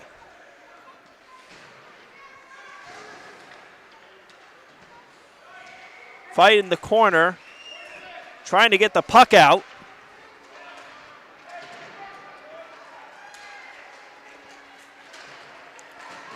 As they bring the puck around. And the Yellow Jackets will clear the zone. Oh my goodness, he's waving through traffic, but the shot was too high. Good effort, though, by Nicholas Olson of the Yellow Jackets, though. As we are a few seconds away from this power play ending, and he scores! Another Falcons score! Wow, that one was too easy. Able to get it to the backhand and just poke it right on in. Holy cow! It's almost like he went for a pass, but then faked it, and it just rolled right into the net. And with 8:24 left in the second period, it is Falcons 4, Yellow Jackets nothing. You really got to feel for these Yellow Jackets. I'm sure they might be a little frustrated right now, and they really want to get back into this game. Yeah, and they've definitely played better than what the score would tell you. Absolutely. But my goodness, this Falcons team, they came to play, that's for sure. And Yellow Jackets get it back into the Falcons zone. Yellow Jackets trying to get on the board. Here's a shot and it's blocked. Another shot and it's blocked. What a stop there by Milbert. And we got icing. And again, just a difference in how these second chance looks are. When Milbert's making the save, more often than not, he's kicking it away to the side, nothing out in front to give a clean second chance look to the Yellow Jackets. Very smart move there by Nicholas Milbert. Future NHL goaltender? We shall see. As we have a face-off in the Falcon zone. That shot's blocked. That shot's also blocked. One of the Yellow Jackets is on the ground. Shot is wide left.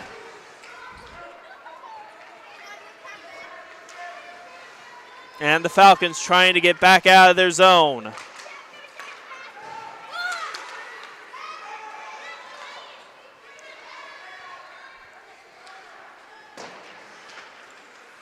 Yellow Jackets trying to make something happen. Puck is along the boards. You know, I will say that is quite the difference between the Falcons and the Yellow Jackets. Falcons are more cleanly able to recover pucks, whereas the Yellow Jackets have missed a lot of passes today. Yeah, just not quite connecting when they need to.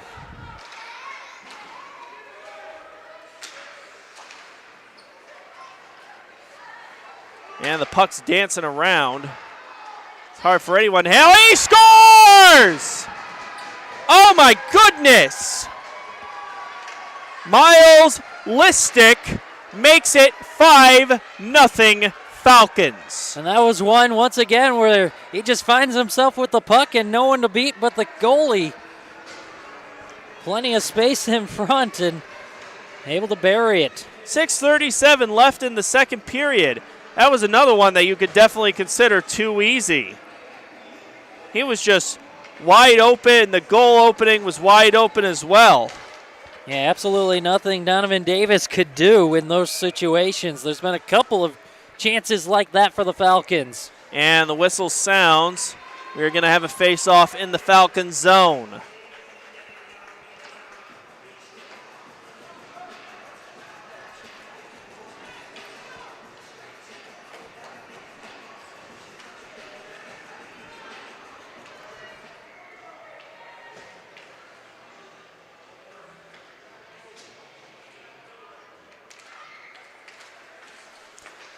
Yellow Jackets trying to get on the board. Another puck mishandled, and the whistle sounds again. Yeah, the puck did cross over the blue line. Offsides is the call. Yeah, no doubt Winston is frustrated about that as we have a face-off in the neutral zone.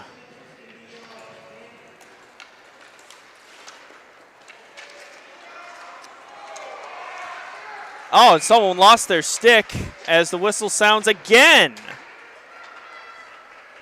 Oh, you can see the frustration there on Makia as he goes into the penalty box and slams his stick. It's going to be 2 minutes with 6:16 left in the second period. Yeah, I think 2 minutes for tripping is the official call. Don't be too hard on yourself, kid. It's all right. And a face-off in the Yellow Jackets zone. Frustration just clearly boiling over for the Yellow Jackets right now. This game obviously hasn't gone the way they were hoping it would. I don't blame them. I would be really frustrated about this as well. And we're going to have a face-off in the neutral zone. 6:05 left in the second period. 1:49 left on the power play for the Falcons.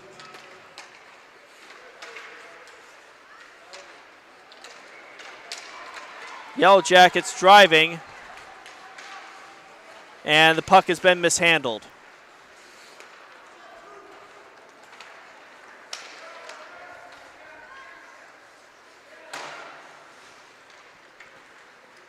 My goodness, what a game by these Falcons. Oh, and the puck's loose in the middle. Yellow Jackets trying to get it out, and they will. It's a breakaway, one-on-one, and that's intercepted.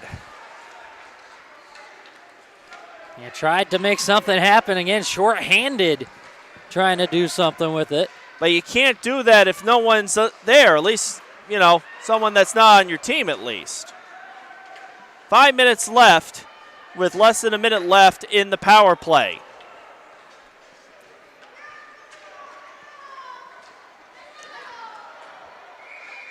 And that is saved by Davis. Yeah, just a nice job there by Davis. Having to go all the way to his left to cover up the wraparound attempt. Stayed strong up against the posts and kept it out. 4:59 left in the second period. 43 seconds left on the power play as we have a face-off in the Yellow Jackets zone. Yellow Jackets just looking to kill this penalty and maybe also get on the board while they're at it.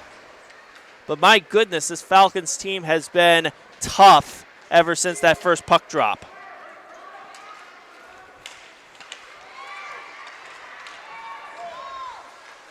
Oh, and it's saved. Oh, and no opportunity for another shot.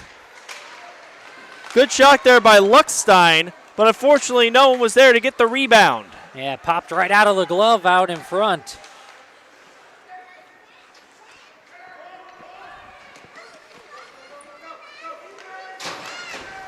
And the penalty is over. Back to full strength are the Yellow Jackets with a little over 4 minutes left, and they score! That is Luckstein that puts the Yellow Jackets on the board finally with 4:06 left in the second period.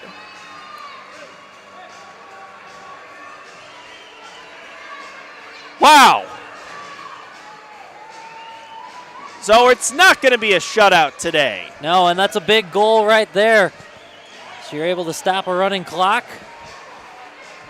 and at least give yourself a chance. Still plenty of time, 4 minutes left. We're only in the second. Absolutely. They can still catch up, no problem. It's going to take a while, yeah, but it's possible. 3:50 left in the second period.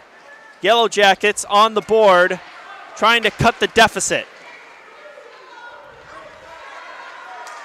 And here they come. That shot is deflected. And puck along the walls. Another shot, that's deflected. And puck is along the boards. Falcons trying to clear their zone. Yellow Jackets trying to cut the deficit at least down to 3. Shot is blocked. Puck in the corner. And the Falcons will get it out of their zone. No, they won't. Here come the Yellow Jackets. Trying to make something happen. Oh, and the shot is blocked. He tried to come up from behind the net, but he didn't get it in. Here's the shot, and it's blocked by Milbert. Yeah, right into the glove, just holds. Let both teams make a change there. That was a lot of action for the Yellow Jackets offensively. 2:48 left in the second period, and we will have a face-off in the Falcons zone. Sometimes all it takes is that one goal to light a spark, and it seems to have for the Yellow Jackets. They're applying pressure. Absolutely. Although they got to stop doing that. They really need to be handling the puck a lot more if they want to really get back into this game.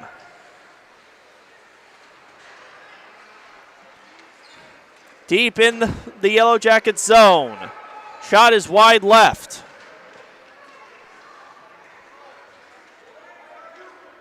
Falcons trying to add on to their lead with 2:20 left in the game.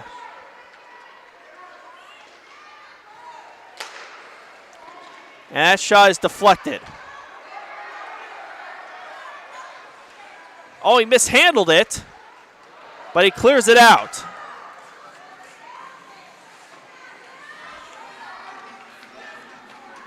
And it is in the Falcons zone.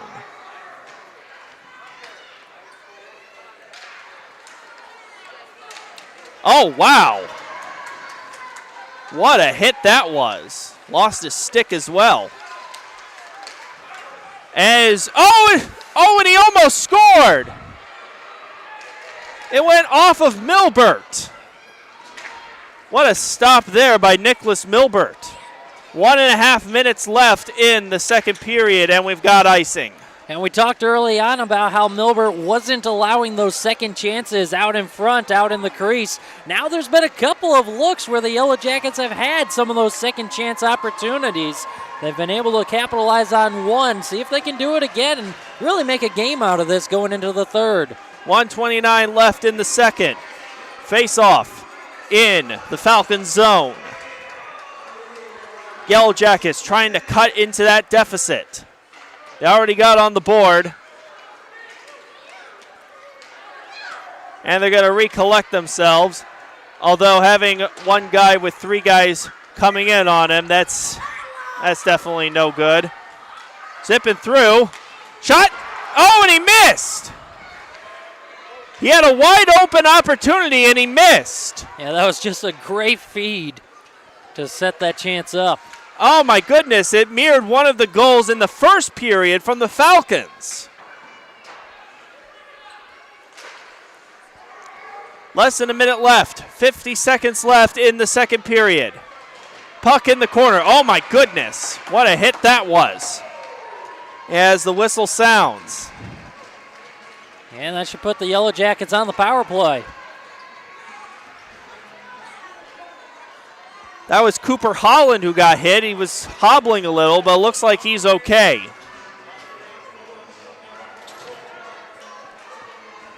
Hagel, the one being sent to the box. Liam Hagel going to go in for 2 minutes, and it's going to spill into the third period as well. 44 seconds left in the second period. Face-off in the Falcons zone.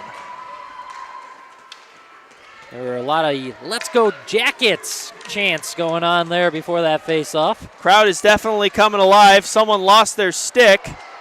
Nice block by Davis.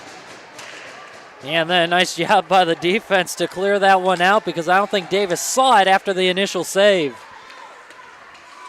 Luckstein weaving through, blocked by Milbert. Oh, what a hit that was. That shot is wide. Luckstein trying to get it in. Milbert tried to jump on it, but he couldn't. And Falcon is knocked down. He's pleading to the ref, but nothing as the period ends. 5-1 in favor of the Falcons. This is Ernie and Brandon here with Stream Sports Midwest, and we will be right back with the third period right after this.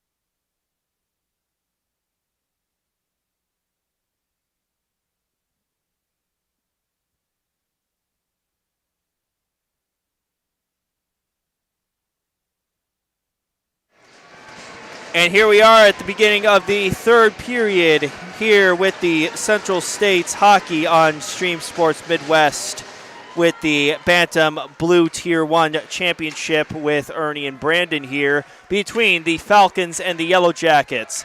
Falcons took a commanding 5-0 lead, but the Yellow Jackets finally got on the board in the last period to make it 5-1. So no running clock, and they're still on the power play. They have 55 seconds left on the power play as this period begins. Yeah, and the Yellow Jackets had some excellent looks there late in that second period to cut into the lead and really make a game out of this one. Momentum seems to be in their favor. They are on the power play, as you said, for another 40 seconds. It looks like the Yellow Jackets have pulled Donovan Davis in favor of Davin Davis. So switching things up on the back end. So swapping out one Davis for another. It's a bold strategy. We'll see if it works out for them.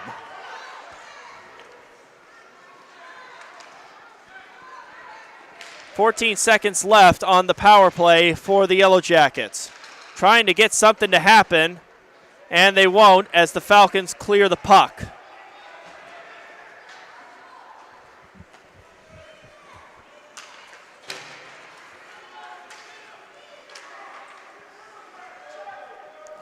Yellow Jackets trying to get it out of their zone. Get some momentum on their side from the last period.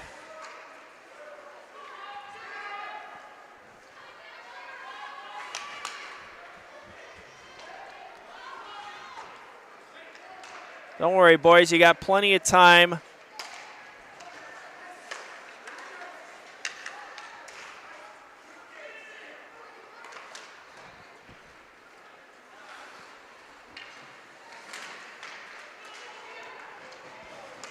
Yellow Jackets trying to get it out of their zone, and they will. Luckstein coming over the middle. Oh, with an open opportunity, and he whiffed it! Cooper Holland had an open opportunity for a goal, and he whiffed it, and he's mad at himself as the power play comes to an end. Yeah, just couldn't find a way to pull the trigger. Milbert able to cover it up and draw the whistle. Holland slammed his stick to the ice, and, well, I would too, honestly. And we're going to have a face-off in the Falcons zone. 11:54 left to play in the game. And shots actually in favor of the Yellow Jackets, 23-20. Definitely goes to show how good of a goaltender Milbert is. That's wide right.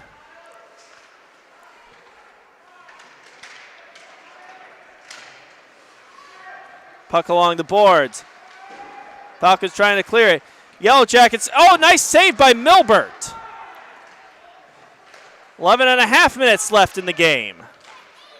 Yellow Jackets trying to get another goal in.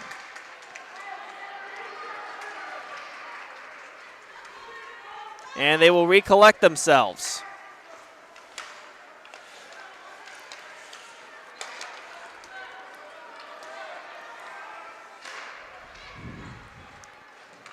And the Falcons clear it out with another opportunity to add on to their lead. Puck in the corner. Davis saves it. Nice save. It's a second save by Davis, actually. Yeah, that second chance, a backhanded flip just right onto Davis. Fought it off. And they clear the puck.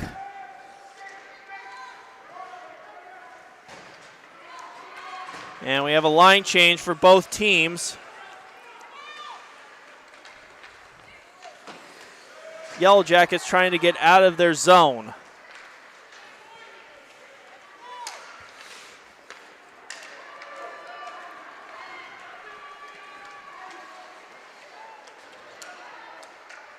Nice save by Milbert. Oh, tried to go around, and it's blocked. I tried to go behind the goal and score, but Milbert was right there waiting. Yeah, you said it. He was already on that side. That's where the puck had gone through initially. Tried to go right back in. And we're going to have a face-off in the Falcons zone.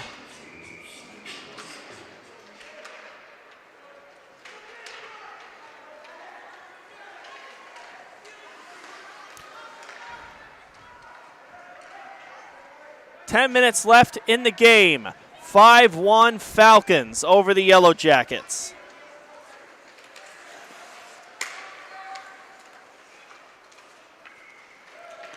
It's been a little bit of a frustrating day if you're on the Yellow Jackets, as that shot is too high. Another nice block there by Milbert.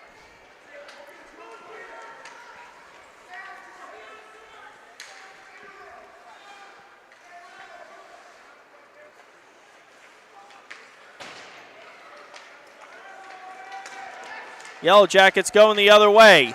Let's see if they can capitalize. Oh, and he whiffed on the shot. Bouncing puck, and it's saved by Milbert. Yeah, sticks getting tangled up there a little bit. Couldn't get much on the shot attempt. 9:20 left in the game.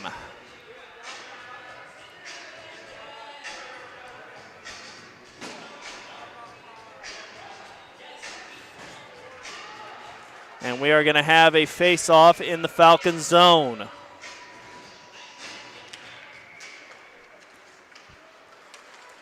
And the Falcons, it looks like they're going to potentially clear the puck, though the Yellow Jackets get it back in the Falcons zone.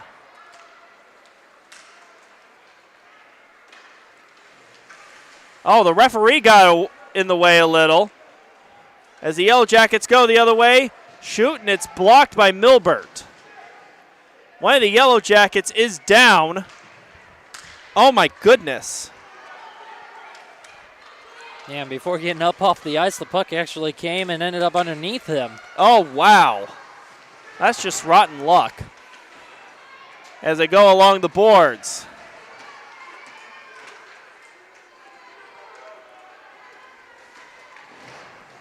Oh, wow, what a hit that was. And the whistle sounds. Holy cow, did you see that? Yeah, it's starting to get physical, real chippy out there. Oh, absolutely. Well, once again, it gives the Yellow Jackets an opportunity on the power play. Looks like Michael Gilbert is going to be serving the 2-minute penalty for the Falcons. 8:29 left in the game. Power play for the Yellow Jackets. See if they can find a way to beat Milbert. They beat him once with 27 saves already for the Falcons goaltender. And the Falcons themselves have been pretty good at killing the time on these penalties as well.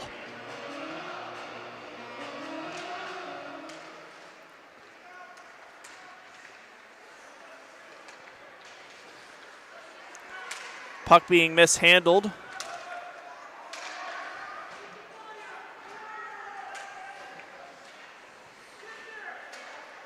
Yellow Jackets trying to capitalize on this power play. 8 minutes left in the game.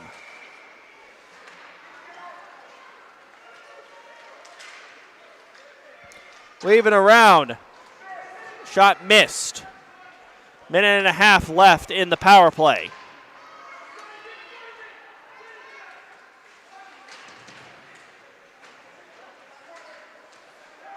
Puck in the corner. And the Falcons will clear the zone.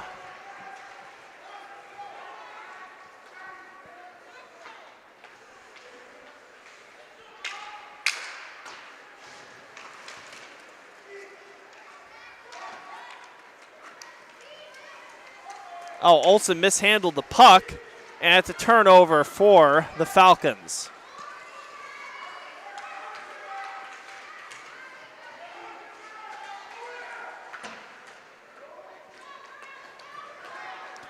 And Yellow Jackets go back the other way.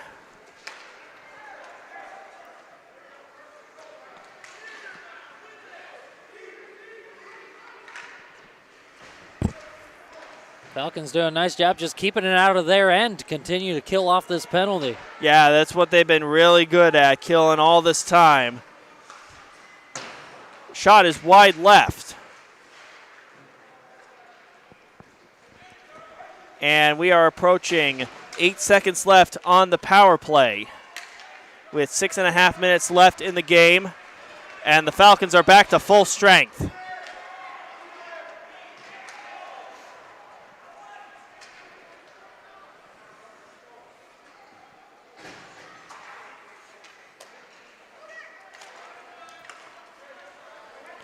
Yellow Jackets trying to cut that deficit. Just over 6 minutes left. Can they do it? Falcons driving. Oh, nice weave around. Oh, and he gets hit. Good strategy there by the Yellow Jackets. Seemed to work. And the puck clears the zone. Oh, what a hit that was. And Yellow Jackets go back the other way. Here's the shot, and he missed it. 5.5 left. And the whistle sounds.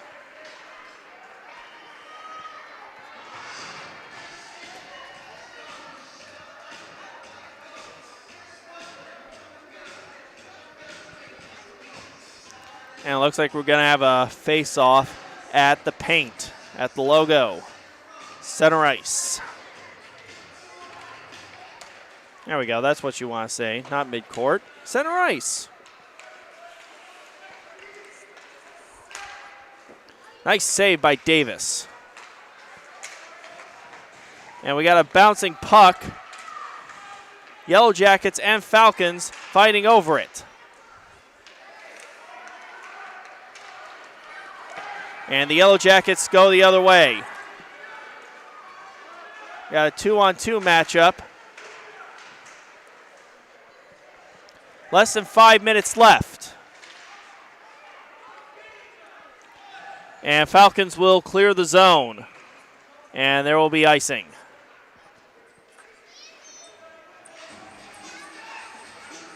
And the Yellow Jackets have had plenty of opportunities, plenty of good looks, but Nicholas Milbert has been up for the task all day long. If there's an MVP for this game, I'm nominating him. Yeah, 27 of 28 saves, 27 saves on 28 shots, I should say. And we will have a face-off in the Falcons zone with 4:46 left.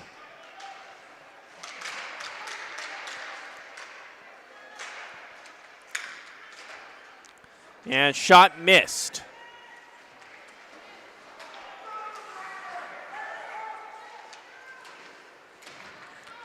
Oh, tried to fall on top of it. No good. And here come the Falcons. 2-on-1. Oh, he whiffed it.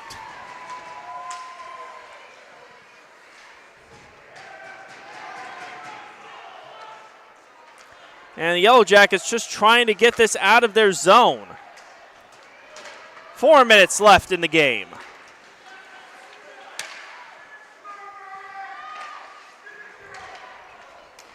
And that is picked off by the Falcons.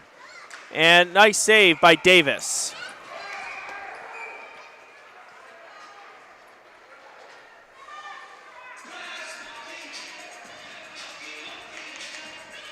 .352 left in this game. And we will have a face-off in the Yellow Jackets zone.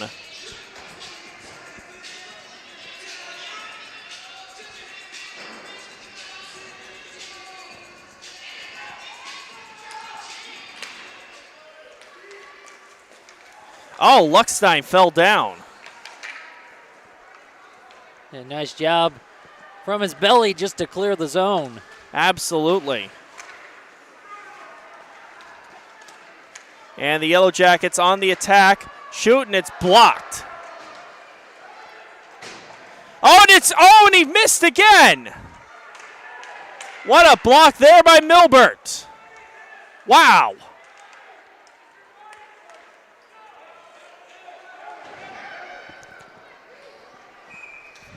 And we have a whistle.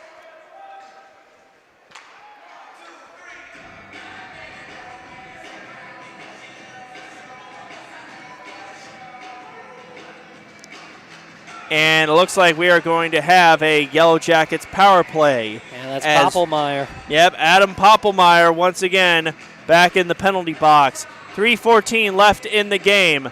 2-minute power play. 5-1 Falcons. Well, there is plenty of time for the Yellow Jackets to at least come within maybe 2 goals. Yeah, you want to score quick. Down by 4, you need goals and in a hurry. Absolutely. Clock not their friend. That shot was right to a Falcon player.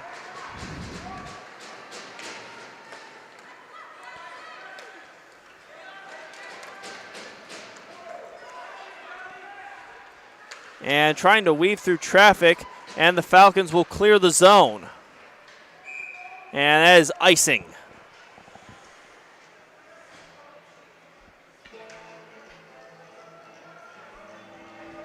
So the key, win the draw. Offensive zone draw. Try to get a puck in on net quickly. You need goals and you need them quick if you want a chance. 2:47 left in the game. 1:34 left on the power play.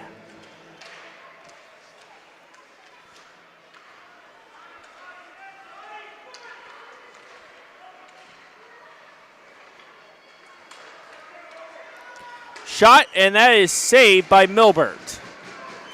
They did put it in on net, but once again, Milbert just absorbs the puck. No second chance. He has really brought his A game today. 2:34 left in the game. 1:20 left on the power play. As we have another face-off in the Falcon zone.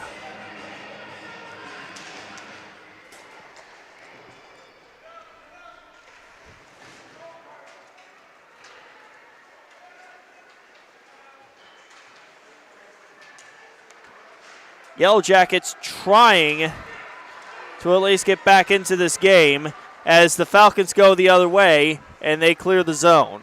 1 minute left on the penalty. 2 minutes left in the game.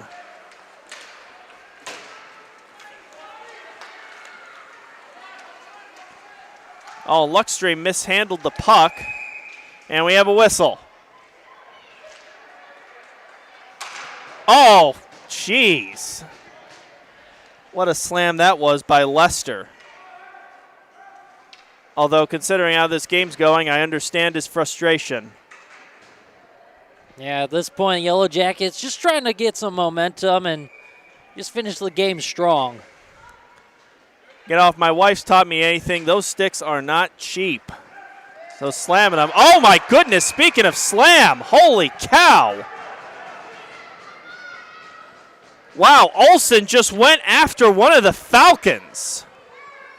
And he's going to be in the penalty box for the rest of this game. We have 1:53 left. He's going to be in there until the horn sounds. What a foolish move that was. Foolish. Be 4-on-4 hockey for another 39 seconds. I understand the frustration, but when you're 2 minutes left and you're down by 4, now is not the time to do that. Yeah, and that's just emotions boiling over with how this game has gone. And that almost went into the goal, but nice save by Davis. Yeah, that was a slow-moving puck that just had eyes. It wanted to go to the back of the net, cross the line, somehow just stayed out. And we will have a face-off in the Yellow Jackets zone.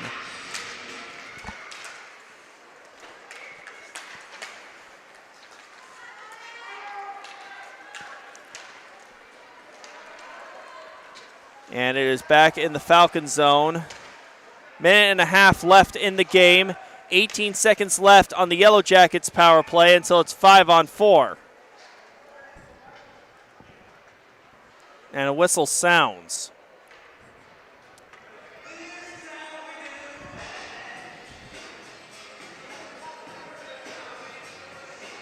And we are going to have a face-off in the Falcon zone. Only 14 more seconds of 4-on-4.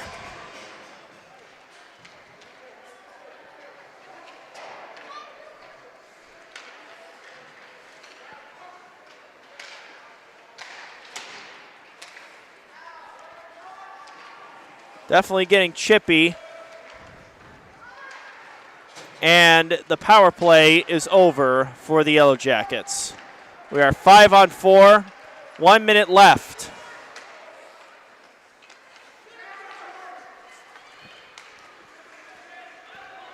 Emotions and tensions definitely boiling over for the Yellow Jackets. If I'm them, just don't do anything foolish.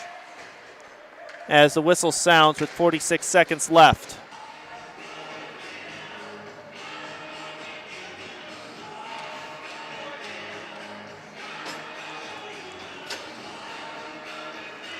And once again, another Yellow Jacket in the penalty box. Makia. Just more frustration for the Yellow Jackets. Yeah, and that's how this one's just going to close out. 5 on 3. 5 on 3. You know, if they keep doing that, we're going to get 5 on 1.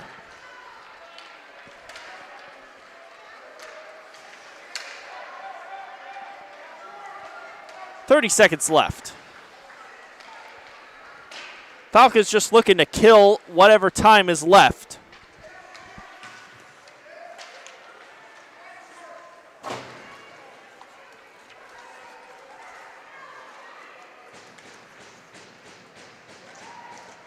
And that shot is too high. 10 seconds left. 5 seconds left, and your blue Tier 1 champions are the Falcons. And things are getting chippy in the corner. Well, congratulations to the Falcons, and a great effort still by the Yellow Jackets. Yeah, it was. Again, they ended up with more shots, 30 of them compared to 24 for the Falcons. They had some opportunities, but Nicholas Milbert, 29 save performance. And the offense early on for the Falcons, just breaking things open in the second period. That was the difference. Just like I said earlier, if there's an MVP, Milbert's got my vote. Yeah, definitely. And I want to congratulate the Yellow Jackets for making it this far as well. Yeah, it takes a lot to just get to this point, to be able to play in a championship game. I know the Yellow Jackets aren't too happy with how it turned out in this one, but just to get here, definitely an accomplishment. They finished second place in the Bantam Blue Tier 1. Absolutely. And that will conclude today's stream.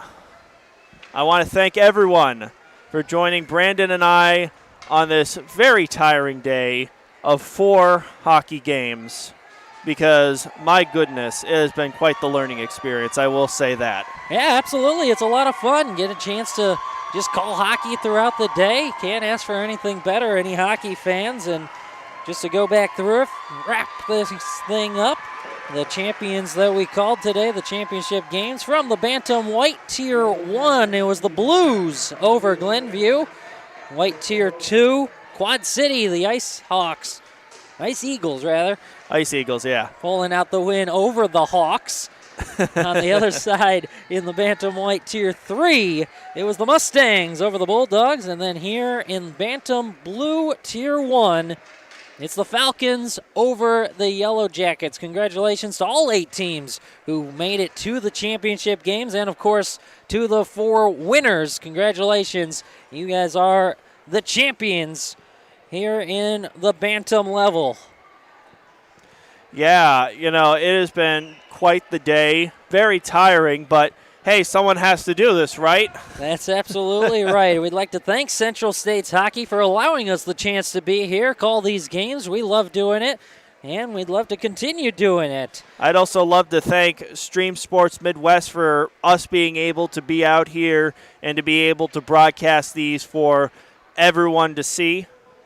Absolutely. So to wrap everything up, on behalf of my partner Ernie Krause, I'm Brandon Januska. This was Central States Hockey here on Stream Sports Midwest.